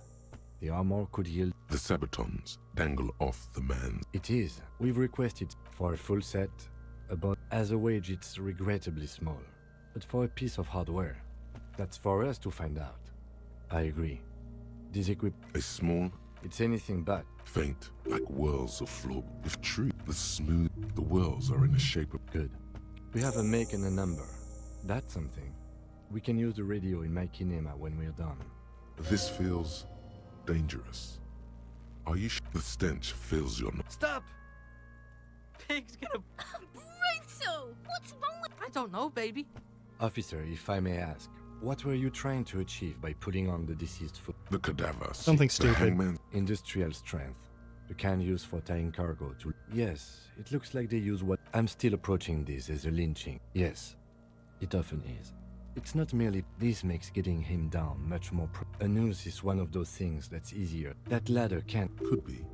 The shape of the cadaver hang an inch. His corpse is alcohol and heartbreak. Of no nation that I know of. I agree. He takes a thin piece of milled ash. An instant. I have only 2 ampoules, so nobody move. I don't want to waste one. A sound, a shrill flash, followed by the breaking of a small... In case we need it. It contains insight to the victim's person. By his here, the glassy-eyed corpse looks. His eye, dark brown hair grows on his head. I'm gone. In the park. I'm a joke. Look, a killer. Go ahead. What do you mean? It's go ahead.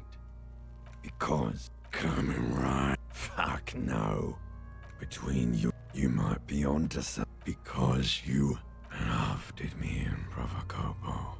Sure, looking at my face. Something is on its way. Do I remind you of someone? You sure I got out of that one? Come back later, Corpo. As you narrow your... This is a trick. Only the lower extremity. I see it. The monster. So, what do you think? Agreed. Especially on the neck. There's always a chance. We should check A pool of the victim. The fuck? Talking about shit. Maybe. I do. Stop. He means you fucked him up good. but there is no breath to catch. Only the Are you sure we finished the preliminary examination of the cadaver? cadaver slowly twists on the collar. The steel reinforced. The cadaver is a good 1.2 meters up. Neither one of us can reach the bed without assistance. And even if we do. Yeah, bang. How? Where the buckle ties the rope to the branch. Where? Yeah, now we're... They'll miss. The pigs will miss Kuno. Silence. With and produces a lightweight firearm.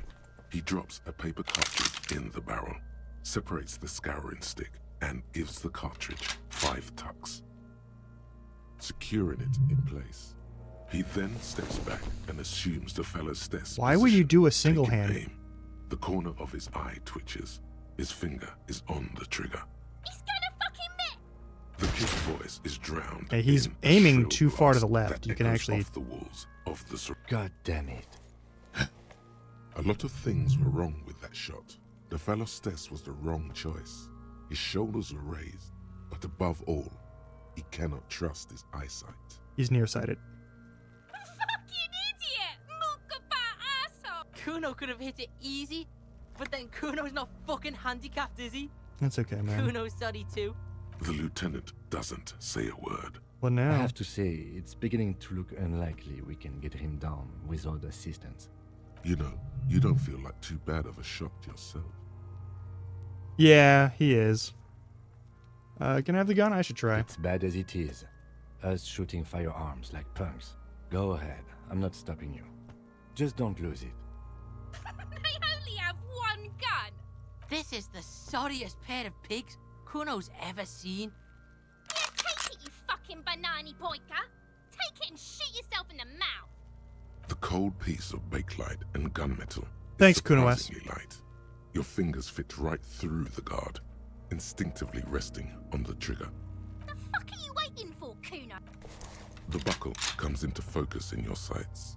You stand with your feet planted firmly in the ground and your left hand supporting your gun arm. Why don't you just shoot yourself in your mouth? At least you won't miss.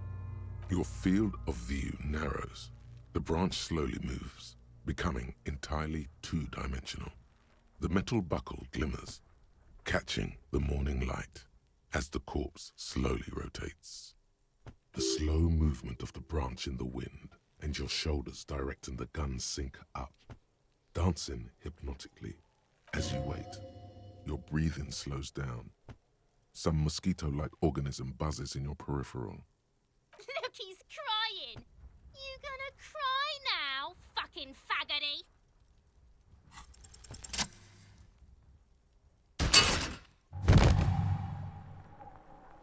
The buckle explodes into tiny pieces. With your hand numb from the recoil, you look at the body slump down, looking straight at you, helpless. Communism. It takes a millisecond for the association to flash within your cortex. You have no idea where it's coming from, only that it's right. Give the man back his Then gun. the rigor in his muscles gives up, and he smashes sideways into the spring mud, letting out a horrid stench. Who's laughing now, you little shit? You, Kurpale! I do I'm that. being a damn good shot. Ace is high. The ace is high.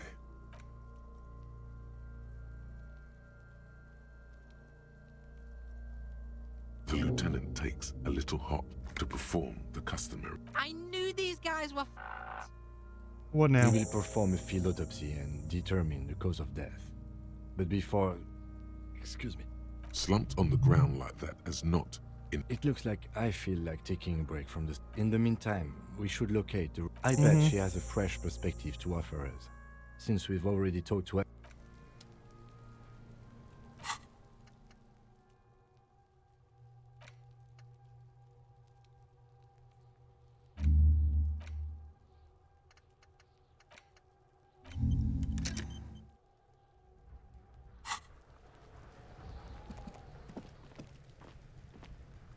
I'm okay not knowing his secrets yet.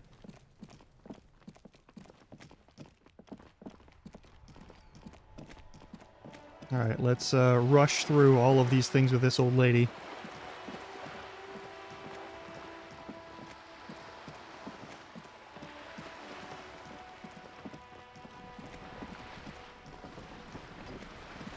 All right, F5 again. There we go.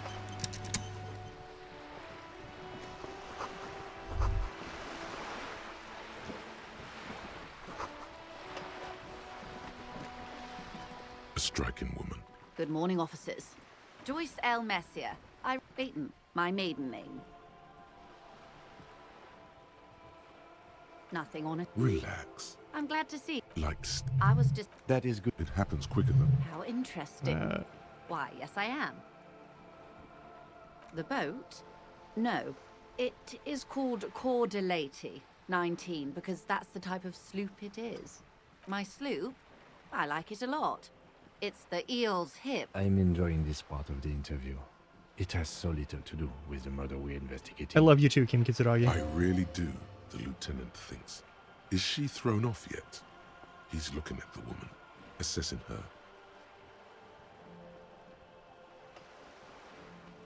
Of course there are. We're on an archipelago. How else are you supposed to get around? Yes, we are.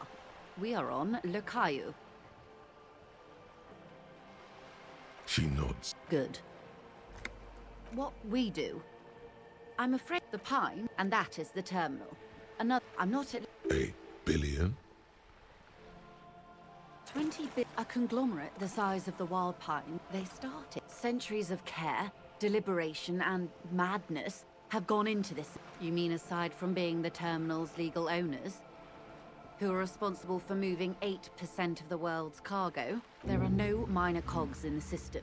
Each terminal... With your help, hopefully, says her warm tone. All right. Everything. Right up to, but not including, trade secret. I believe the... And how are the tokens? They're not. Wait. Now they won't even let me... Yes. Jean... Yes, I believe... Let's say... And when did... I arrived... But the... I Through, wasn't skip with through, you. skip through. We've already no. done these. There have been Mr. Fuck off, midget. Yes. Keep in mind there are leaflets. Every worker, a member of the board.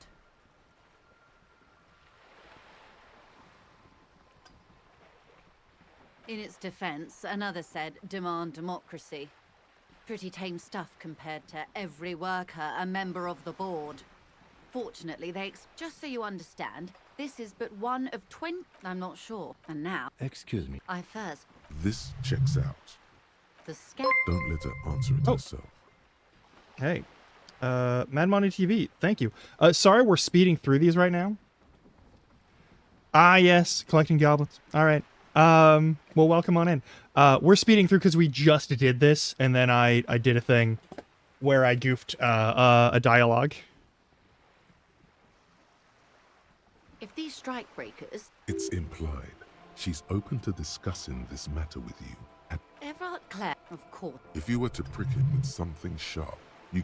Oh, heavens, no. He is the most corrupt in... Have you seen him? Edgar looks... It's how they circumvent the Daybard organ... A mob. Refreshingly on... And your opinion, detective. Oh dear. Oh dear. If I may Oh ask. dear. I'm a curious and talkative person. We'll go with that one Thank for you now. for being candid. Sadly, I'm glad you asked. There was a woman, the previous four... Yes. This forewoman. Sadly, downright the point... Thank you for your concern. Spooky. We'll be just fine. Of course. How else? Quite a few. The information I'm... Of course. And it... Oh. And what happened to yours, detective? I see... Here we go. I can't hear you, darling. Oh, dear. I do believe you, naive as that may sound. As I said, man. We're on always his pass for right technique may now. be Very... Of course, She's a professional negotiator. She should be open to some sort of mutually beneficial arrangement. She's a negotiator. Just floats a favor at her. Insinuates. I will be frank with you. If I'm going to break protocol, I need to be able to justify it to my superiors. They're going to want to see something very tangible. You're in, but expect her to drive a hard bargain. Like what? Reports from inside terminal. They're profiting from this trade. The Okay. company has tried looking into this matter before, to no avail. Or you can... Detective. A word. Okay, so it's the same either way. This is not going quite. Honestly, I was expecting you to use your unorthodox technique to keep her off balance. And you know, this woman is running circles around us. She might have known about your misplaced badge all along. Oh, that would be fantastic, but do we have the time? The world is large. You could request a new one from your station, but that would literally take months. That we don't investigate the drug trafficking? I mean, I don't really give a shit if they're moving drugs. You're back. Good. What can I help you with? I'll talk to Evra. You have. And how did you like Mr. Clare?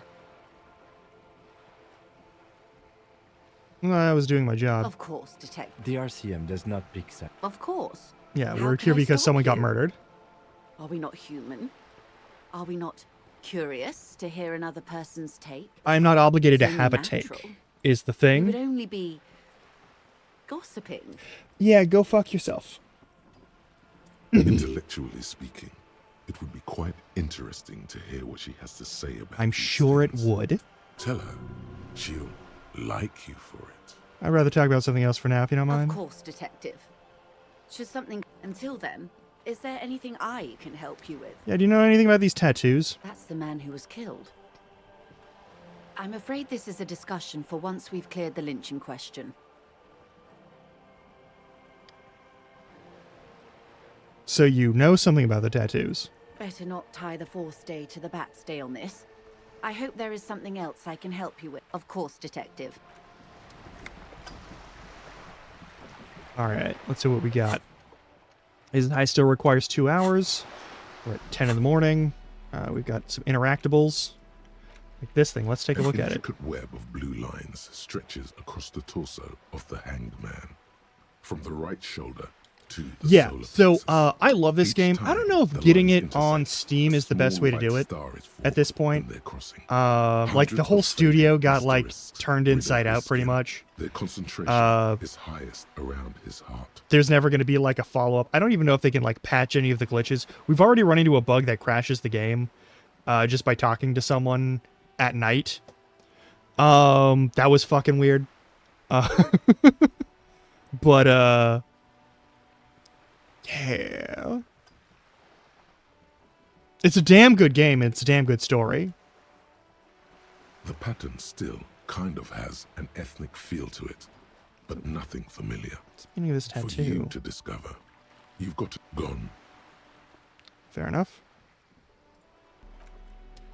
For now.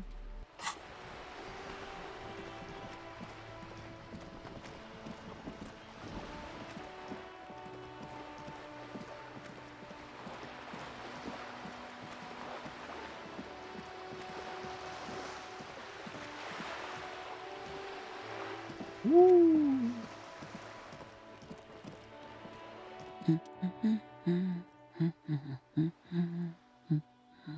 A good one. Yes? Hello? Who are you? Me? No one. I'm just a working class woman. She doesn't really want to be disturbed that much. She's If reading. she's such a working class woman, why isn't she? Don't This care. was a tremendously useful. Thanks, Kim.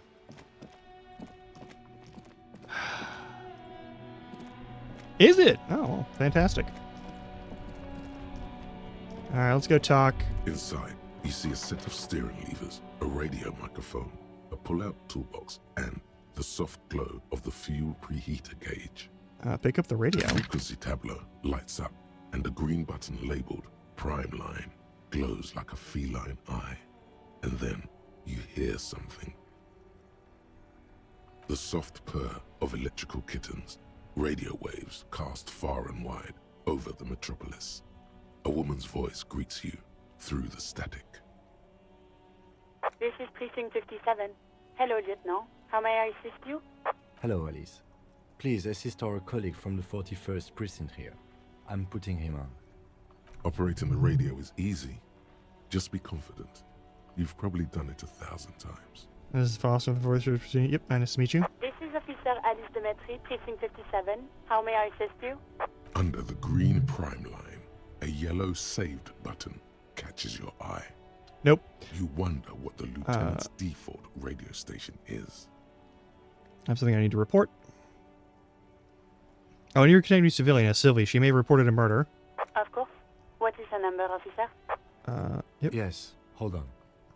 Her number is... I'm not reporting my badge or my gun right now. 1944 because I'm a bad person. 298. Received. Hold on, officer.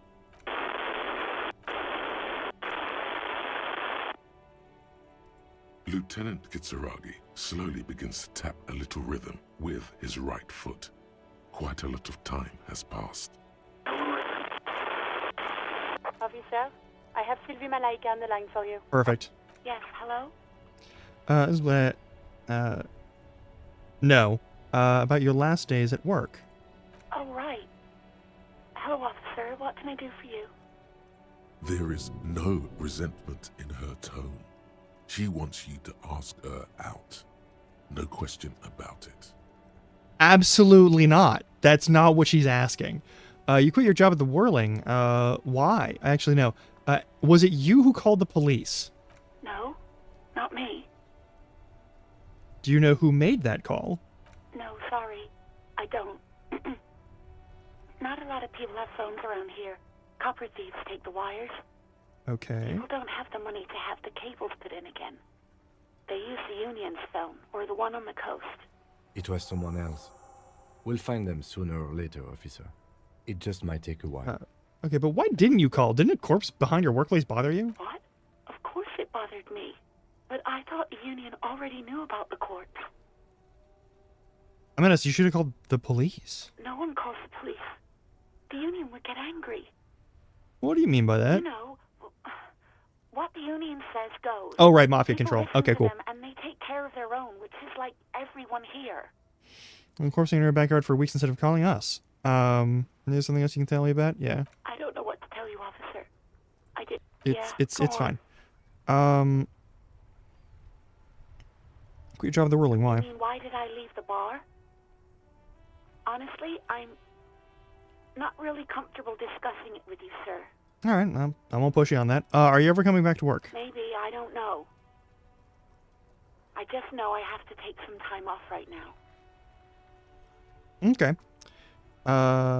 Do you know how my paperwork ended up in the trash container behind the Whirling? Well,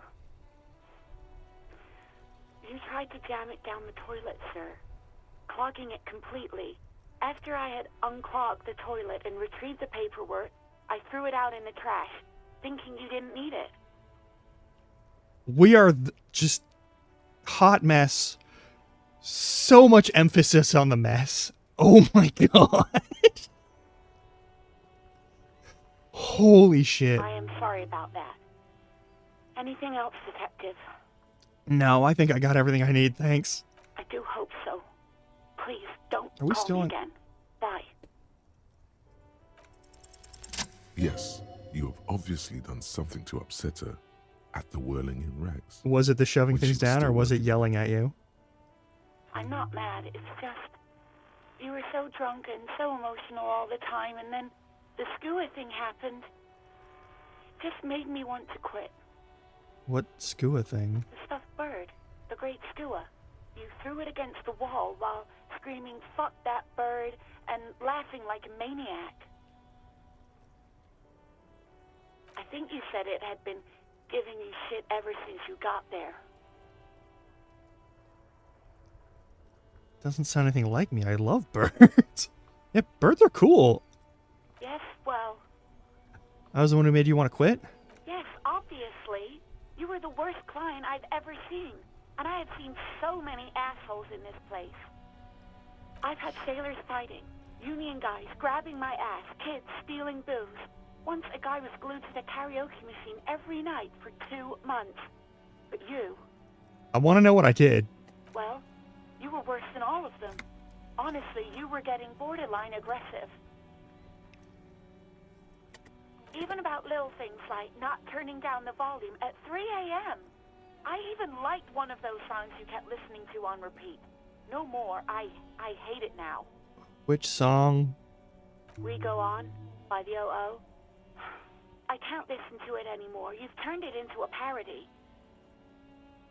Sorry about the song. The hell with that song. Then there was your room. Your project. An experiment to see how bad it can get in there. I tried to send the cleaner, but you wouldn't let me. Threatened to make me understand. I had no idea what you meant, and I don't want to know. And then you screamed something about how you're a piece of shit human being, and why does anyone even let you work as a policeman? That you'd fire yourself, but you can't even do that. And then I had to deal with your toilet. The one you clogged with police documents, causing water damage downstairs in the kitchen. I won't even mention you waving your gun around, harassing customers, threatening to sing karaoke, threatening to kill yourself.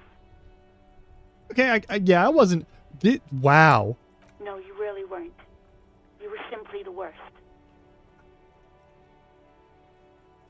I am truly sorry for everything. Holy shit. God, I knew I shouldn't have brought it up.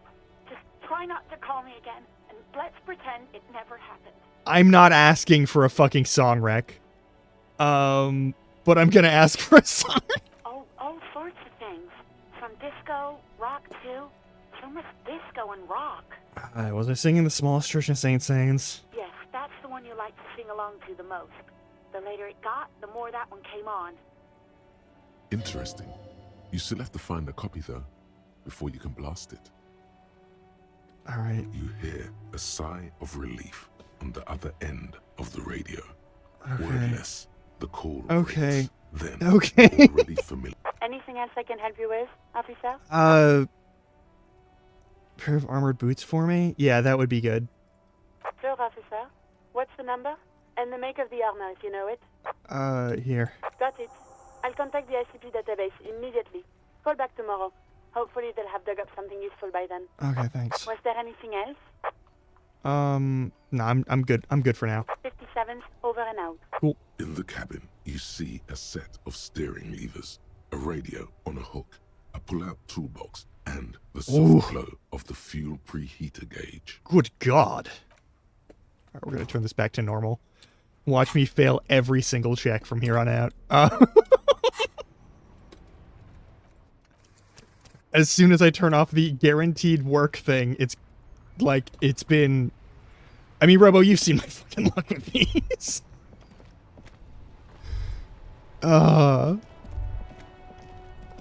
This could have been caused by an earthquake. Let's talk to these guys. Wait. Ash shit ain't nothing to me. T shit ain't nothing to me. Alright. That's all. Have you no shame? Whining about your back every time you bring out the measuring tape. Are they playing bocce? Honey, you're a man with a fork in a world of soup. Please, let's just try to enjoy the game, alright? Everyone was eating a big sandwich. I'm trying to, but you keep breaking my concentration. You're old. I can see that. We're both old. Now stop grabbing your ass like it's a girl. These manly men are playing balls. This is a ball game. Grab a ball and play it. Don't ask questions. Shoot first. Ask questions never. But no, fuck you. Fuck you, physical instrument, no. No, you got this. There's the ball. You're the game.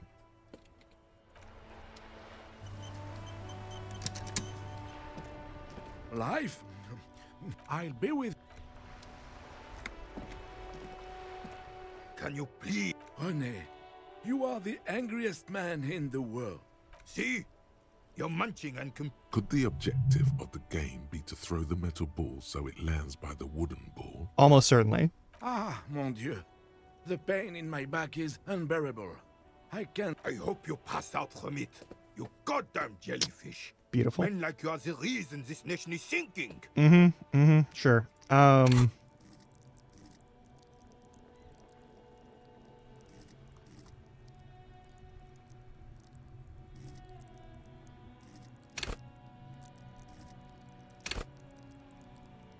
Hang on.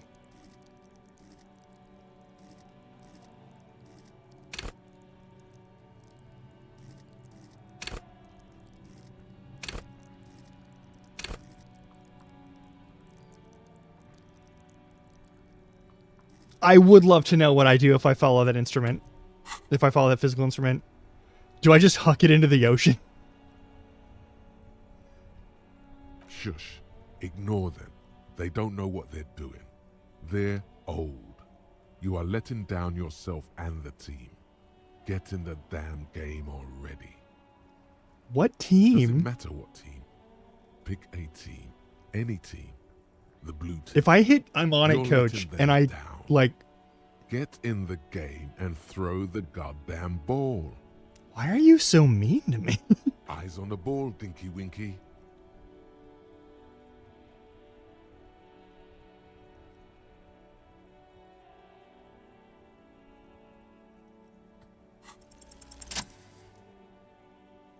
Of course I succeed in this.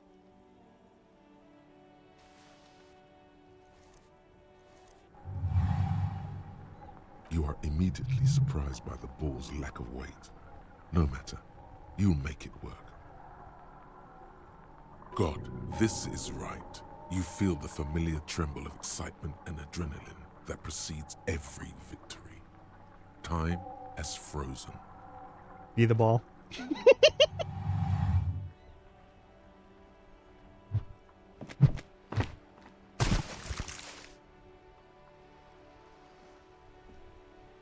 Merde!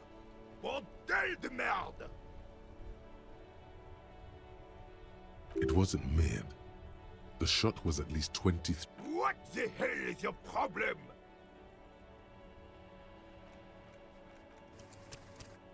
Alright, let's never do that again. Totally worth it. 100% worth it, but we are going back in time and not doing it. Can you please? René, you are the angriest man in the world. I'm on your time, fellas. Sure, officer. I am René Arnaud. Yes. My specially No, in this able case, partner yes. here is Gaston Martin. How can we help you? Here's the reason why. I want that sandwich. Very badly, I want that sandwich. And I know there's no way in hell if I put one of their balls for this game, there is no way in hell that doesn't give me a huge penalty to acquiring sandwich. This is important. Help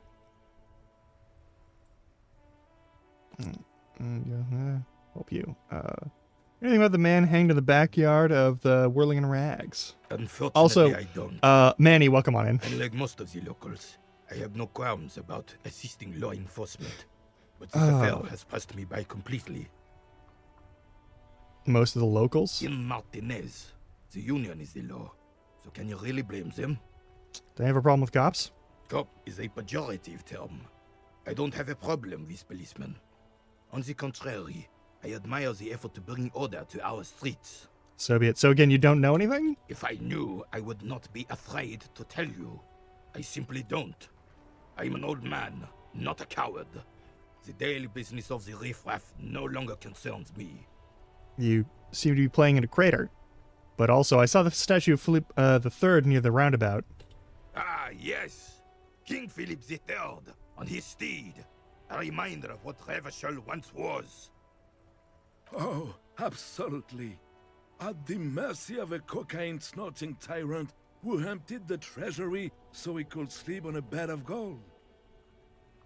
Cocaine? Cocainum? Sounds like our kind of king. And just imagine what kind Thanks, of electrochemistry. a king would have had. A superpower, feared and respected. A testament to what this country can be under the leadership of a true king. Someone who knows how to rule. What was that about cocaine? Oh, old Philip was a big fan of the purple nose candy. The nobility loved some.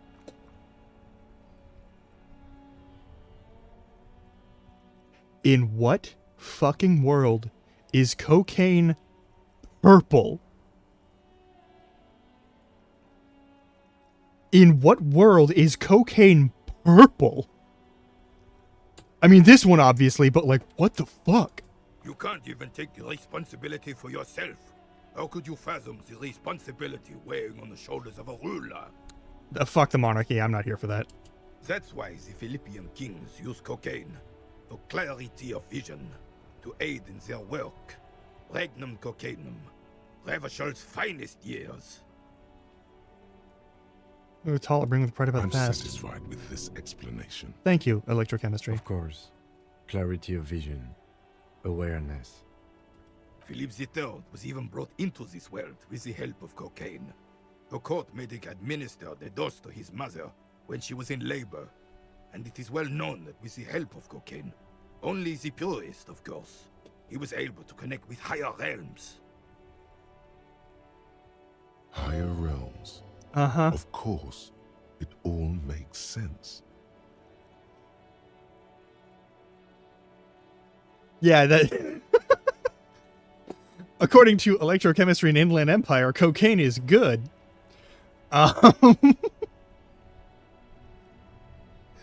As a person with ADHD, odds are good. If I were to use cocaine, it would have zero effect on me.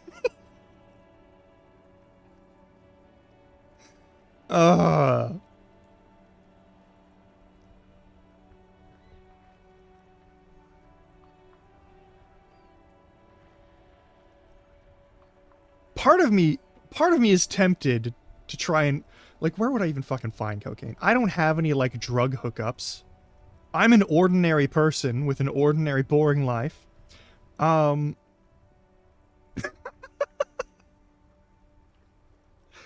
don't know anyone who would have cocaine. All right, thanks for clearing. I have some other questions. I'm listening. Let's talk about anything Right. else. You seem to be playing in a crater. Yes. The terrain here provides an interesting variety to a familiar game. Sure. Does it have anything to do with all the bullet holes I've been seeing around? Yes. It was left by heavy artillery fire. Ah, but why? Why what? Why heavy Because artillery? That's what happens when communards hijack your country, execute your supreme leadership, and turn your capital into a slaughterhouse. You use heavy ordnance to clean up your home. Did you use artillery fire against them? Sadly, no. It was the foreigners who brought them to their knees. We fought valiantly. Too valiantly. Should have fought dirty, like they did with their suicide sex cult propaganda and mad anarchist women strapped to shrapnel bombs. We didn't though, and we lacked caliber. God bless him, but the suzerain's cannons simply weren't big enough. Why show them here in Martinez? Because this place is a damn beachhead. Had to soften the commies up first. Yes, the military coordinated amphibious landing to take back Revachol. Martinez was used as one of the 3 footholds in Revachol during Operation Deathblow in 08. The other 2 are off in Stella Maris and the Delta. Shake your head and look down at the crater. No, I thought it was, yeah. This here is Blood Ground, where coalition boots first made landfall and cleaned those rabid dogs out. Most likely, we're playing pétanque on their mangled corpses. Blood ground. You got old René going there. Like he isn't hungry enough already. Coalition? Don't get me wrong, officer. I hate those foreign dogs, but the enemy of my enemy and all that. They're the lesser evil. That why everything's so bombed out? I'm right, son. They let the fire off. The rest of the city got clean. Yeah, whatever. Well, it's your own damn fault. You, we, the coalition, Revachol, whoever you want to blame, never finished the job. Officially, the party never surrendered. Of course, they still all influence. You don't even begin to truly understand the players on the table, let alone the specific circumstances surrounding the... What do you think? Thinking men have opinions on these things. Present one.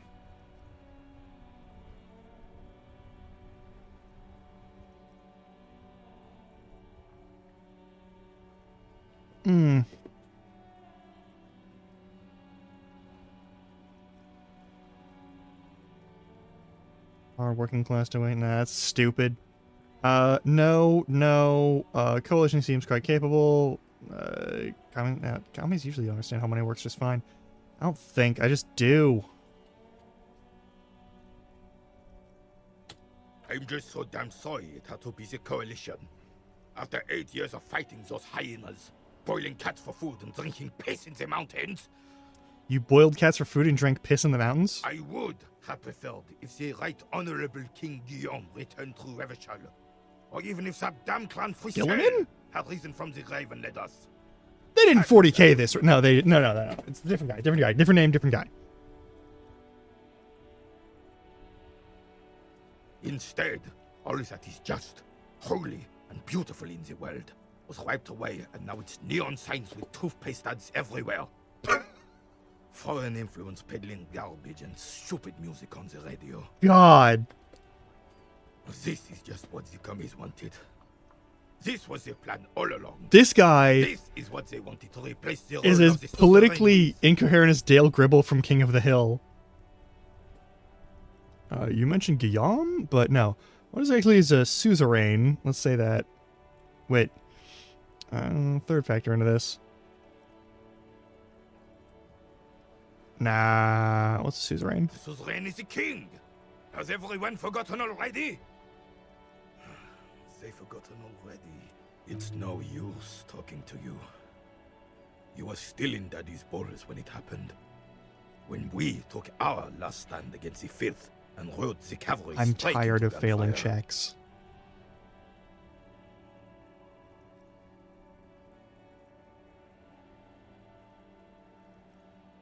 The odds are so low, but I give so little of a fuck about this man. Hang on. Am I learning this? Cool. I could make it a little less bad, but I really want to get better at this.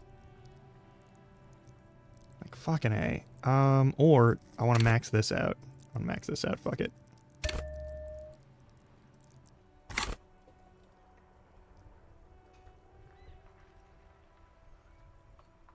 Found a guard booth. Yes, the Debardeurs Union pays me to stand vigil during the nights. Not out of any political allegiance, mind you. Yeah, that's fair. I'm an old man. Don't sleep more than a few hours every night anyway, and money is tight. You must have seen something on that item earlier. Your booth looks right in the yard. Yes, it does.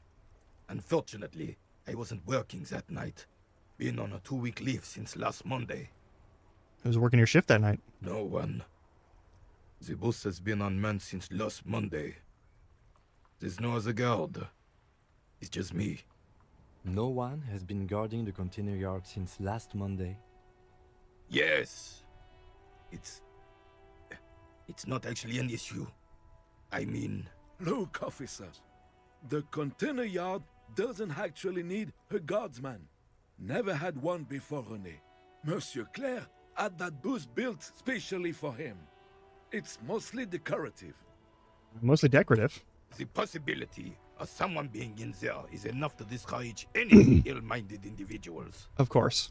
Evrard created this job for René because he knows the Royal Carabiniers' pension of honor and PTSD isn't something a man can live off. A decorated Kingsman collecting tear reflects bad on the whole neighborhood. His words. Rent out of service is hard to probably get a few more guys, expand and repeat. Wage work is a dead end. I don't want to... Oh, God. I know he's going to look poorly on the tear work. And he's going to be... I'm going to say 4. I'm going to say 4. Yes, yes, yes. Can we He is not going to become an entrepreneur. Yeah, isn't something. No.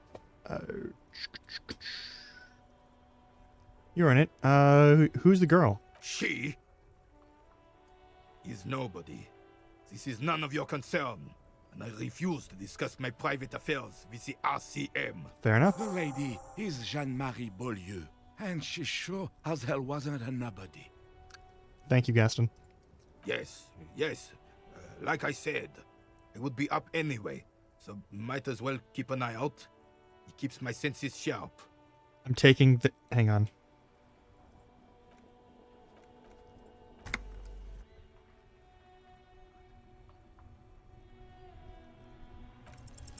As René turns from you to his partner and back, the medals on his chest rattle and glare.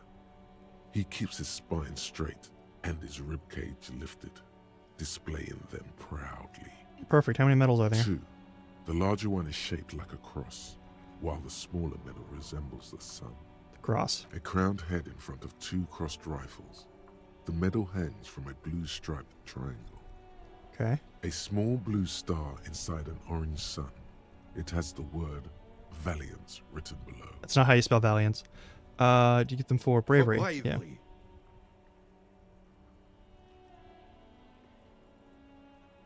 For bravery? For doing my duty in the heat of battle. For looking my mortality in the eye. When men like Gaston here hid in the bushes and shot themselves. He saved some muddy princeling who foolishly strolled into the front line in his gown of velvet and gold. A princeling? It was on the first months of the revolution here in Revachol. Unrest was spreading like wildfire. Marauders had taken most of the Couronne and were getting really ambitious.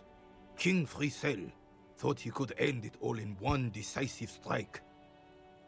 Sent his cousin, Drisson, to put an end to the unrest.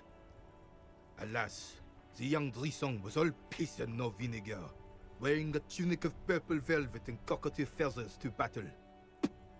Even his rifle was gold-plated, shone from 5 clicks away. Can you imagine the asininity? Yes. He really despises that Drisson fellow. Purple velvet tunic. That isn't exactly camo. To keep the long and bloody story short, Drisson marched us against the partisans in Couronne. And when I say marched, I mean made us walk into captured enemy territory, single file, like toy soldiers, while he rode in front on his giant red stallion. Right, before we continue this story, I tragically have to go to ad break. Stretch your legs, get some water, do what you gotta do, you know? And I'll see you in a little bit. And actually 3 minutes, starting in 3, 2, 1.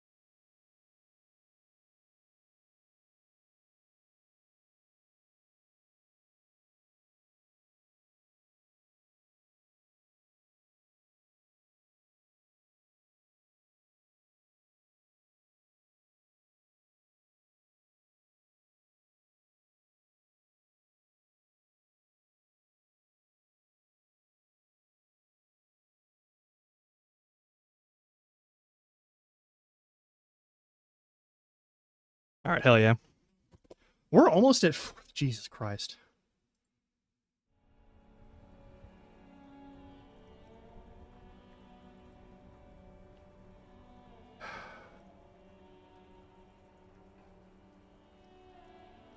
All right, we're going to finish this conversation with these dudes, and we're going to find someone to raid. Holy shit. It's been 5 hours already.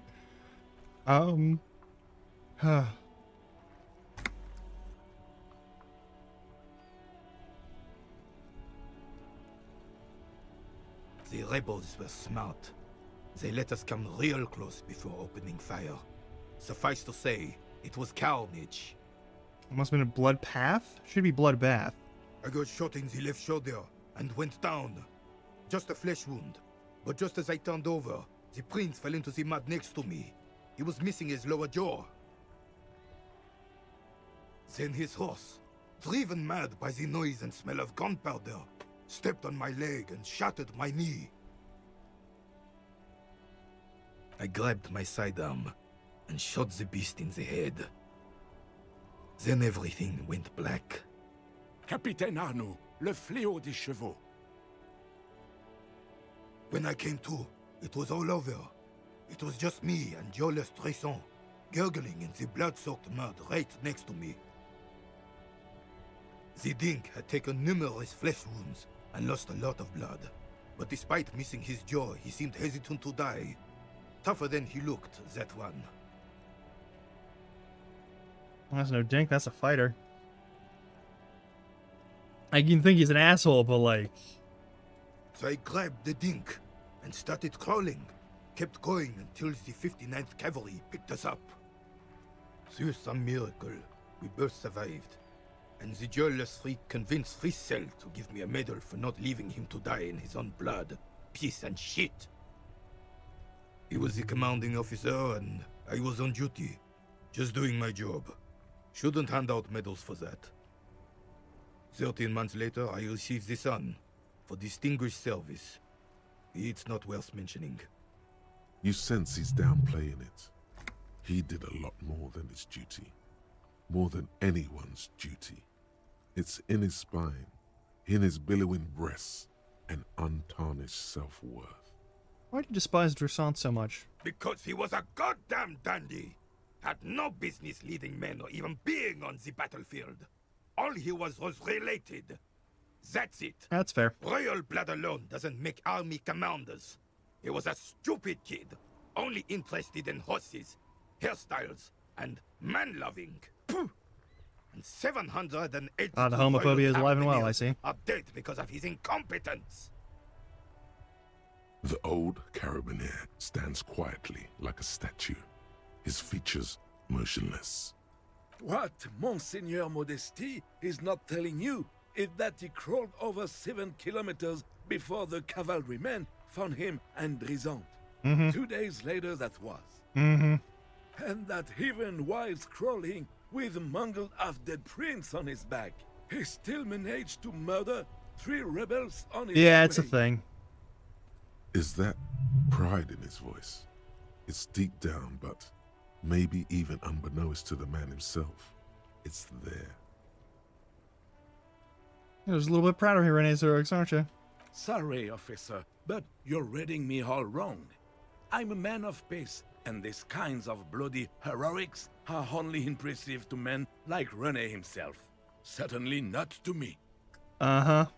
How did you find the story to be, officer?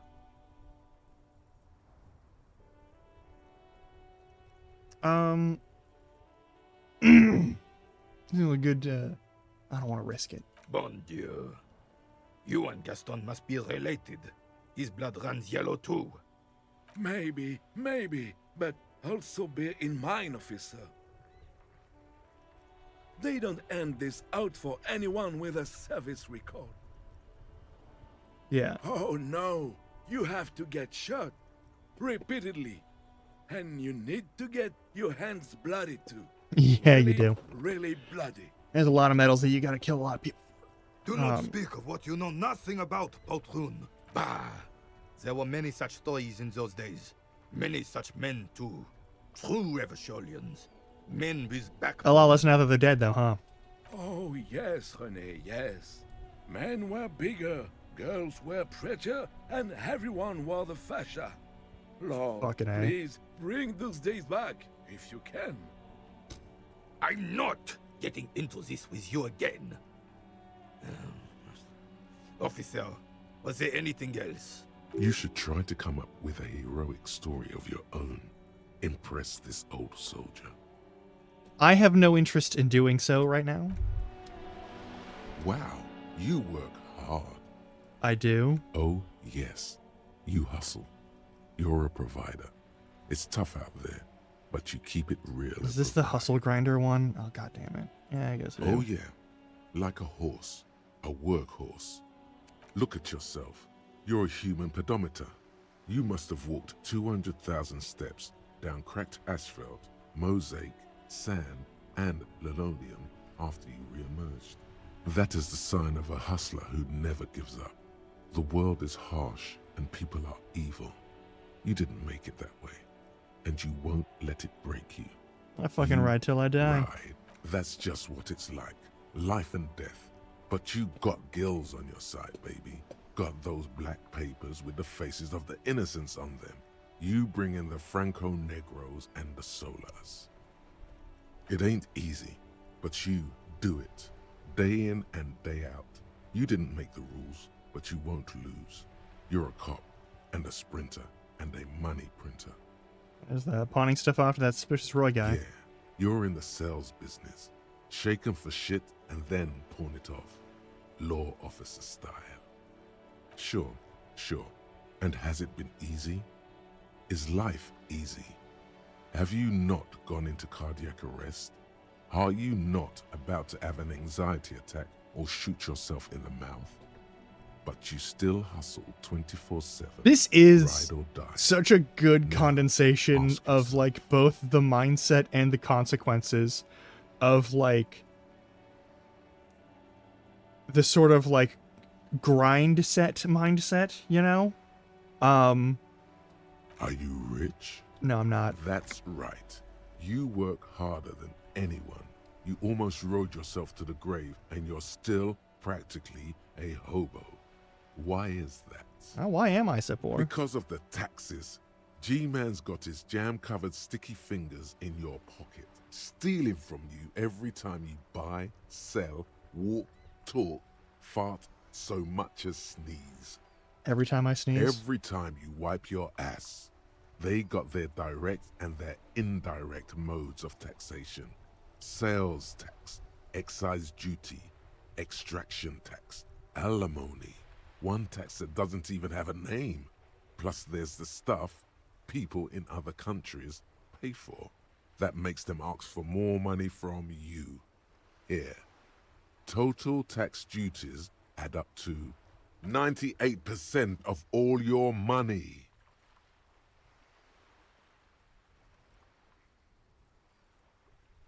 I'm gonna let Here you go, hustler. produce the thought, The but I'm not gonna righteous pick it fight. up. Free the people.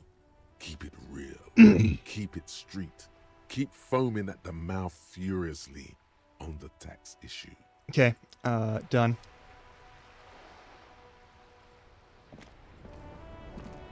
Hey you. Give me that sandwich.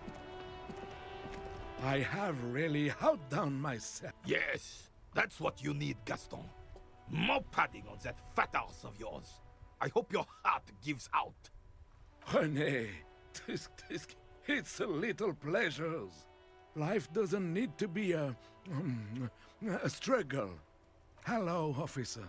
How might I be of assistance on this fine day? Quick save. We gotta get that sandwich. Officer. I don't care if I have to use hacks to get The it. side of police in Martinez. I'm sorry, officer, but I really don't share food. Nothing personal. It's just a principle. The only one you have. The sandwich looks like a culinary wonder. Well made and abundant in components. The author sure knew their craft.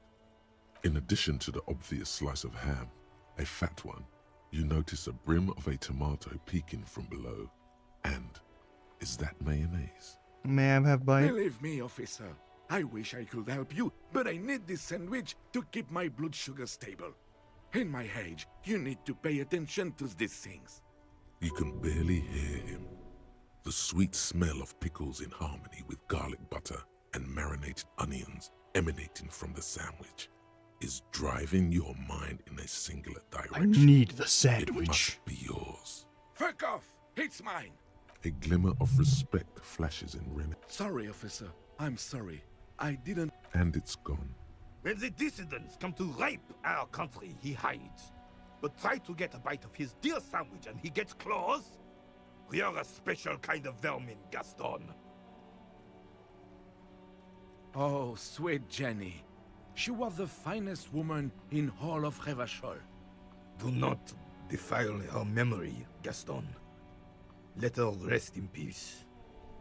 We knew her, all right. Lived on the same street our entire lives, just 2 houses apart. The 3 of us have been best friends since we were 4. She was René's first girl back when the prick was 16. They were courting till he decided he'd rather die for some great ideal than just be happy. And then you stole her from me. Well, technically, you stole her from me, because we'd been pretty close ever since you two had that falling out over the ink you spilled over her pretty yellow dress. We were just boys then.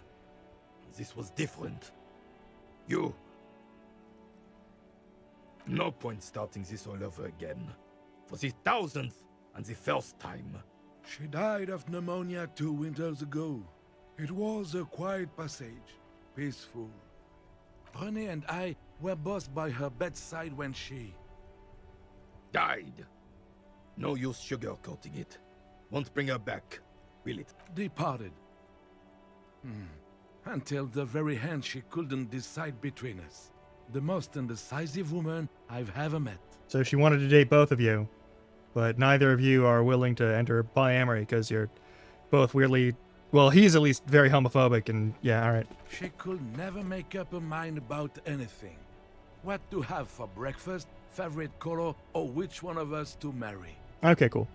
She was always leaving one of us for the other, but never long enough to actually get married. Bit odd. Heck, technically, we're both still engaged to her. You always confused her. Couldn't let us be happy.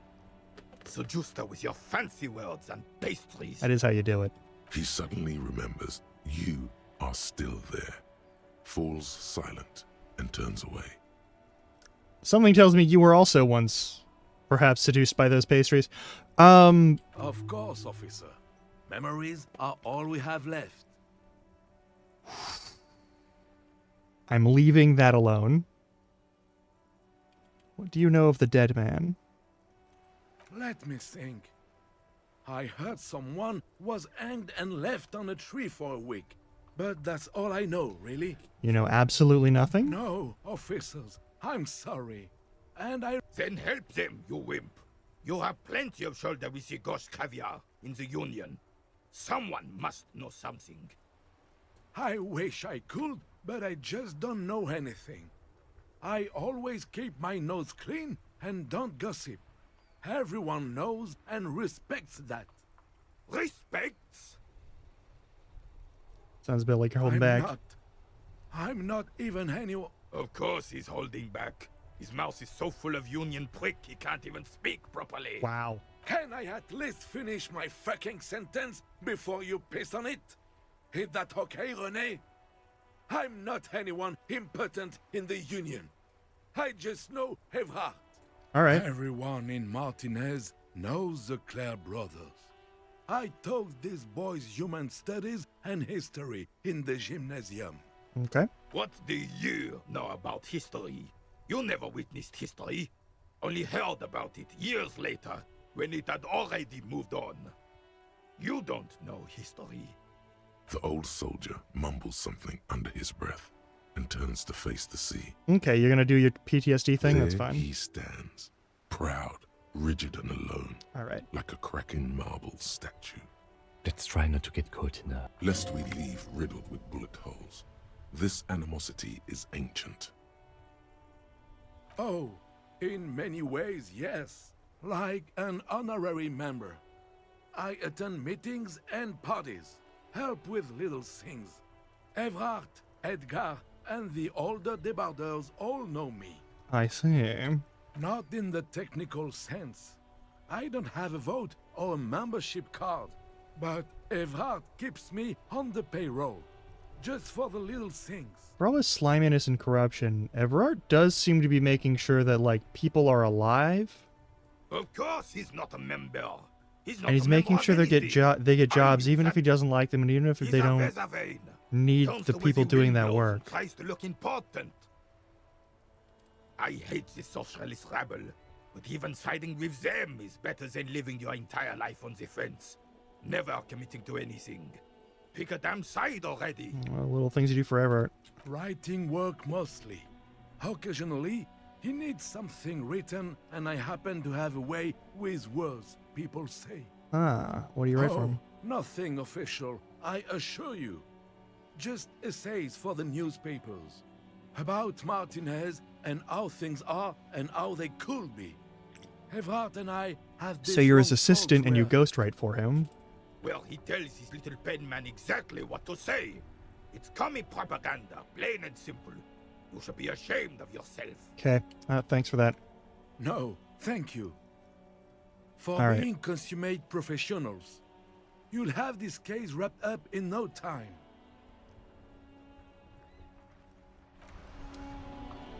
One more F5. I'm gonna hit this. Officer, A man so principled about his sandwich calls for a principled approach.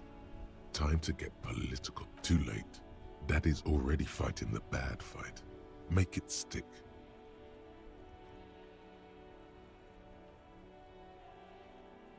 Office menu. What if I don't want to say them? Say one of these fascist or communist things or fuck off. That's what I was hoping for. Whoa, easy there, Goldmouth. He doesn't have to say anything.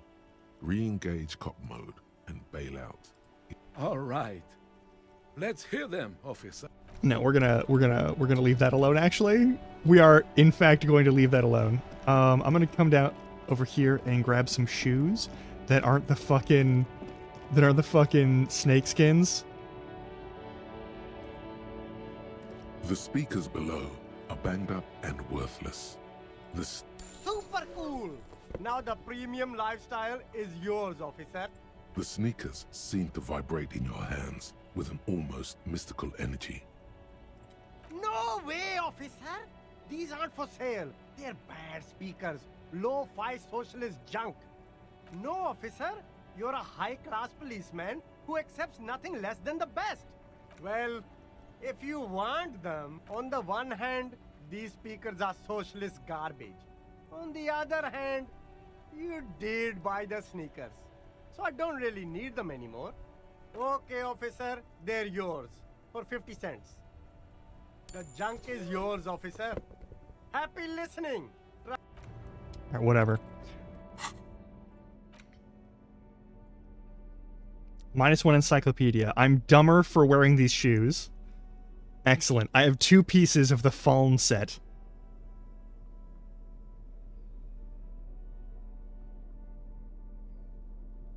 Alright. When we really need them, we'll use them. It is now 11:48 in the morning. We have one thing left to... Excuse me, one thing left to do. And buy... every ounce of my remaining mental acuity. We're gonna do it.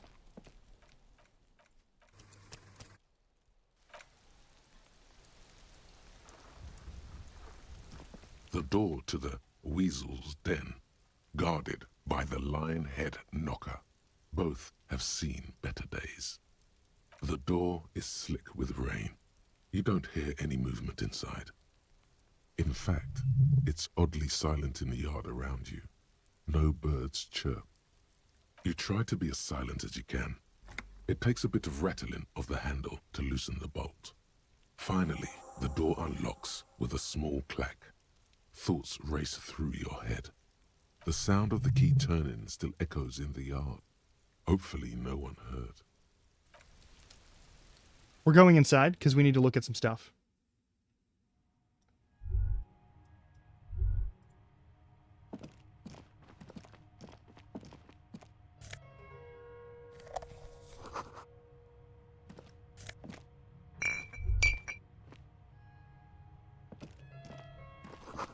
In World of Walking Sticks, cool. The sun, red sun on the flag. This is the flag of Revachol, the suzerainty. It's the sun. This isn't just one sun, but there are little. We already went over it's this. An optical atmospheric anomaly the first settlers saw. Happens in cold weather. 6 small suns around the big one. This complex halo phenomenon. The tenant is an old-fashioned guy. The flag doesn't seem to mind.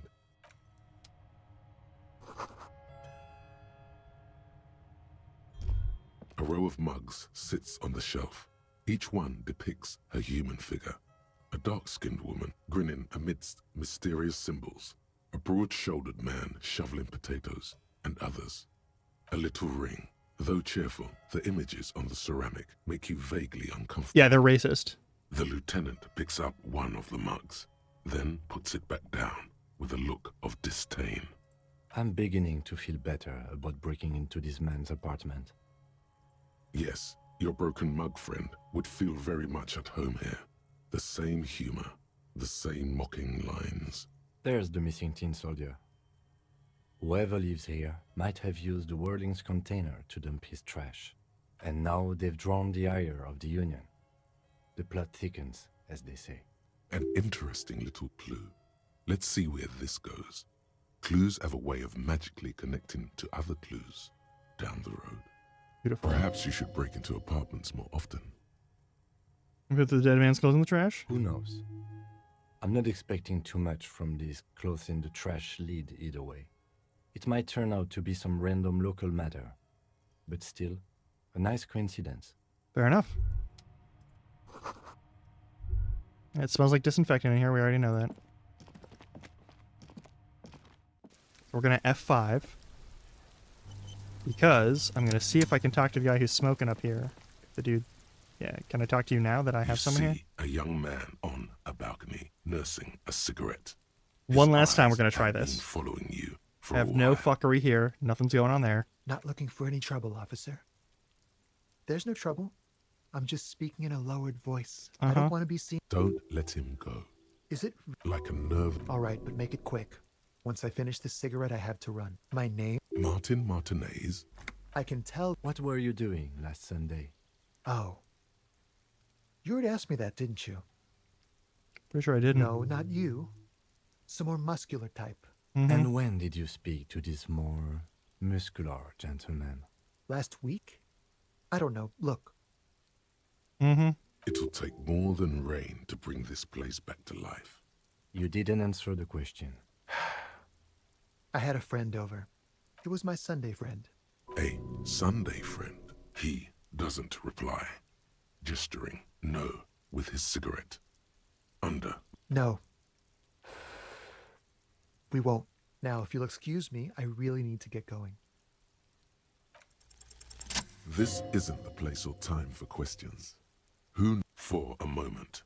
I am sorry. But it's a sign. Good luck with the investigation. I think it's about to crash again. It's about to just basically freeze it.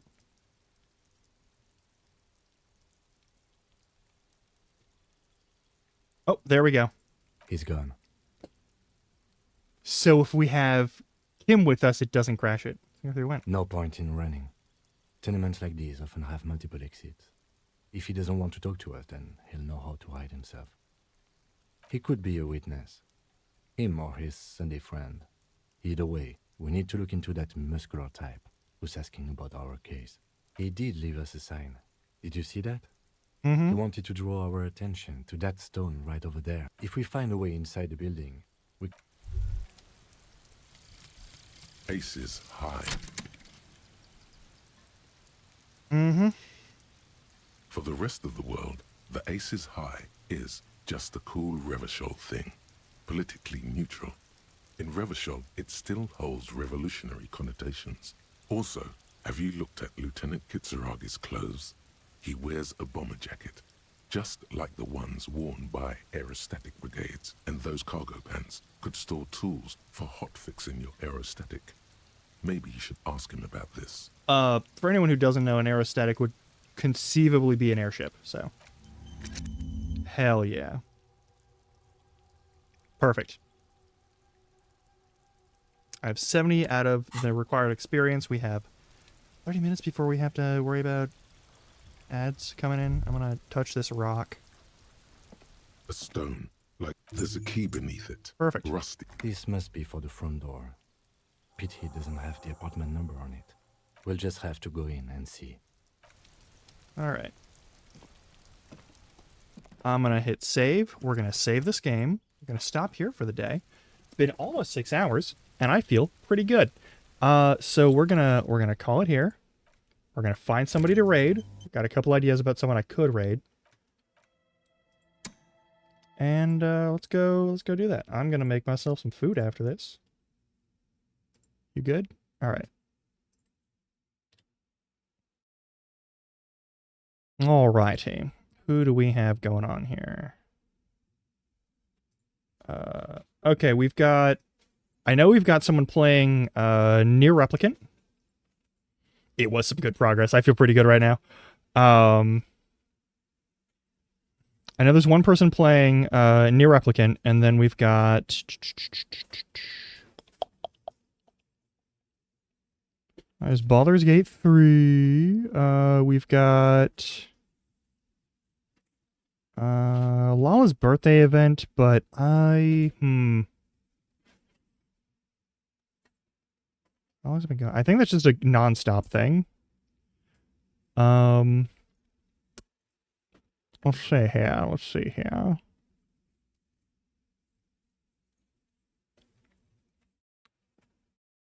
You know what?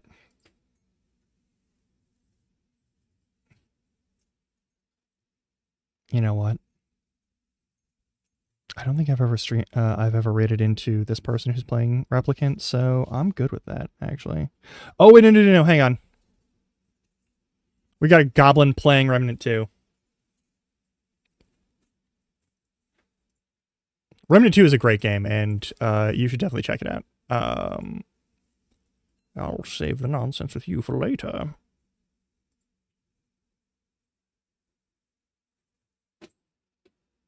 All right.